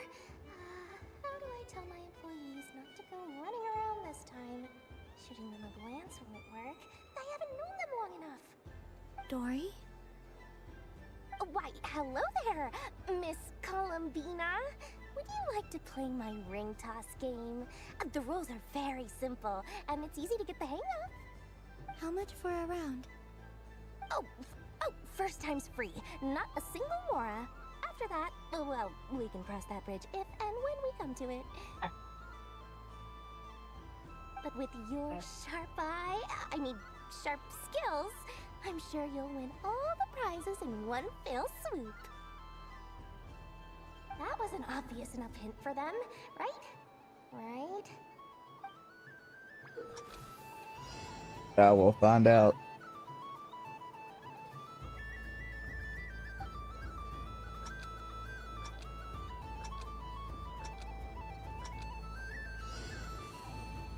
Here comes the ring! Oh. Peanuts. Stop talking about it. Watch us. Where do you want? How do you? Change tracks. Roselle, should we move or not? Just a tiny bit. are purple. Alright, then I'll... Oh, sugar plums, not the clock hands. How do I move the legs again? Okay. Possible. Stop it! Stop it! Stop dodging!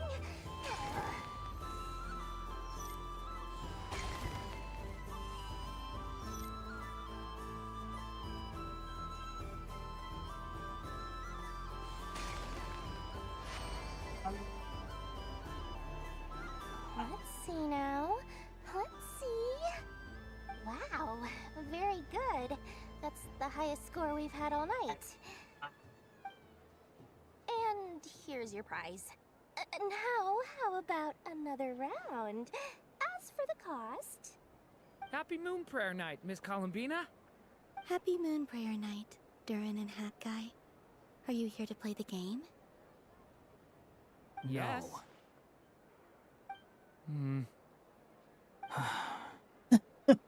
You said we were just coming here to say hello. I did, but then I recognized a few more people as I got closer. Do my eyes deceive me? Is that... It's our little dragon! He's all grown up! Someone's popular. Well now, since you came all this way, why don't you try out this lovely game we have going? First try is free! He'll have a go. I'll pass. It's only one free try per customer. You can't give your try to him. I'm aware. How has Elder Almond been lately? He's in great shape. He goes for a run in the forest every morning to stay fit and healthy. He tried to go boat racing with Firecracker a while back, but he couldn't even make it onto the Lotus Leaf. Firecracker was in fits of laughter. How about you, little dragon? Can you still fly? Yes, I can. But you've become less chatty. Has growing up been tough on you? We call that maturity. You know, the thing people sing about. The knight wields a sword of stone to defend those hearts that are made of gold. Stone is very heavy. That's what keeps him from talking too much. That's awesome! I want to be a knight when I grow up too. Ring, here I come!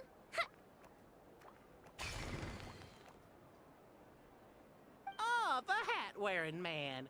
I never thought I'd see you again. You seem more determined than when I saw you last on the train. If you say so. Oh, I do say so. The people you once helped see it clearly. It's because you are once again on the right track. May the engine in our hearts propel us to the station of our dreams.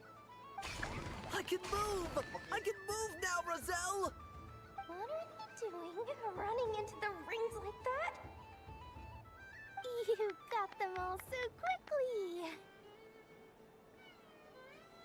I've never seen anything like this in all my travels! Is this guy actually an old friend of theirs? But how? They're origami animals and clockwork people from a fairy tale! Getting to know them would be quite an arduous task, unless they share a hometown? I have to get to the bottom of this. Next time I see the Great Mage Alice, I shall demand answers. Thank you, Dory. I had a lot of fun. Now for your prize. Who's the bad? Where did I put it? Give me a moment to dig it out. Oh, sweet grand prize. How I wish I didn't have to let you go. Good thing I've already turned a profit from the customers earlier in the night. Otherwise, I'd have wasted all my hard work. Fine. Okay, I'm back. What?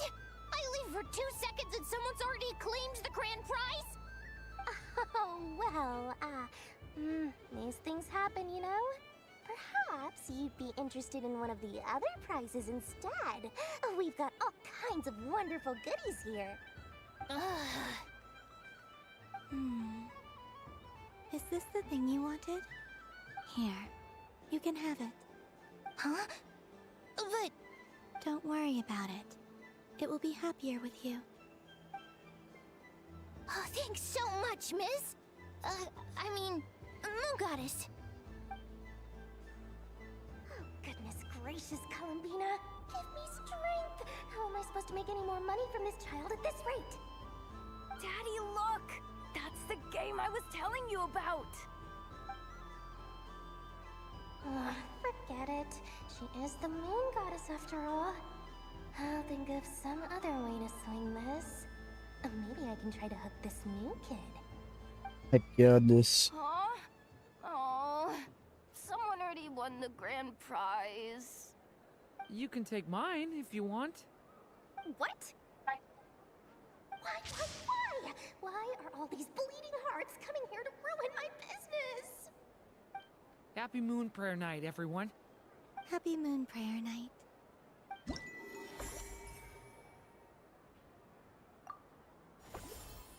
We got 3 more to find. I'm just surprised to see Simulacra characters here. If all the prizes are gone, I might as well close up shop for the day. But you haven't had your fill of fun yet, right? So the next time a customer shows up, you're going to have to run faster, all right? And remember, run out of the rings, not into them. What's this? Should I give it a try? Oh.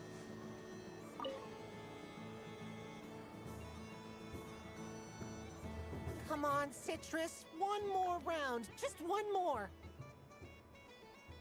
But my neck... oof. It's acting up again. You should take a break.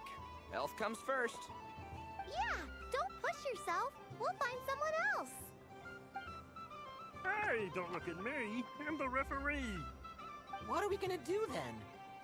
Do you need any help? Yes, we do.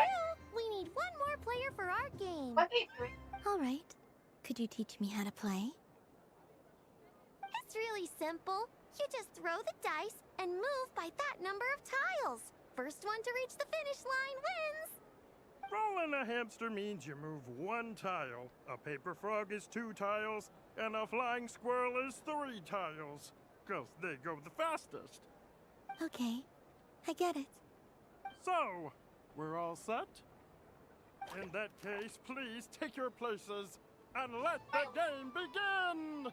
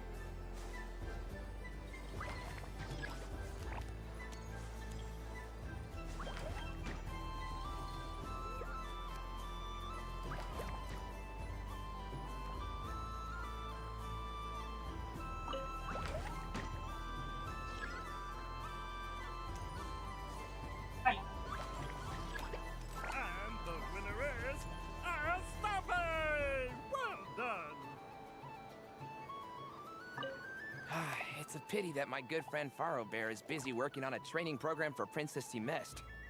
If he could have been here, the victory might have been his.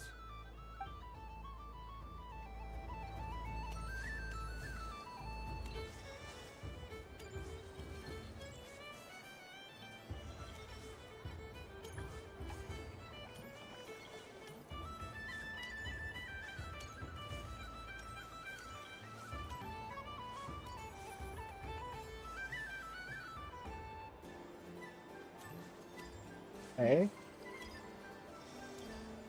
Guess that's all it is, that one.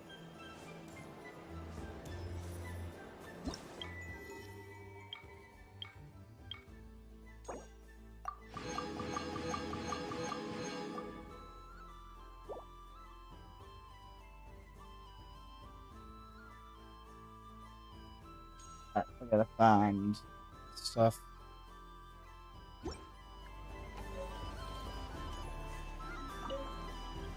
Done being a do-gooder yet? Thanks for coming here with me, Hat Guy. Are there any games you'd like to play? It's your turn to pick. I'll come with you. Why does that hamster think you've grown up? You haven't changed at all. I know you don't mean that. You're just taking the opportunity to make fun of me, aren't you? Even if you won't admit that taking some time to compose yourself is important, I can see that you're doing it in practice. Otherwise, you'd have taken off your hat and flown away by now. Looks like Albedo's socialization program has been far more useful to you than all those Vahumana textbooks.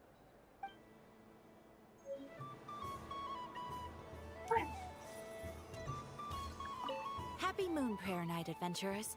May you have a lovely evening.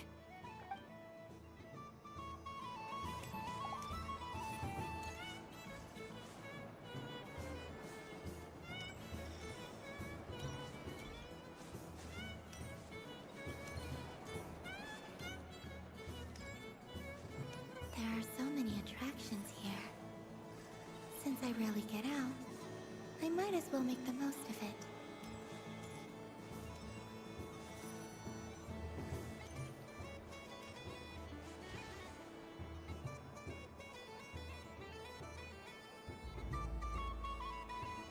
This doesn't make any sense! How am I losing every single time?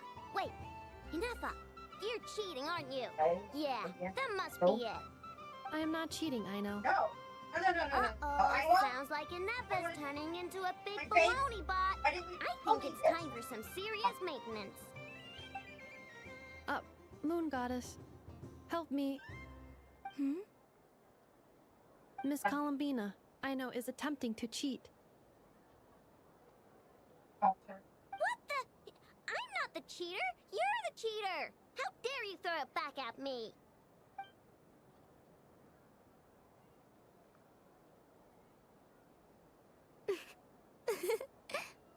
Alright, fine. Let's all laugh at I know. Just you wait till I get home, because I'm gonna make a game bot that can win 100% of the time. Let's see you laugh when I come back and beat your butts. You'll all have your heads covered in stickers when I'm through with you. We came to check everything was okay after all that yelling, but,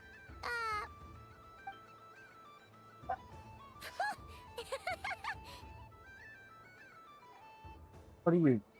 What are you playing? Whatever it is, it sounds like cheating is allowed. Kuhenki concentration. Each player starts with differently colored Kuhenki.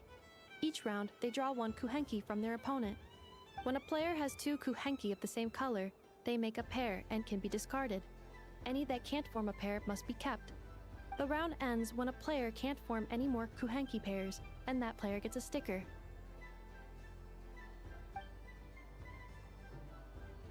Ooh! Can 4 people play as well? That is fine, so long as the turn order is fixed beforehand. Alrighty then! In that case, the 2 of us will join as one team. Okay, but if you lose, you're both getting stickered. I don't want to hear any excuses. Sure. And if we win? If you win, only one of you gets to sticker someone else. I have taken to calling this. I know logic. Hey, lay off me, alright? Okay, so we're starting the game from scratch again, which means all my stickers so far don't count. Looks like Luanatar is the Kuhenki of honor for this game. Anyway, let's go clockwise, starting from Inefa.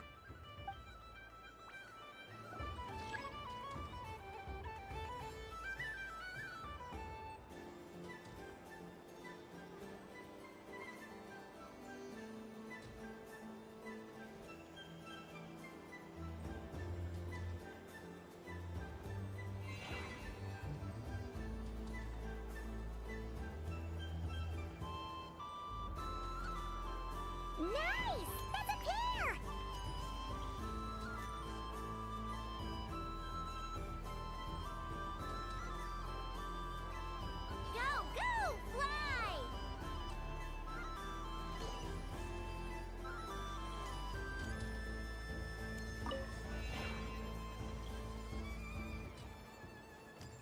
Go on.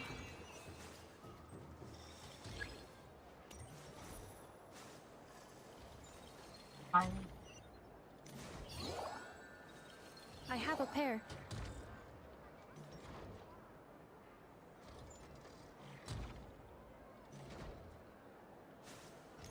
Uh-oh! We gotta pick up the pace!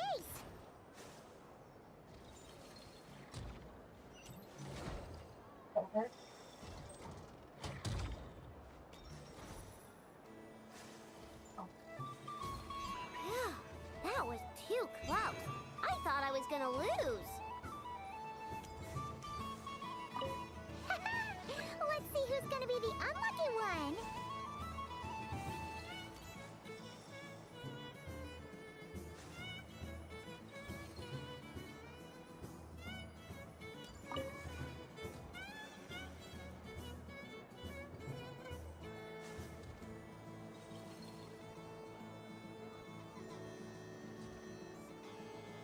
Good luck, everyone.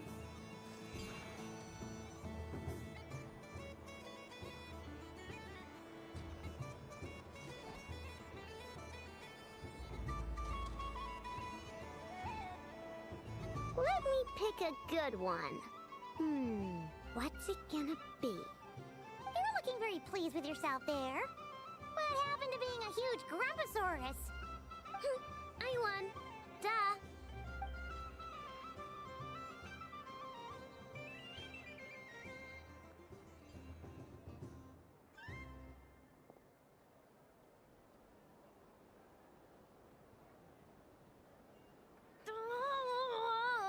Me again?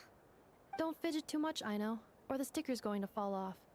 I don't care. If it falls off, it falls off. If a pair of Kuhengi get discarded, why not a pair of stickers? Huh? Huh?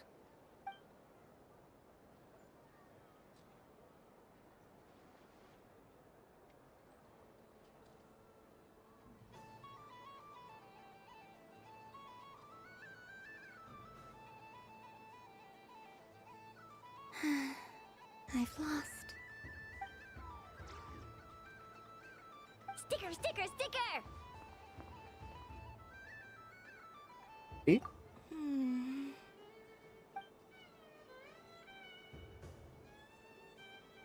Cute! You think so? Shame. I can't see it for myself. What did Luanatar say? She said it looks so cute that she wants me to lose a few more rounds. Who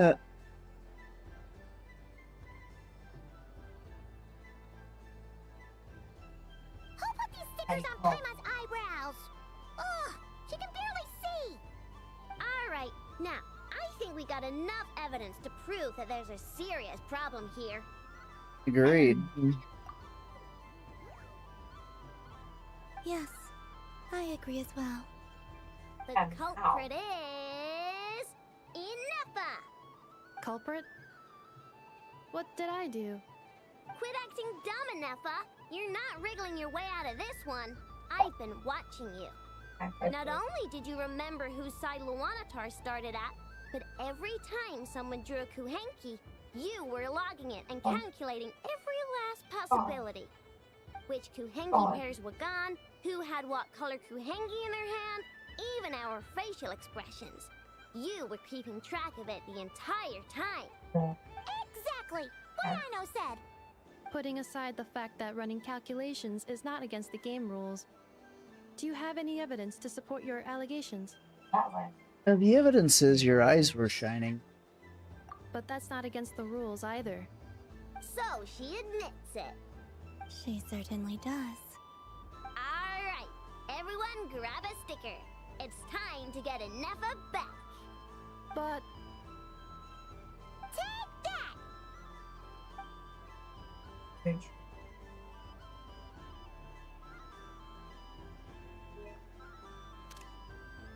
Really good. The summer, my moment. Officer. Alright, go.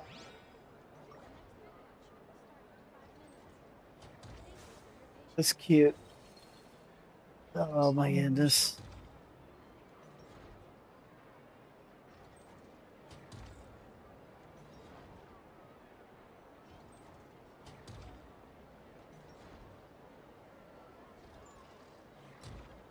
Okay, sorry.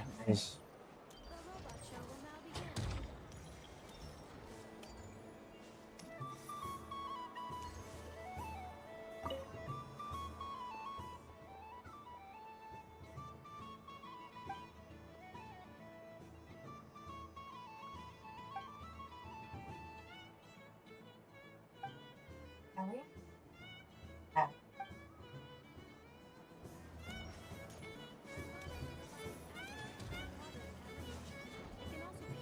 Mario.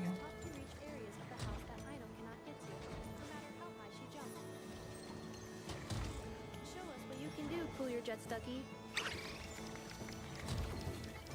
Now that's what I call true power. What a demonstration.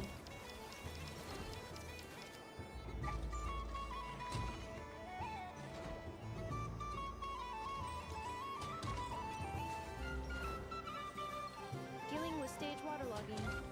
Task complete. Okay. Trying to figure out what's going on over here.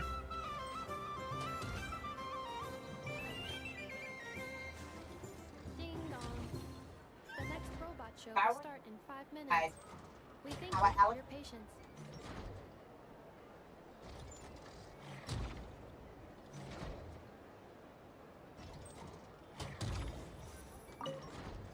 Aino is throwing a tantrum again.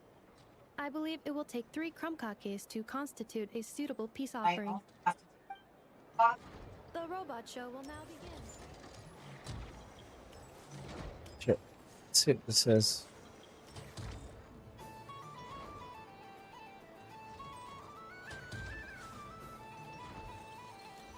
Next up, we have Knuckle-Knuckle. This armed domestic robot utilizes multi-sensor fusion technology to provide 24-hour security and environmental parameter monitoring. Duster mode redefines the meaning of dusting, providing our companions with a holistic, thorough, and effective cleaning service for the long term. Take it away, Knuckle-Knuckle.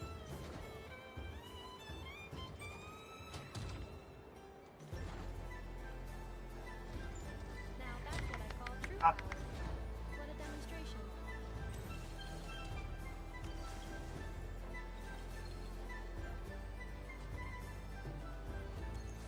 Clearing stage of Kubaki stamping die.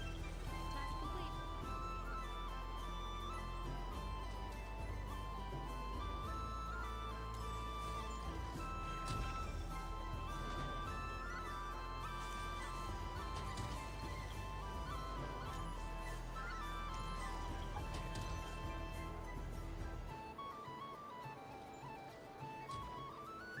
Sorry, I'm interested. What's happening? Ding dong. The next robot show will start in 5 minutes. We thank you for your patience.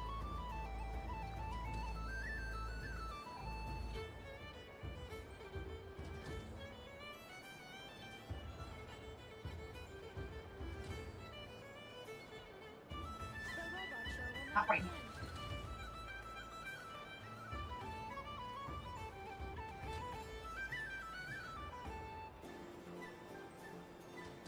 Now, let's see what Crumpling 70% Sweet can do for you.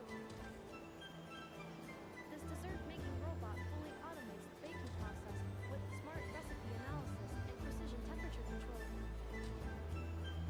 Don't miss out on Crumpling's taste testing function. Unique to the market, it is a hallmark of Aino's forward-thinking design philosophy, which places mechanical empathy at the core. Crumpling 70% Sweet, staging yours.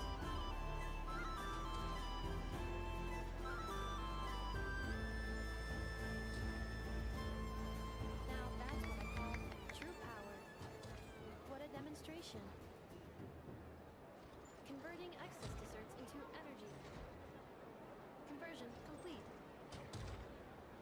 Ding dong. The next robot show will start in 5 minutes. We thank you for your patience. Let's see what else. Come on, what's next?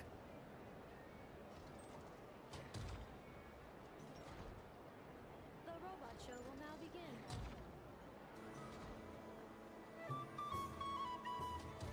Now showcasing Zip Zap Spybot number 1. This stealth robot boasts silent propulsion and low center of gravity stabilization technology, enabling rapid infiltration into high-risk environments. For obstacle removal on a large scale, it represents an upgrade from more traditional cleaning units. However, it is not recommended for bedroom use as the spinning circular saw may cause damage to furniture. Oh my god. Over to you, Zip Zap Spybot number 1. Uh, Now that's what I call true power. What a demonstration. Activating Kubaki acceleration field. Activation complete. Ding dong. The next robot show will start in 5 minutes. We thank you for your patience.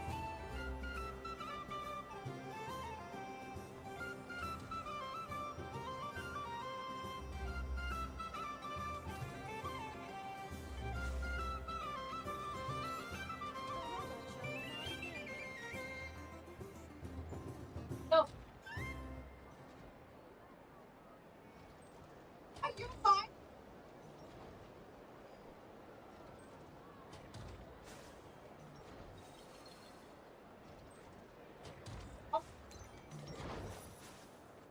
The next showcase is everyone's favorite prospector bot, Chard Lombro. Hi.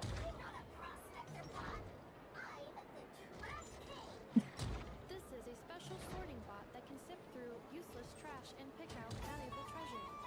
Its manufacturing history remains a mystery, but Aino and I are both delighted that it has joined the Crackshot family. Now, how about a demo, Chard?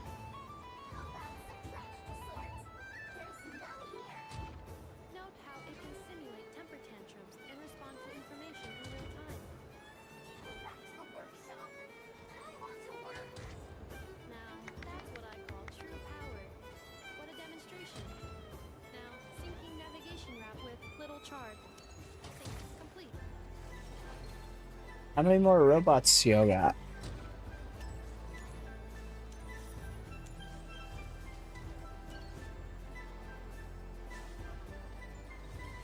Ding dong. The next robot show will start in 5 minutes. We thank you for your patience.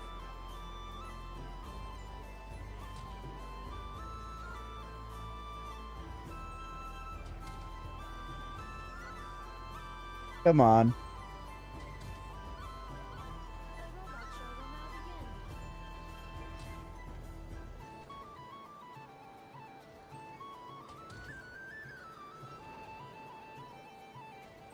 This time, we are proud to present Inefa. That's me. I am a multifunctional robot for domestic application, integrating smart cleaning, precision cooking, a mode of communication, and various other modules. When necessary, I can autonomously deploy the multi-purpose smart assistance unit, or VITA, to ensure the safety of important personnel. This includes the just-in-time pickup of candy wrappers and similar items to prevent Aino from tripping over them. Acknowledged. Proceeding to demonstration phase. We don't need a Brigida demo. Everyone's seen her already. Roger. Amending demonstration program. Moon lane detected. Kubaki ready. Aino, let's go home. But that's not what I meant.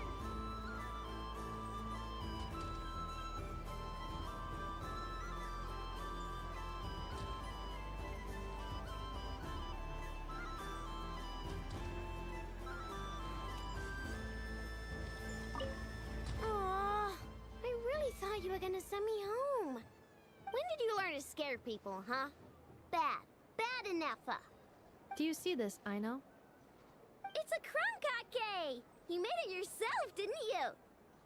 Wait, how did you know I was hungry? Correction. You are not hungry.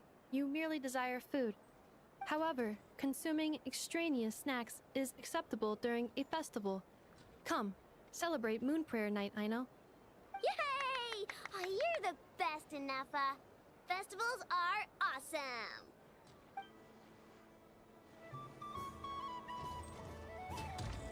Not gonna do anything else. I kind of missed the first robot. I was hoping it would cycle.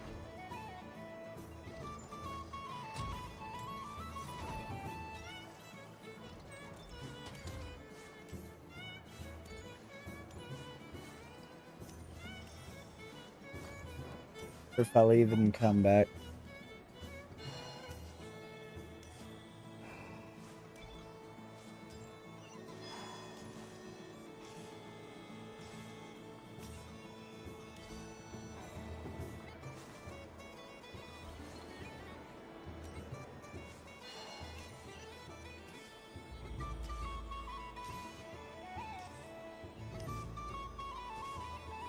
Ding dong. The next robot show will start in 5 minutes. We thank you for your patience.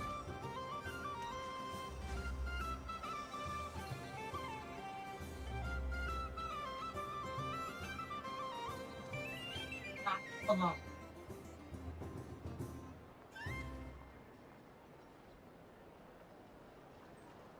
The robot show will now begin. Okay.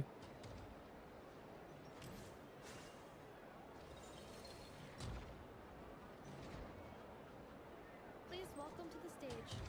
Cool your jet stuff. Combining precision engineering with water cooling technology, this high-performance sprinkler fires powerful, controlled balls of water for up to 14 seconds at a time, as well as providing accurate plant watering at range. It can also be used to clean those tough-to-reach areas of the house that Aino cannot get to, no matter how high she jumps. Show us what you can do, Cool Your Jet Stuffy. Now that's what I call true power. What a demonstration. Okay. Moving on.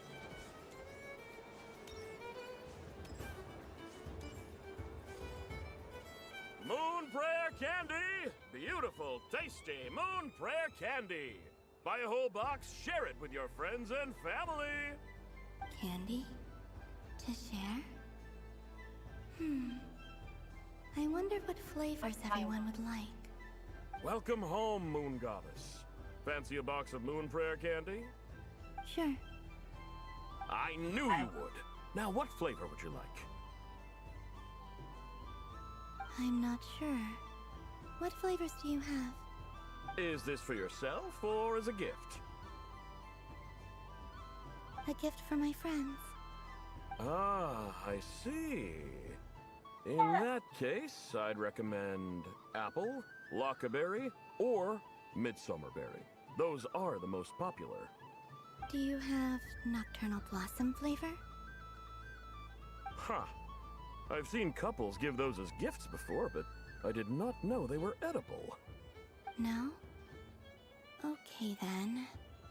Moonfall silver? You did say this was for friends, right?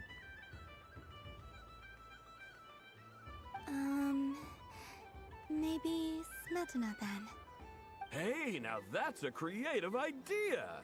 I've never tried it before, but if you're happy to wait, I can see about whipping up a batch on the spot. While we're at it, you got any other ideas?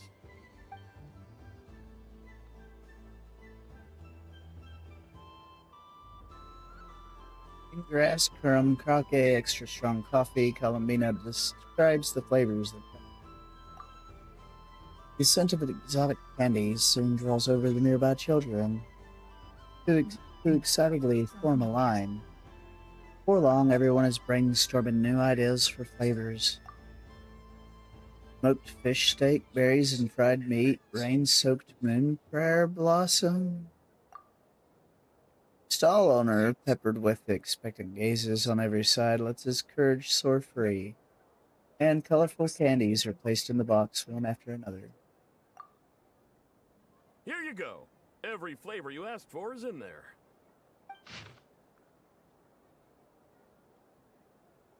Thank you. I should be the one thanking you! You brought me a whole bunch of new business. It's like a genuine blessing from the Moon Goddess. I hope you and your friends have a lovely night.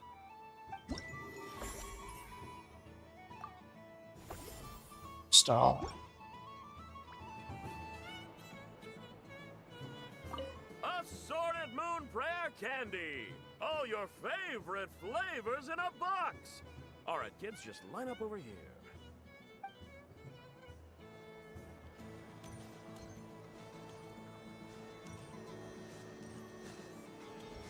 Where's the last one?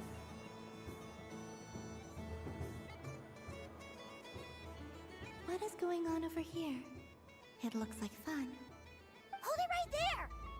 You can't run away from me, Moon Goddess. Hmm? Are you talking to me? Of course. Do you see anyone else here dressed up as the Moon Goddess besides me and you? Hey, come on! Call me by my title. Happy Moon Prayer Night, Moon Goddess. And the same to you. Anyway, there's no time to waste. Get ready for the duel of a lifetime. Duel? Meet my partner, Stacko. Come on out, Stacko! Well, don't just stand there. Let's see your partner. Partner?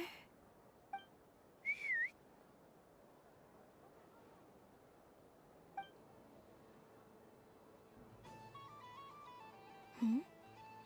So I need to select a partner and command them in battle. Partner. I need a partner.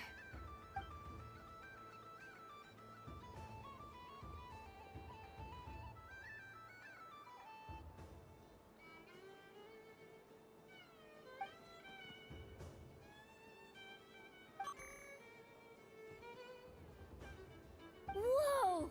Am I seeing things? Where'd you get a Kuhenki? They're super rare. That's great. But you can only bring one partner to battle against me and Stacko. No ganging up allowed. They all look so eager to be picked. Which one should I choose?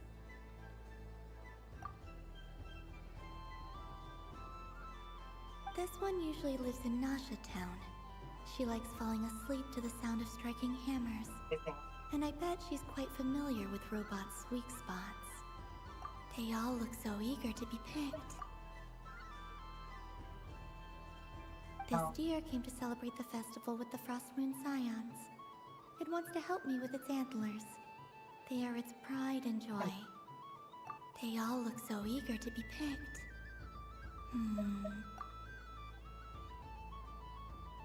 I'm not sure what this bot is trying to say, but it seems very happy. That bow. Does it want to dress up as the Moon Goddess too? They all look so eager to be picked. This one usually lives in Nasha Town. She likes Testing! Testing! Oh, this is an emergency broadcast! An exciting battle is about to take place right here at the Nasha Town Special Arena! In this corner, we have the Moon Goddess and her robot partner. And in the other, we have the Moon Goddess and her Kuhenki partner. Only one Moon Goddess can be victorious in this ultimate battle of destiny. But who will it be? There's only one way to find out. Now, without further ado, let the Battle of the Moons begin! I don't care who we're up against. Stacko and I ain't gonna lose.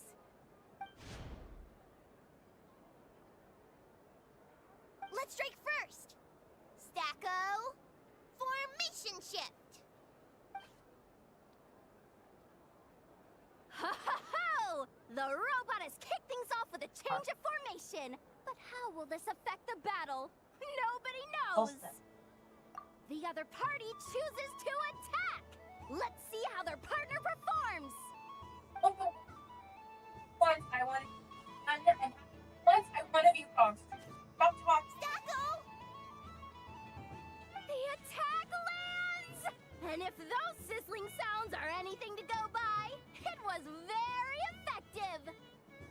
Okay then. Stacko, maintain formation and enter your empowered state. Empowered state! There we go! Now we're talking! Absorbing the immense Kuvaki present on Moon Prayer Night, this lean, mean machine has greatly increased its offensive power! Good choice! Buffs count for nothing if you beat them before they can use it!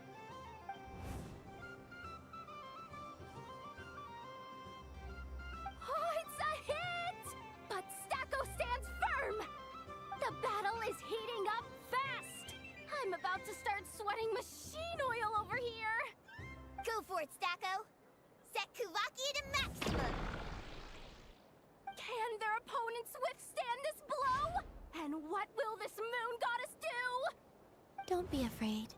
Fight however you wish. It's a moon lane! A deft use of a moon lane allows the Kuhenki to dodge the blow! And now it's spiraling around its foe in circles! One loop, two loops! The robot screen is bugging out! It's getting dizzy!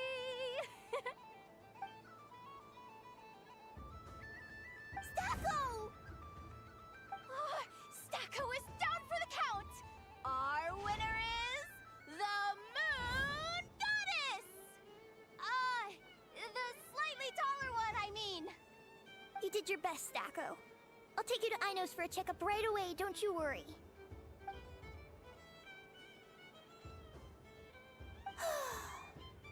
Well, you beat me fair and square, I guess. Honestly, I underestimated you.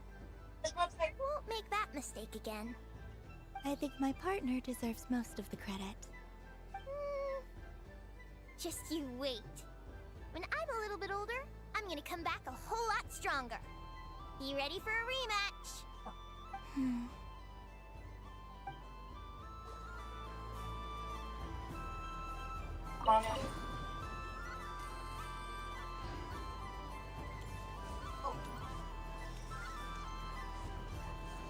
Okay, I don't think that was the last thing.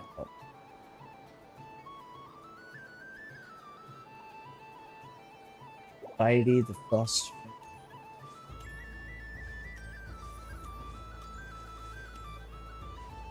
Find that out. Can't go that way.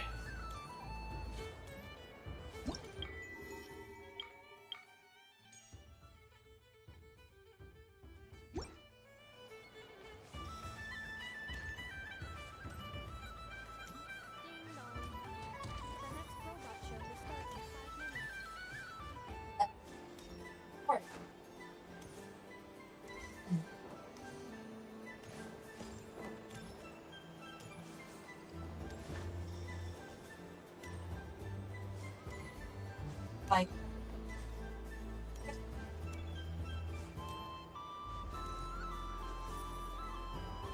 huh. Open the map up. Gonna guess it's Sandrano.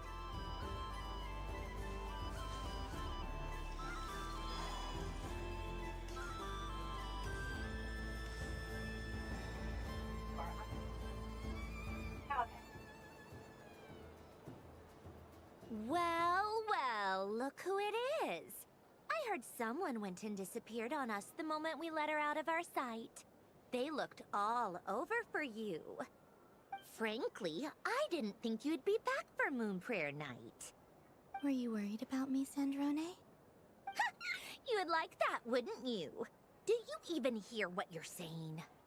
It seems to me like you disguised yourself with festive headgear, just so that you could come see me on Moon Prayer Night and make sure I'm okay. You didn't even bring Polonia with you. You? I thought you couldn't see! I cannot.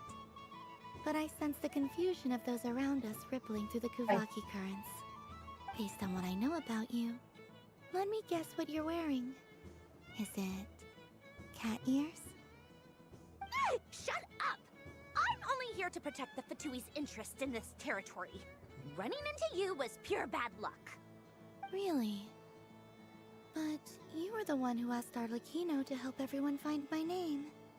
Columbina! Ugh! Just one more word, and I'll unscrew your vocal cords. It's Columbina Hyposelenia now. Tell someone who cares. I've missed you, Sandrone. The whole time I was gone, I was thinking. I hope I get a chance to say some ugly words to you. Is that supposed to be a joke? Anyway, let's go play that game. What? You mean that frostfin whale? Yes. It's some kind of game where you get bitten if you step on the wrong tooth. Seems like fun. Who in their right mind would wanna? Because you're not a scaredy cat. Fine! You wanna play? Let's play. Don't complain when I kick your sorry butt. Lovely. You old geezer! I'm gonna beat the pants off you! Just you watch! I almost forgot. Sandrone. What is it now? You'd better not lose, or I'm going to beat your head in. What? Allow me to demonstrate since I'm feeling so nice. You just step on the teeth, like this.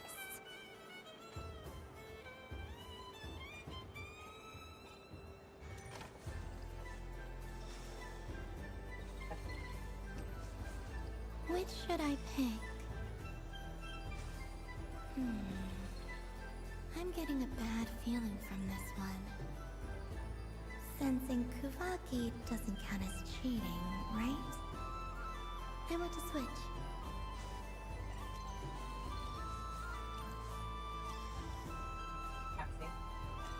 Girl, you walk so fast I can't get you to stop on the tooth.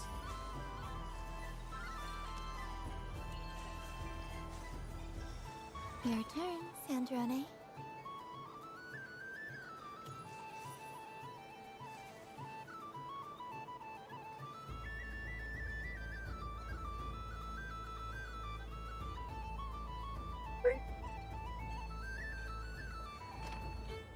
Don't come crying to me if you get bitten.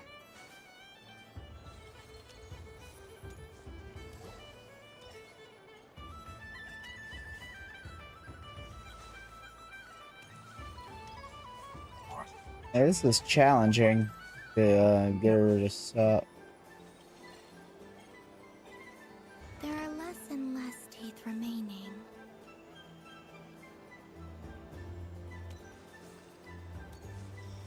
Let's see if Columbina was right. Huh? What's that noise?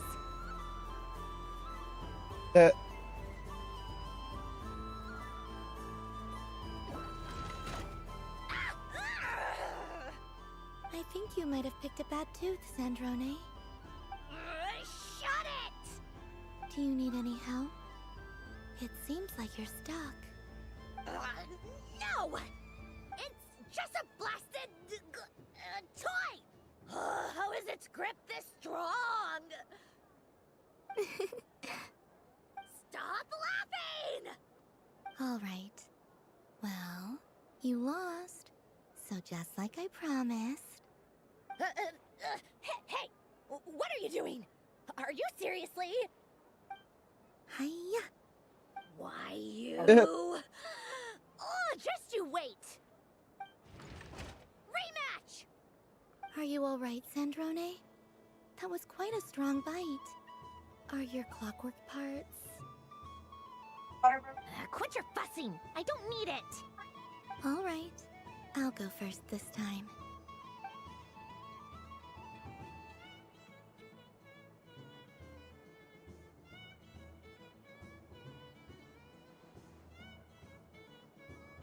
I see it now. She can sense which teeth are rigged. So I just need to avoid the same ones that she does.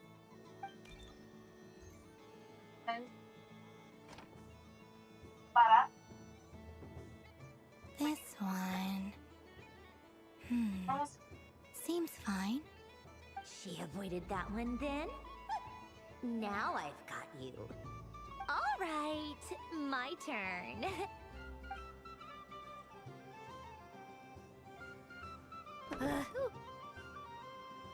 What? Looks like you lost again, Sandrone.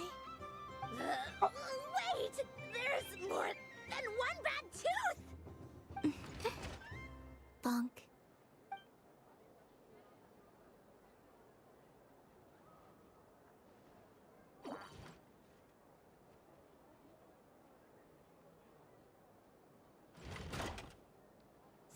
Stupid game! What idiot came up with this? Are you alright, Sandrone? You said some nasty things just now. Oh, I'm peachy. Should I let you bonk me on the head as well? Ah, forget it! Come on, bonk away. It can be your consolation prize for losing so badly. I told you, forget it! Gah, you've always been so annoying. Singing right outside my door, inviting yourself to my tea parties, going AWOL. And now you're off to the moon or something. Of all my days with the Fatui, the times I spent with you, Arlecchino, and Rosaline, they were my favorite. I will not forget them, just as I shall not forget this moment. We'll always be friends, no matter where we are, right? Who'd want to be your...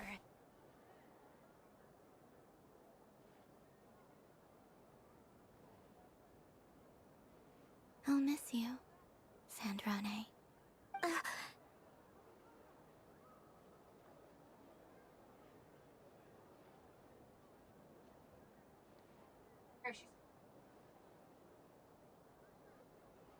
Goodbye, Sandrone. Flawless. And relax.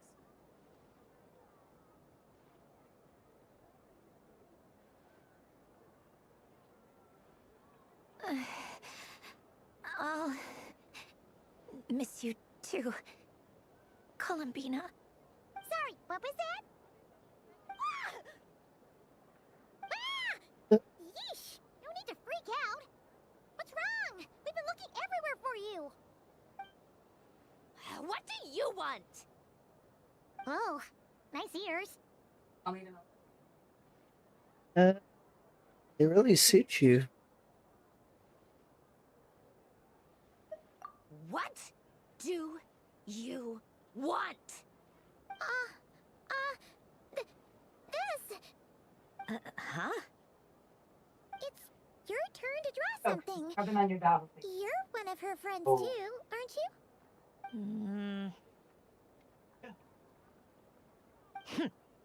Doesn't know how much she is.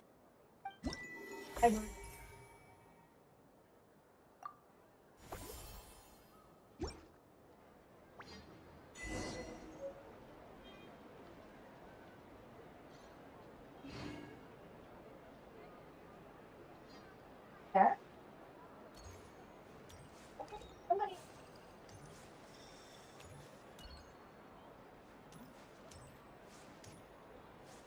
Alright. Portrait.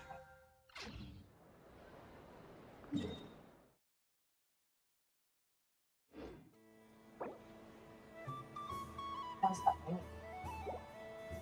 So, now, here. I should pay attention to sure. So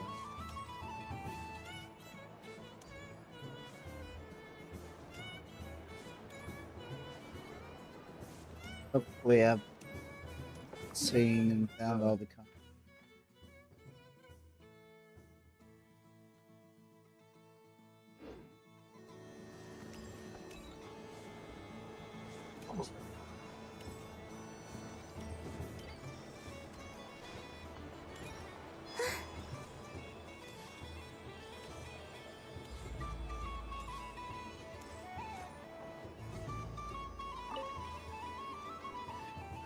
Need to It'd be rude to just leave without saying anything. But at the same time, I don't want to barge into their lively conversation just to announce that I'm leaving. I guess I'll just wait a little longer. Huh? Albedo? This sketch is for you, Grandmaster. Oh, a gift for me. Thanks. Let's see what you've done for me. The North Wind left in the lurch.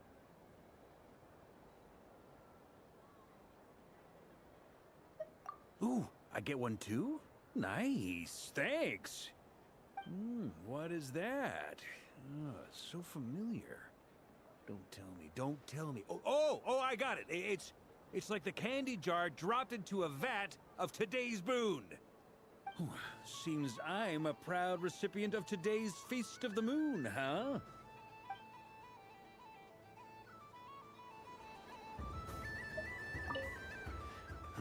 It'd be rude to just leave. Huh? Albedo? This sketch is for you. Oh, a gift for... The North Wind left in the lurch. Thank you. It seems I've picked lemon. It strikes a good balance between sweet and sour. This has piqued my curiosity. What if we were to add citrus and other spices, then enhance the flavor via caramelization? I wonder what the end product would be like. Perhaps I should take the time to try this out.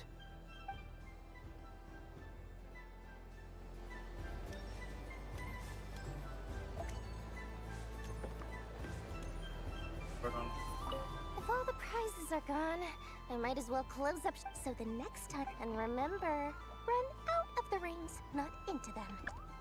Oh, a gift for me? Lord Song-a-Bay really is going up in the world. Wow, candy from the moon goddess herself. If I back this up... No, what am I saying? Box this up in exquisite gift boxes? Yes, I can make a fortune. Maybe I don't even need to go to all that trouble. Any old boxes will do. I just need to tell my customers that this candy is blessed by the moon goddess. Yeah, that ought to do it. Sounds like a plan. Time to have Erwa earn his keep when I get back.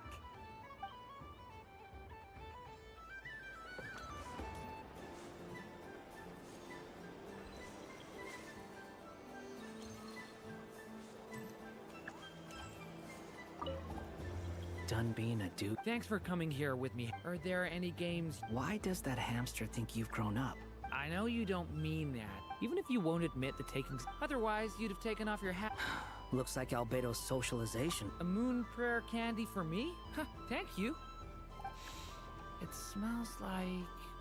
baked apples and butter. It reminds me of Good Hunter, a restaurant in Mondstadt. I always have to resist the temptation to go there, unless I'm ordering food. I understand your homesickness, Miss Columbina. I have a double dose of it. Because both Simulanka and Mondstadt are my home.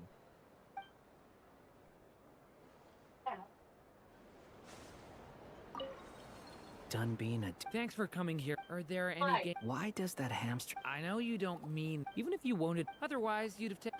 Looks like Albedo's social... I thought you'd actually spend your precious time doing something more worthwhile.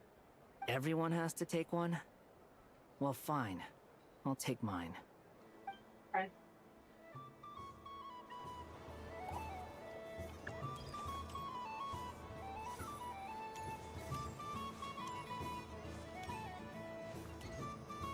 The robot show will now begin.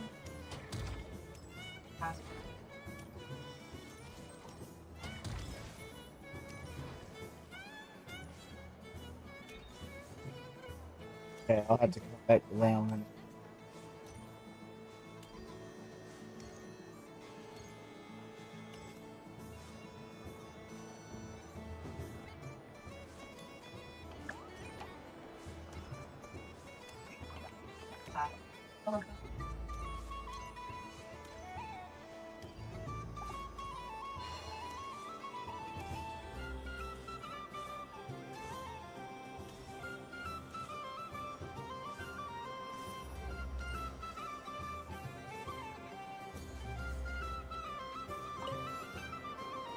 there to see on that moon anyway?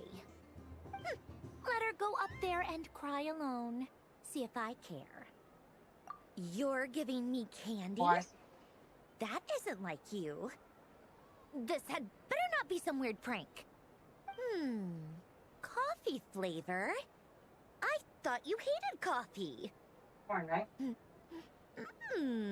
It's extra strong too. Huh. You didn't do all this just for me, did you? Hey, hey! Don't take it away! I never said I didn't want it. I mean, you can't unmake the candy now.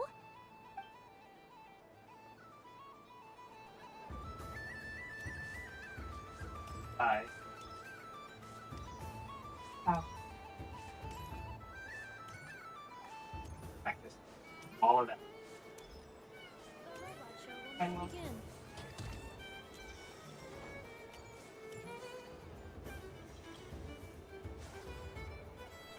warn them.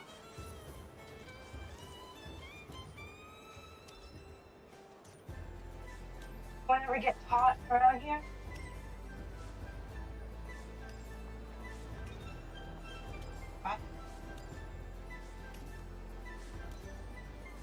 Something about festive lighting. This is most thoughtful of you, Miss Columbina. Kindness exudes from your heart like benevolent moonlight. Forgive me, but I shall have to enjoy this gift a little later. I hope that the flavor I chose is not the only one of its kind. If others were denied the chance to sample such kindness as you have shown to me, it would be a great pity indeed.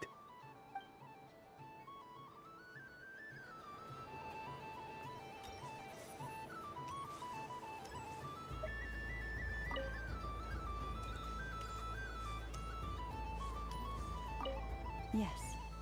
May everyone's wishes come true. Why, thank you. Don't mind if I do. Oh, my. It's so sweet.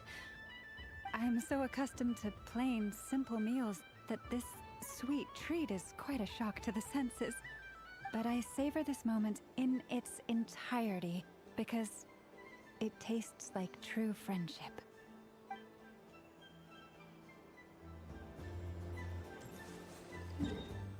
Left.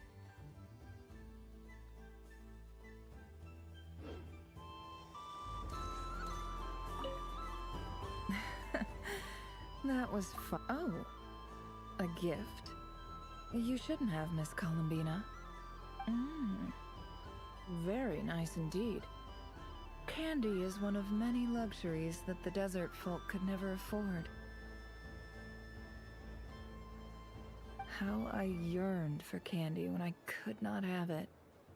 Yet, now that it is readily available to me, I never seem to crave it. May your moon prayer night be one free from regrets.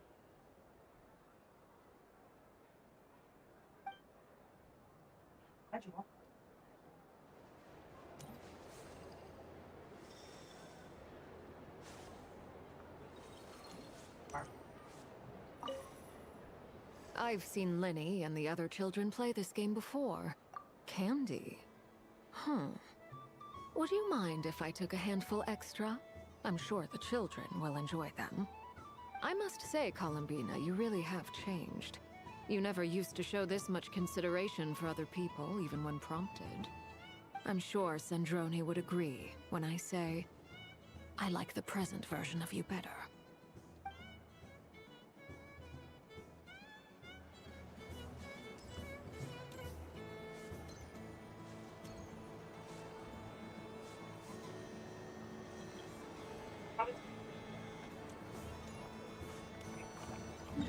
I think it's just math.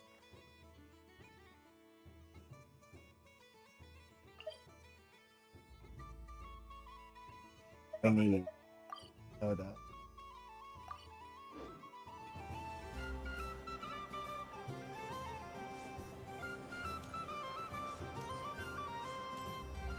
Because I didn't see her over here. Oh, you know she's over here. I just had a water fight. Aw, man. This feels kinda wrong. Like, shouldn't we be the ones giving you candy rather than the other way around? I guess I'll just take one. What flavor is that? It tastes like getting a mouthful of muddy grass. After being rear-ended by a blunt-horn rhino, then face planting the ground. I'll never get this taste out of my mouth. Oh my god. It's delicious.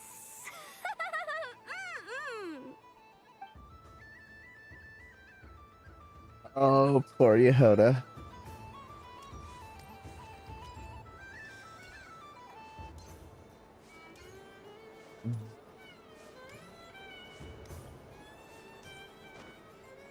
What's this? Should I give it a try?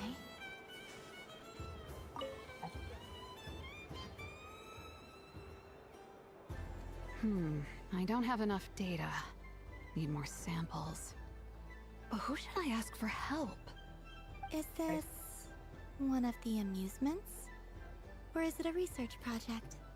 Bit of column A, bit of column B. I'm currently running some synchronization tests on these bots. Basically, you need to press the button to help them successfully obtain the treasure. But you've got to time it right. I'll record your data, which will be used to improve the robot's accuracy. But, ma'am, I mean, Moon Goddess, don't you think you should take your eye mask off first? There's no need. I will be all right. Okay then. Whatever you're comfortable with. I don't want to lie to you. Great. Then let's begin.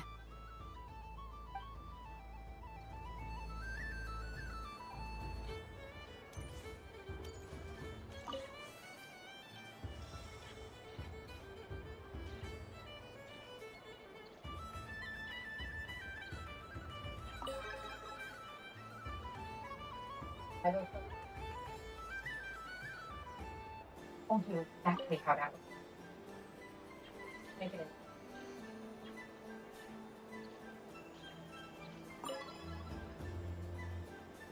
Robin's Would you like to try again? I'll record your data, which will be used. That's all that does. Okay.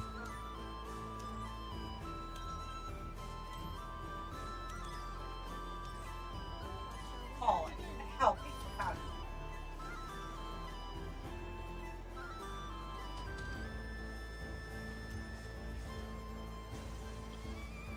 Okay, I'm gonna have to stand here for a minute, I guess. Next up, we have Knuckle-Buckle. This armed domestic robot utilizes multi-sensor fusion technology to provide 24-hour security and environmental parameter monitoring. Didn't know I was gonna have to do all that.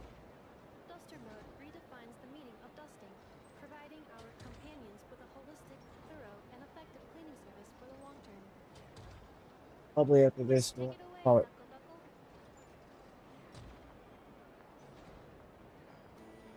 Should I give them the candy, then talk to Paimon? Uh-oh.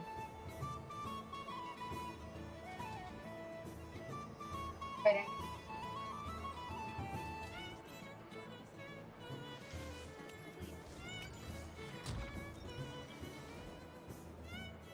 no.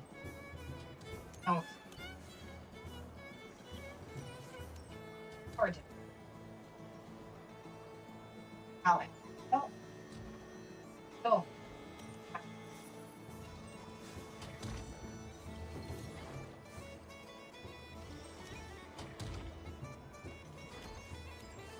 Ding dong. Aino is throwing a tantrum again. I believe it will take 3 crumb-kakes to constitute a suitable peace offering. Scanning candy composition and ingredient ratios. Selection confirmed. I would like the crumb-kake flavor.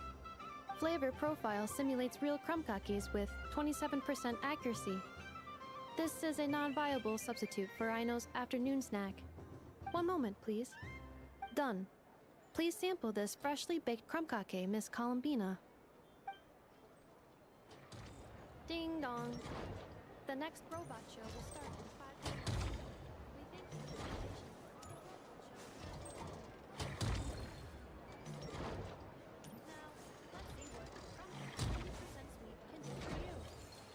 This dessert-making robot fully automates the baking process with smart recipe analysis and precision temperature control. Don't miss out on Crumpling's taste testing function, unique to the market. It is a hallmark of Ino's forward-thinking taste testing function, unique to the market. It is a hallmark of Ino's forward-thinking design philosophy, which places mechanical empathy at the core. I don't get to give one to Ino, I don't guess.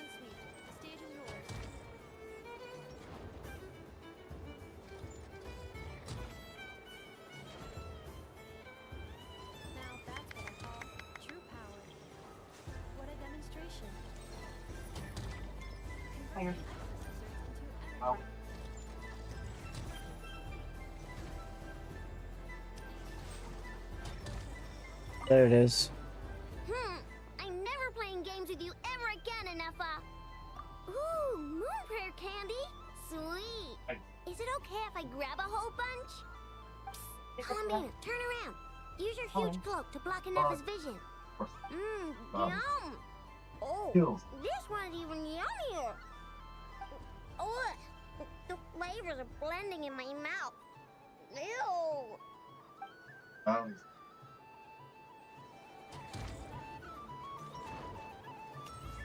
I think everybody got their candy now.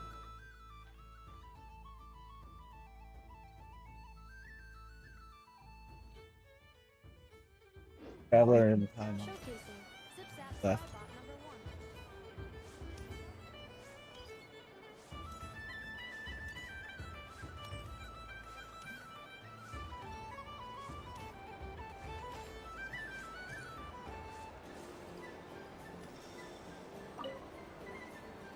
Traveler. Hey there, Columbina!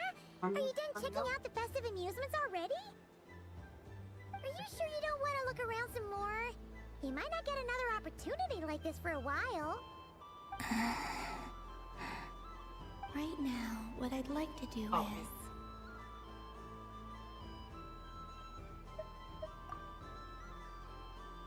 Oh! Candy for us? Thanks a bunch, Columbina! Don't mind if we do! Whoa! This one's intense! But it's so tasty! What about you, Traveler? How does yours taste? Oh, sounds good! Paimon's drooling now! Are there any more Smatna candies in the box? Yes, I believe so. Okay, gotcha! Let's see... Have you tried any of them yourself? Hi, Mom, could you pick out some enough flavored candies? I don't know how to say it. Sure! This one, and yep, this one looks right too. Okay, that's 3. Here we go. 1 per person. All together then? It's so sweet.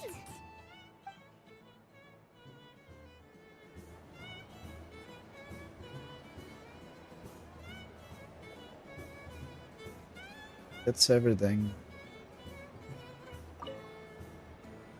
Traveler, Paimon. Columbina! Finished with the festival already? Really?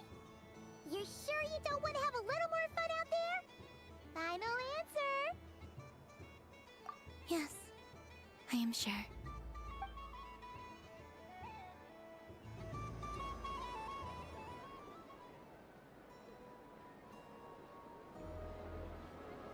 This was the most fun I've ever had on a moon prayer night.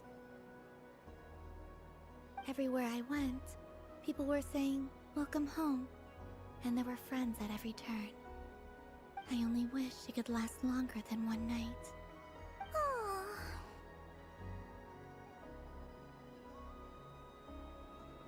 Oh, your friends will always be here. Yes, you're right. The moon prayer blossoms. Ooh, look! Look! Moon prayer night is here!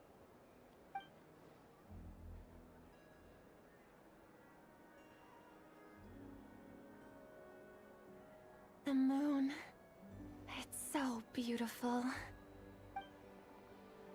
Happy Moon Prayer Night, dear. Happy Moon Prayer Night.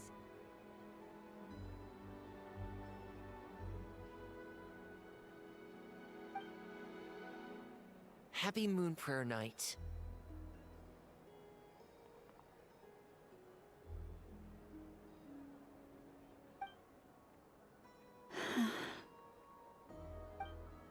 Aww. Huh.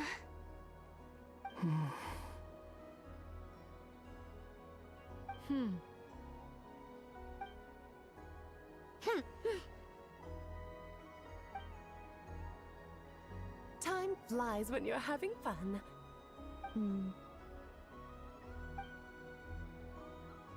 Oh. Looks like the time has come.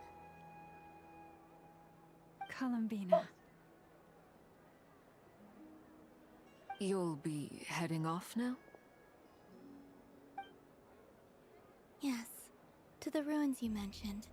And from there, back home to the moon. Wait! I know? At least... Take one of our craft shop's crumb cookies up to the moon with you. You know, for a snack.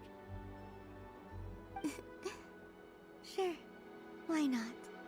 The Curatorium of Secrets believes in proper farewells. No story should be left without a satisfactory endnote. Never. Farewells are an important affair for the Ratniki, too. We never know when we might meet again. Haha! And here I thought grand farewells wouldn't suit tonight's mood. But I suppose friendly passion is not to be stopped, eh? We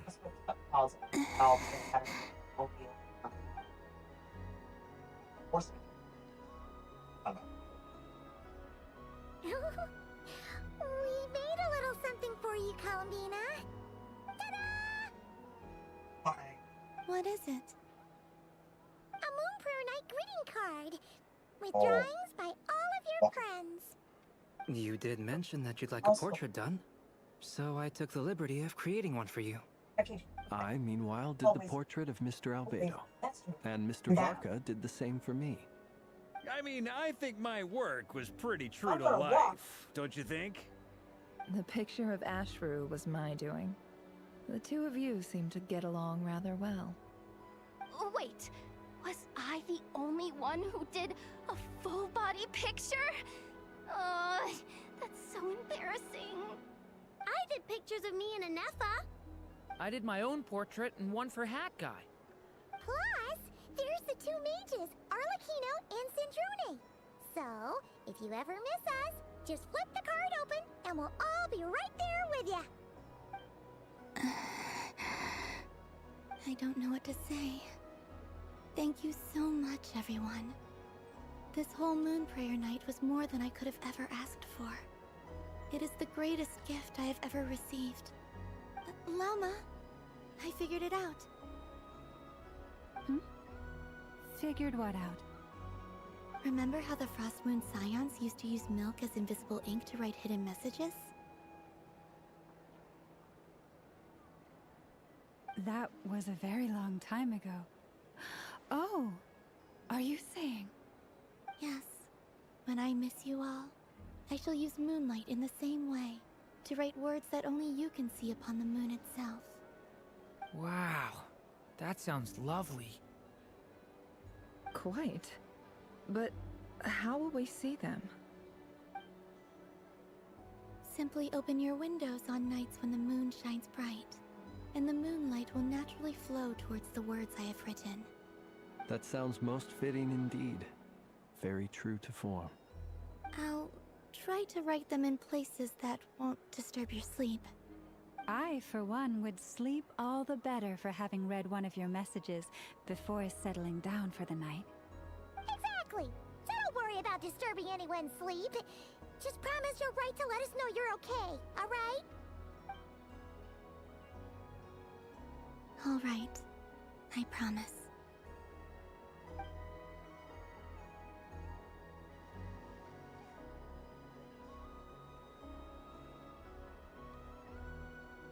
In that case, Columbina, are you ready?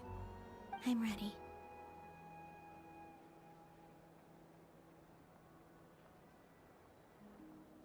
Stay with you till the end. Very well. Let's go.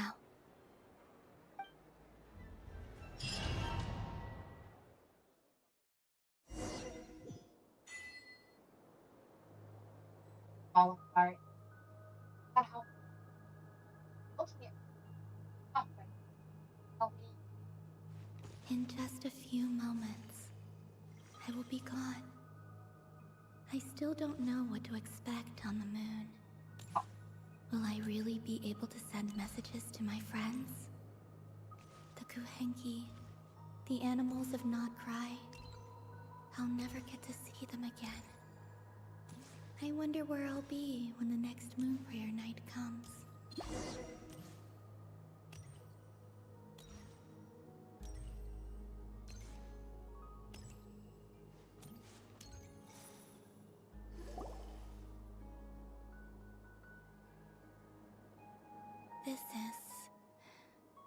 This is where the people of Hyperborea used to communicate with the moons.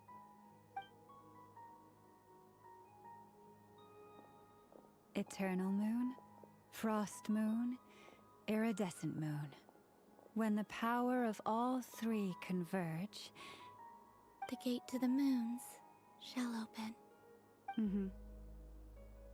The moon marrows are in position. Only the final step remains. I'm sure Nasha Town is livelier than ever at this moment. Yeah, it's a shame you couldn't be there for it, but it's now or never, right? It's fine. I'm more than happy with this. Oh. My last piece of luggage. My only piece of luggage. I know.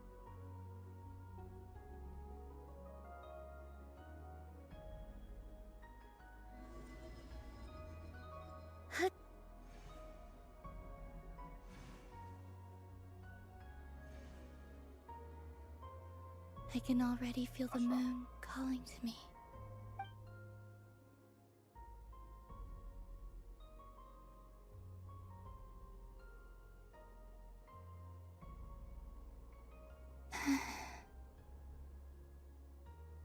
This ray of light will lead you home, Columbina.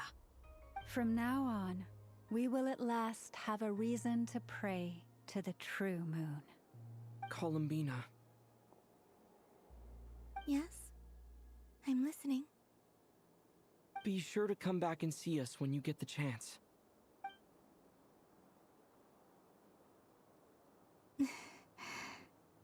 Of course.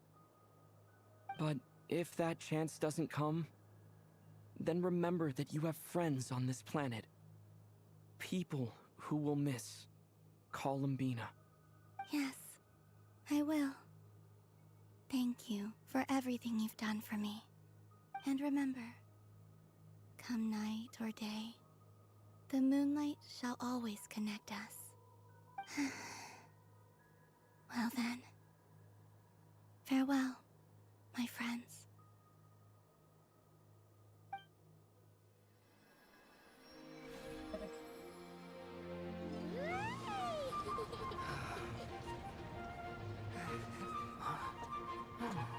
Oh, are you on the lamp?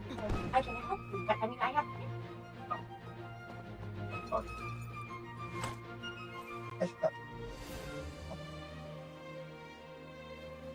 Thank you. This was my happiest night in Teyvat. Farewell, Columbina.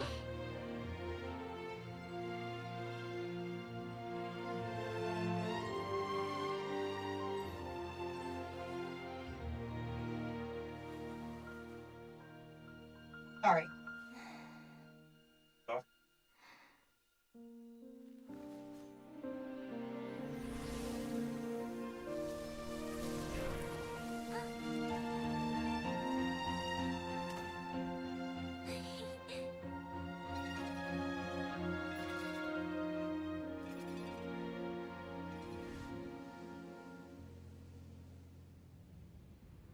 The moon really is closer than ever tonight. What?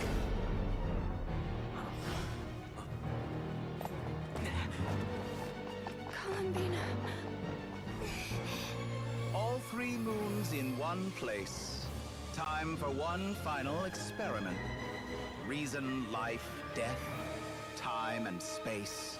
They all believed I would fail.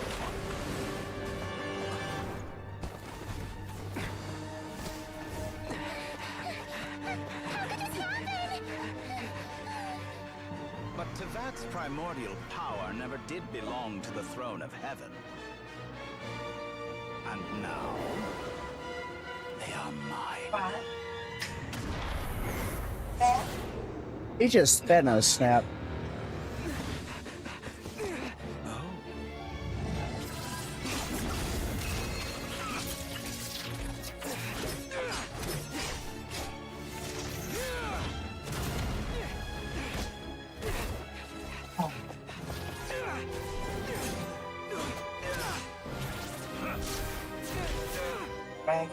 No, as long as I'm here. The Doctor is free to wield the 3 moons' power.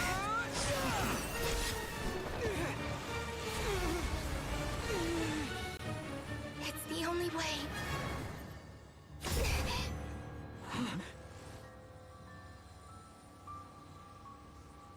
I guess I won't be going home today. Columbina! No!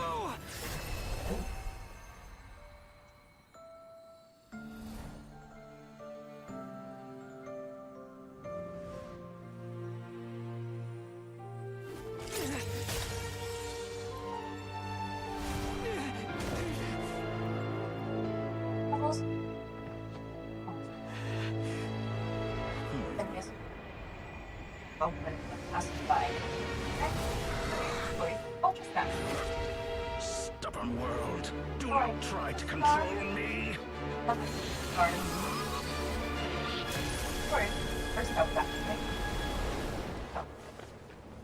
Columbina.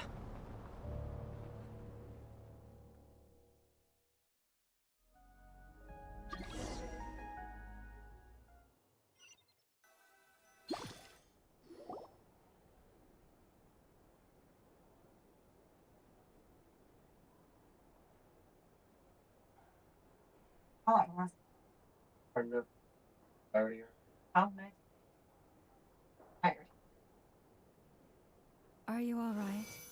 Do your wounds still hurt? I had someone prepare a little medicine that could prove effective. Take it if you need to. Thanks, but I'd rather talk about what just happened. In that case, let me relate the contents of the call we made to Alice after the incident occurred. That Dottore is a crafty one. He distracted the Hexenzirkel by creating a huge fuss at Tevat's borders. I'd assumed that the cause was an abyssal intrusion from the outside world, which in fairness is a rather common occurrence. But after learning that you managed to influence the phantoms in Nod-Krai, I realized that perhaps this interference could have come from within Tevat instead.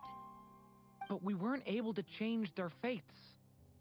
True, you couldn't change how their stories ended, but you did build some variables around yourself. Variables? Yes. Things you heard that you could not otherwise have learned. Ideas that would otherwise have never crossed your mind. All these things are variables. Of course, most variables usually pale into insignificance with the myriad of possibilities floating around. But the moment you start treating them as building blocks and intentionally stacking them, that changes things. That's what Dottore did, and it's how he created the necessary conditions so that when you activated the portal tonight, it played right into his plan. However, we have no way of knowing exactly what he did. Yeah, we also need to ascertain Columbina's status. And that about sums it up. As I suspected, Dottore has disappeared completely. If it's any consolation, he wasn't able to control Columbina as he might have wished to. I'm afraid that's a small consolation given the reason why. To disrupt the Doctor's plan, she escaped into the moon's reflection. What? She did what? Wait, didn't any of you see her do that? All we saw was Dotori appeared and used some kind of power. The next thing we knew, he and Columbina were gone and you were falling into the sea. I see, the Doctor froze time, which is why only I could move freely.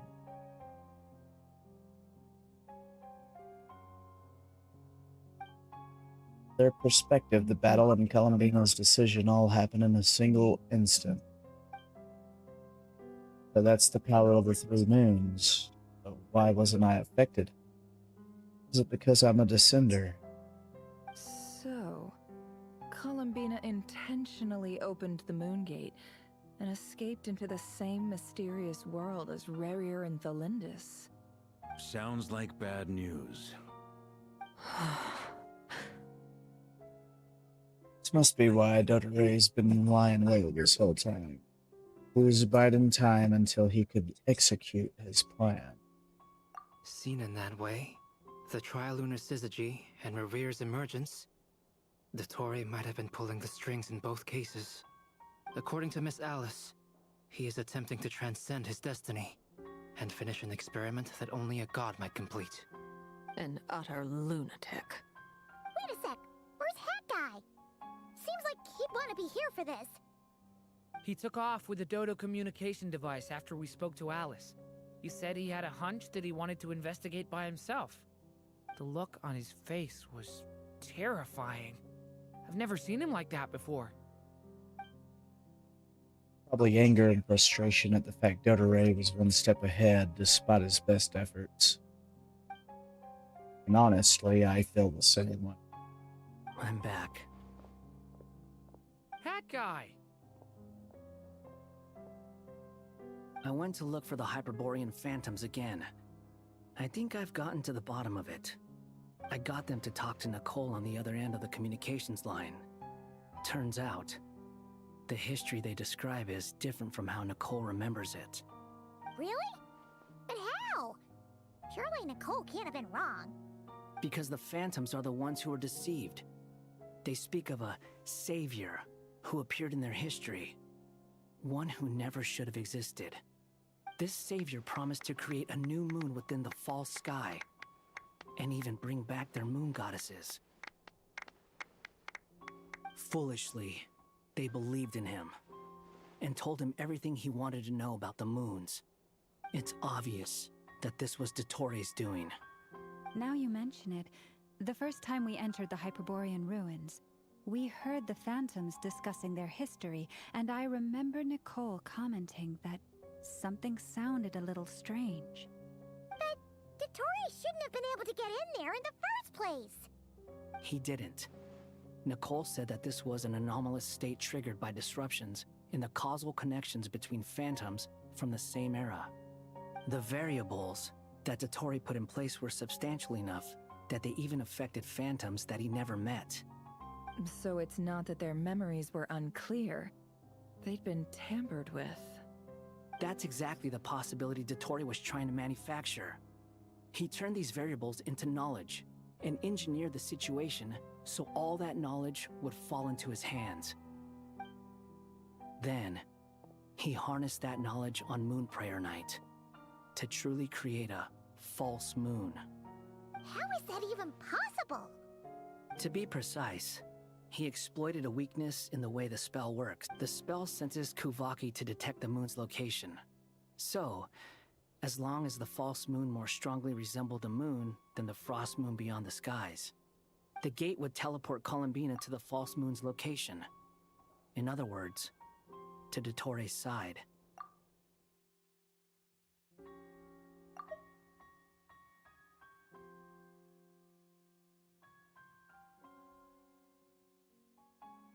Once he had her under control, the teleportation spell remained active.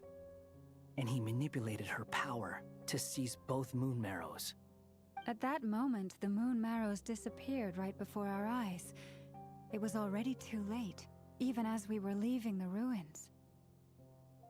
By then, Dottore had already amassed the power of all 3 moons. So, where does that leave us? What do we do now? I'd certainly like to know what Her Majesty thinks, now that the concerns I expressed to her have come to pass. But we cannot simply sit and wait for her to decide the matter. And in any case, it is not the Fatui Harbinger Damselette who sees us as her friends, but rather Columbina Hyposelenia. If, even in such extreme circumstances, Her Majesty will not lift the prohibition on Harbingers drawing steel against one another, then I will do as my heart demands. I will fight as Peruware instead. Oh, Arlecchino! Time is short, so I'll make the first move.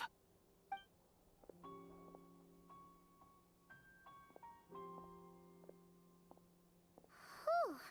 Even Arlecchino seems to be losing her cool now.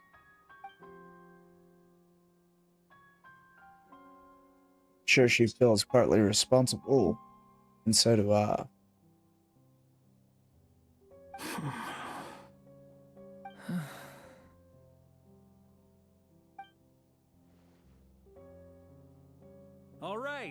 All right. Lose those dejected looks for a moment and let me get a word in. It looks bad, I won't lie. Very bad, in fact. So Dottore's pulled some real dirty tricks to gain the upper hand. For now. And yeah, it's to the point where even the mages say that his variables have affected destiny. I'm not so sure, though. Many have told me that Tevat's destiny is fixed, and that does appear to be the case. Well, what makes Dottore so sure he'll be the exception? And since he was able to stack these variables up, who's to say we can't do the same?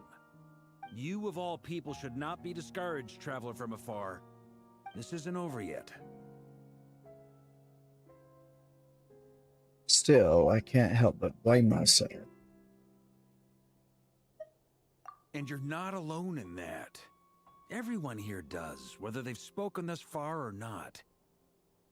But none of us are the type to sit back and wait for the sun to shine again. That's exactly how a knight should roll. If they knock you down, you get back up and get back in it. Don't forget, Honorary Knight, you're a legitimate member of Mondstadt too. Mark is right. This is far from over. Dottore's already way overdue a butt-kicking given his past shenanigans. And after this, he's earned himself a double dose. That's what I'm talking about. How's everyone else feeling? I'll use Kuvaki to investigate Columbina's whereabouts. I am not ready to give up either. Leave the intel gathering to me. Whatever happens within Nod-Krai's borders, when the Curatorium of Secrets wants to be in the know, we always find a way. Ano and I will do all we can to support you. We will attempt to reverse engineer Dottore's actions and seek a breakthrough that way. Alice and Nicole are busy dealing with an emergency at Tevat's borders, so they can't return just yet. But they're both very angry about this. They've asked Albedo and me to act on the Hexen Circle's behalf and do everything in our power to fight back against Dottore. Are you ready then? We're going to have to conduct a lot of research, even in the early stages. I'll do my best. As for me, I'm pretty familiar with Dottore's way of doing things, so I can try to predict his next move. I'll help with your investigation. Nice! Looks like we have our basic division of labor. I'll get in touch with Flints and Itlua, get them to have a chat with their Starshiner. It couldn't hurt to bring the Lightkeepers on board as well. At the same time, I'll pass on instructions to the Knights present in Nod-Krai to assist the Lightkeepers and other organizations in ensuring the safety of those living here. Understood. We gotta be prepared for anything. Yeah! We'll show him! That's it then. Good luck, everyone.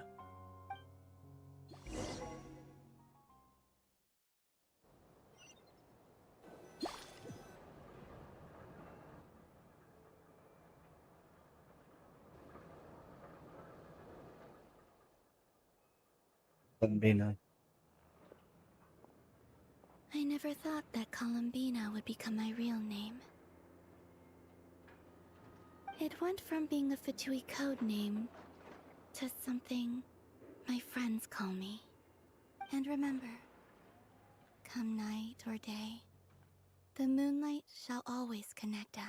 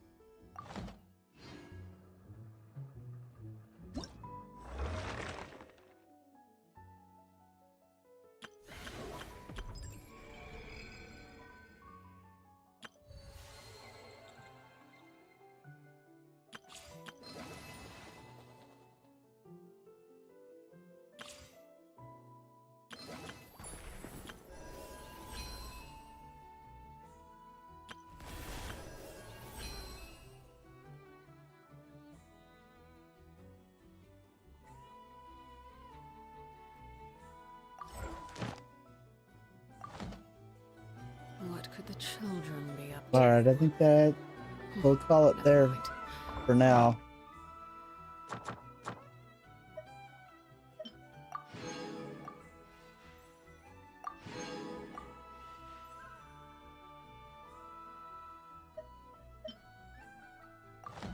Let them do as they please. And what a ride, man.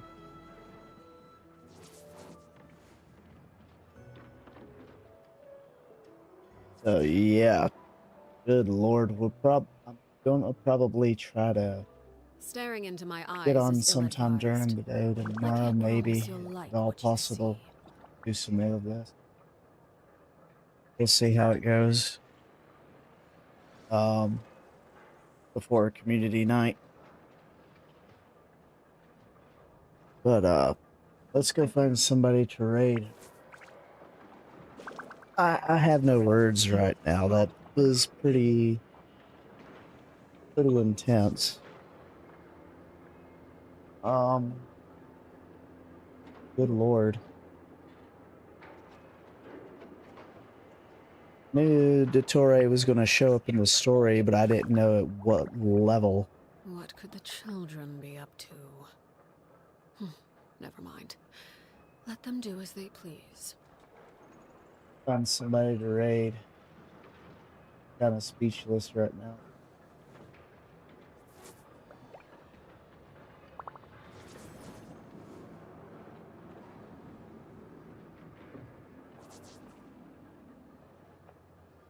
Let's go find somebody.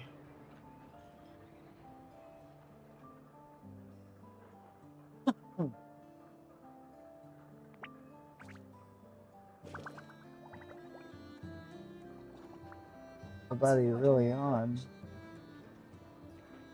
Oh, it's down 4 a.m. Something you wish to report? Go on. You have my undivided attention.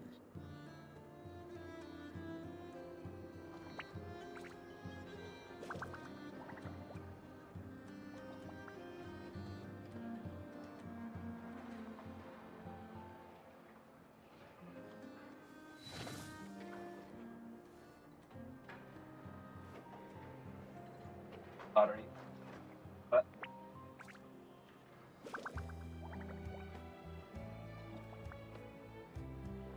always pop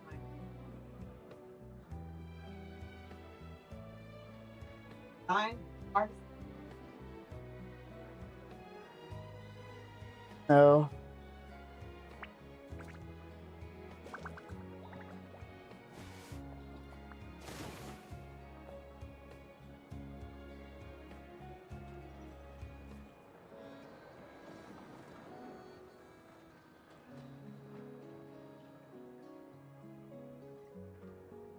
There's one person in particular What that could I the used to. children be up to? I don't think it'd be a good idea. Let them do as they please.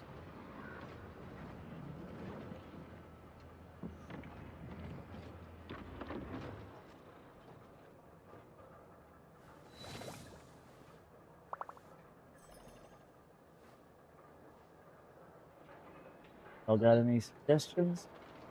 Y'all got any suggestions?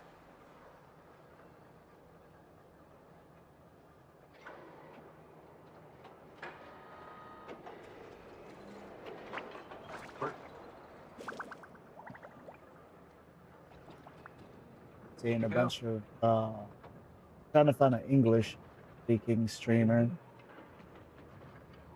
Don't seem to be very many in the Genshin Impact category, right?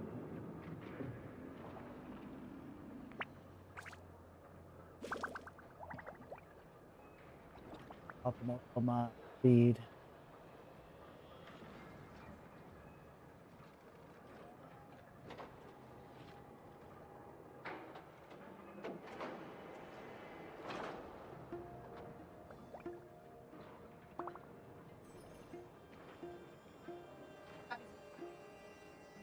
Hard. Add welcome to house. Category.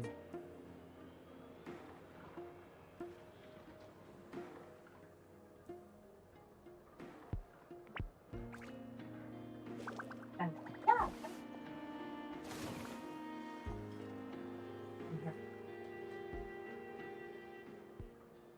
I can't find any. There it is. That's a little up next. Found anyone. Don't worry. Alright, we'll just end it there. I'll Something you see wish you to beautiful report? people tomorrow. Go. Take care of yourselves and You have each my other, okay? undivided attention. And I will see y'all tomorrow. Love you guys. We're hanging out. My cat's getting a little antsy. She's over here saying, "Hey, ain't you in bed yet? You stayed up too long." I'll see y'all tomorrow. Take care of yourselves and each other. Bye for now.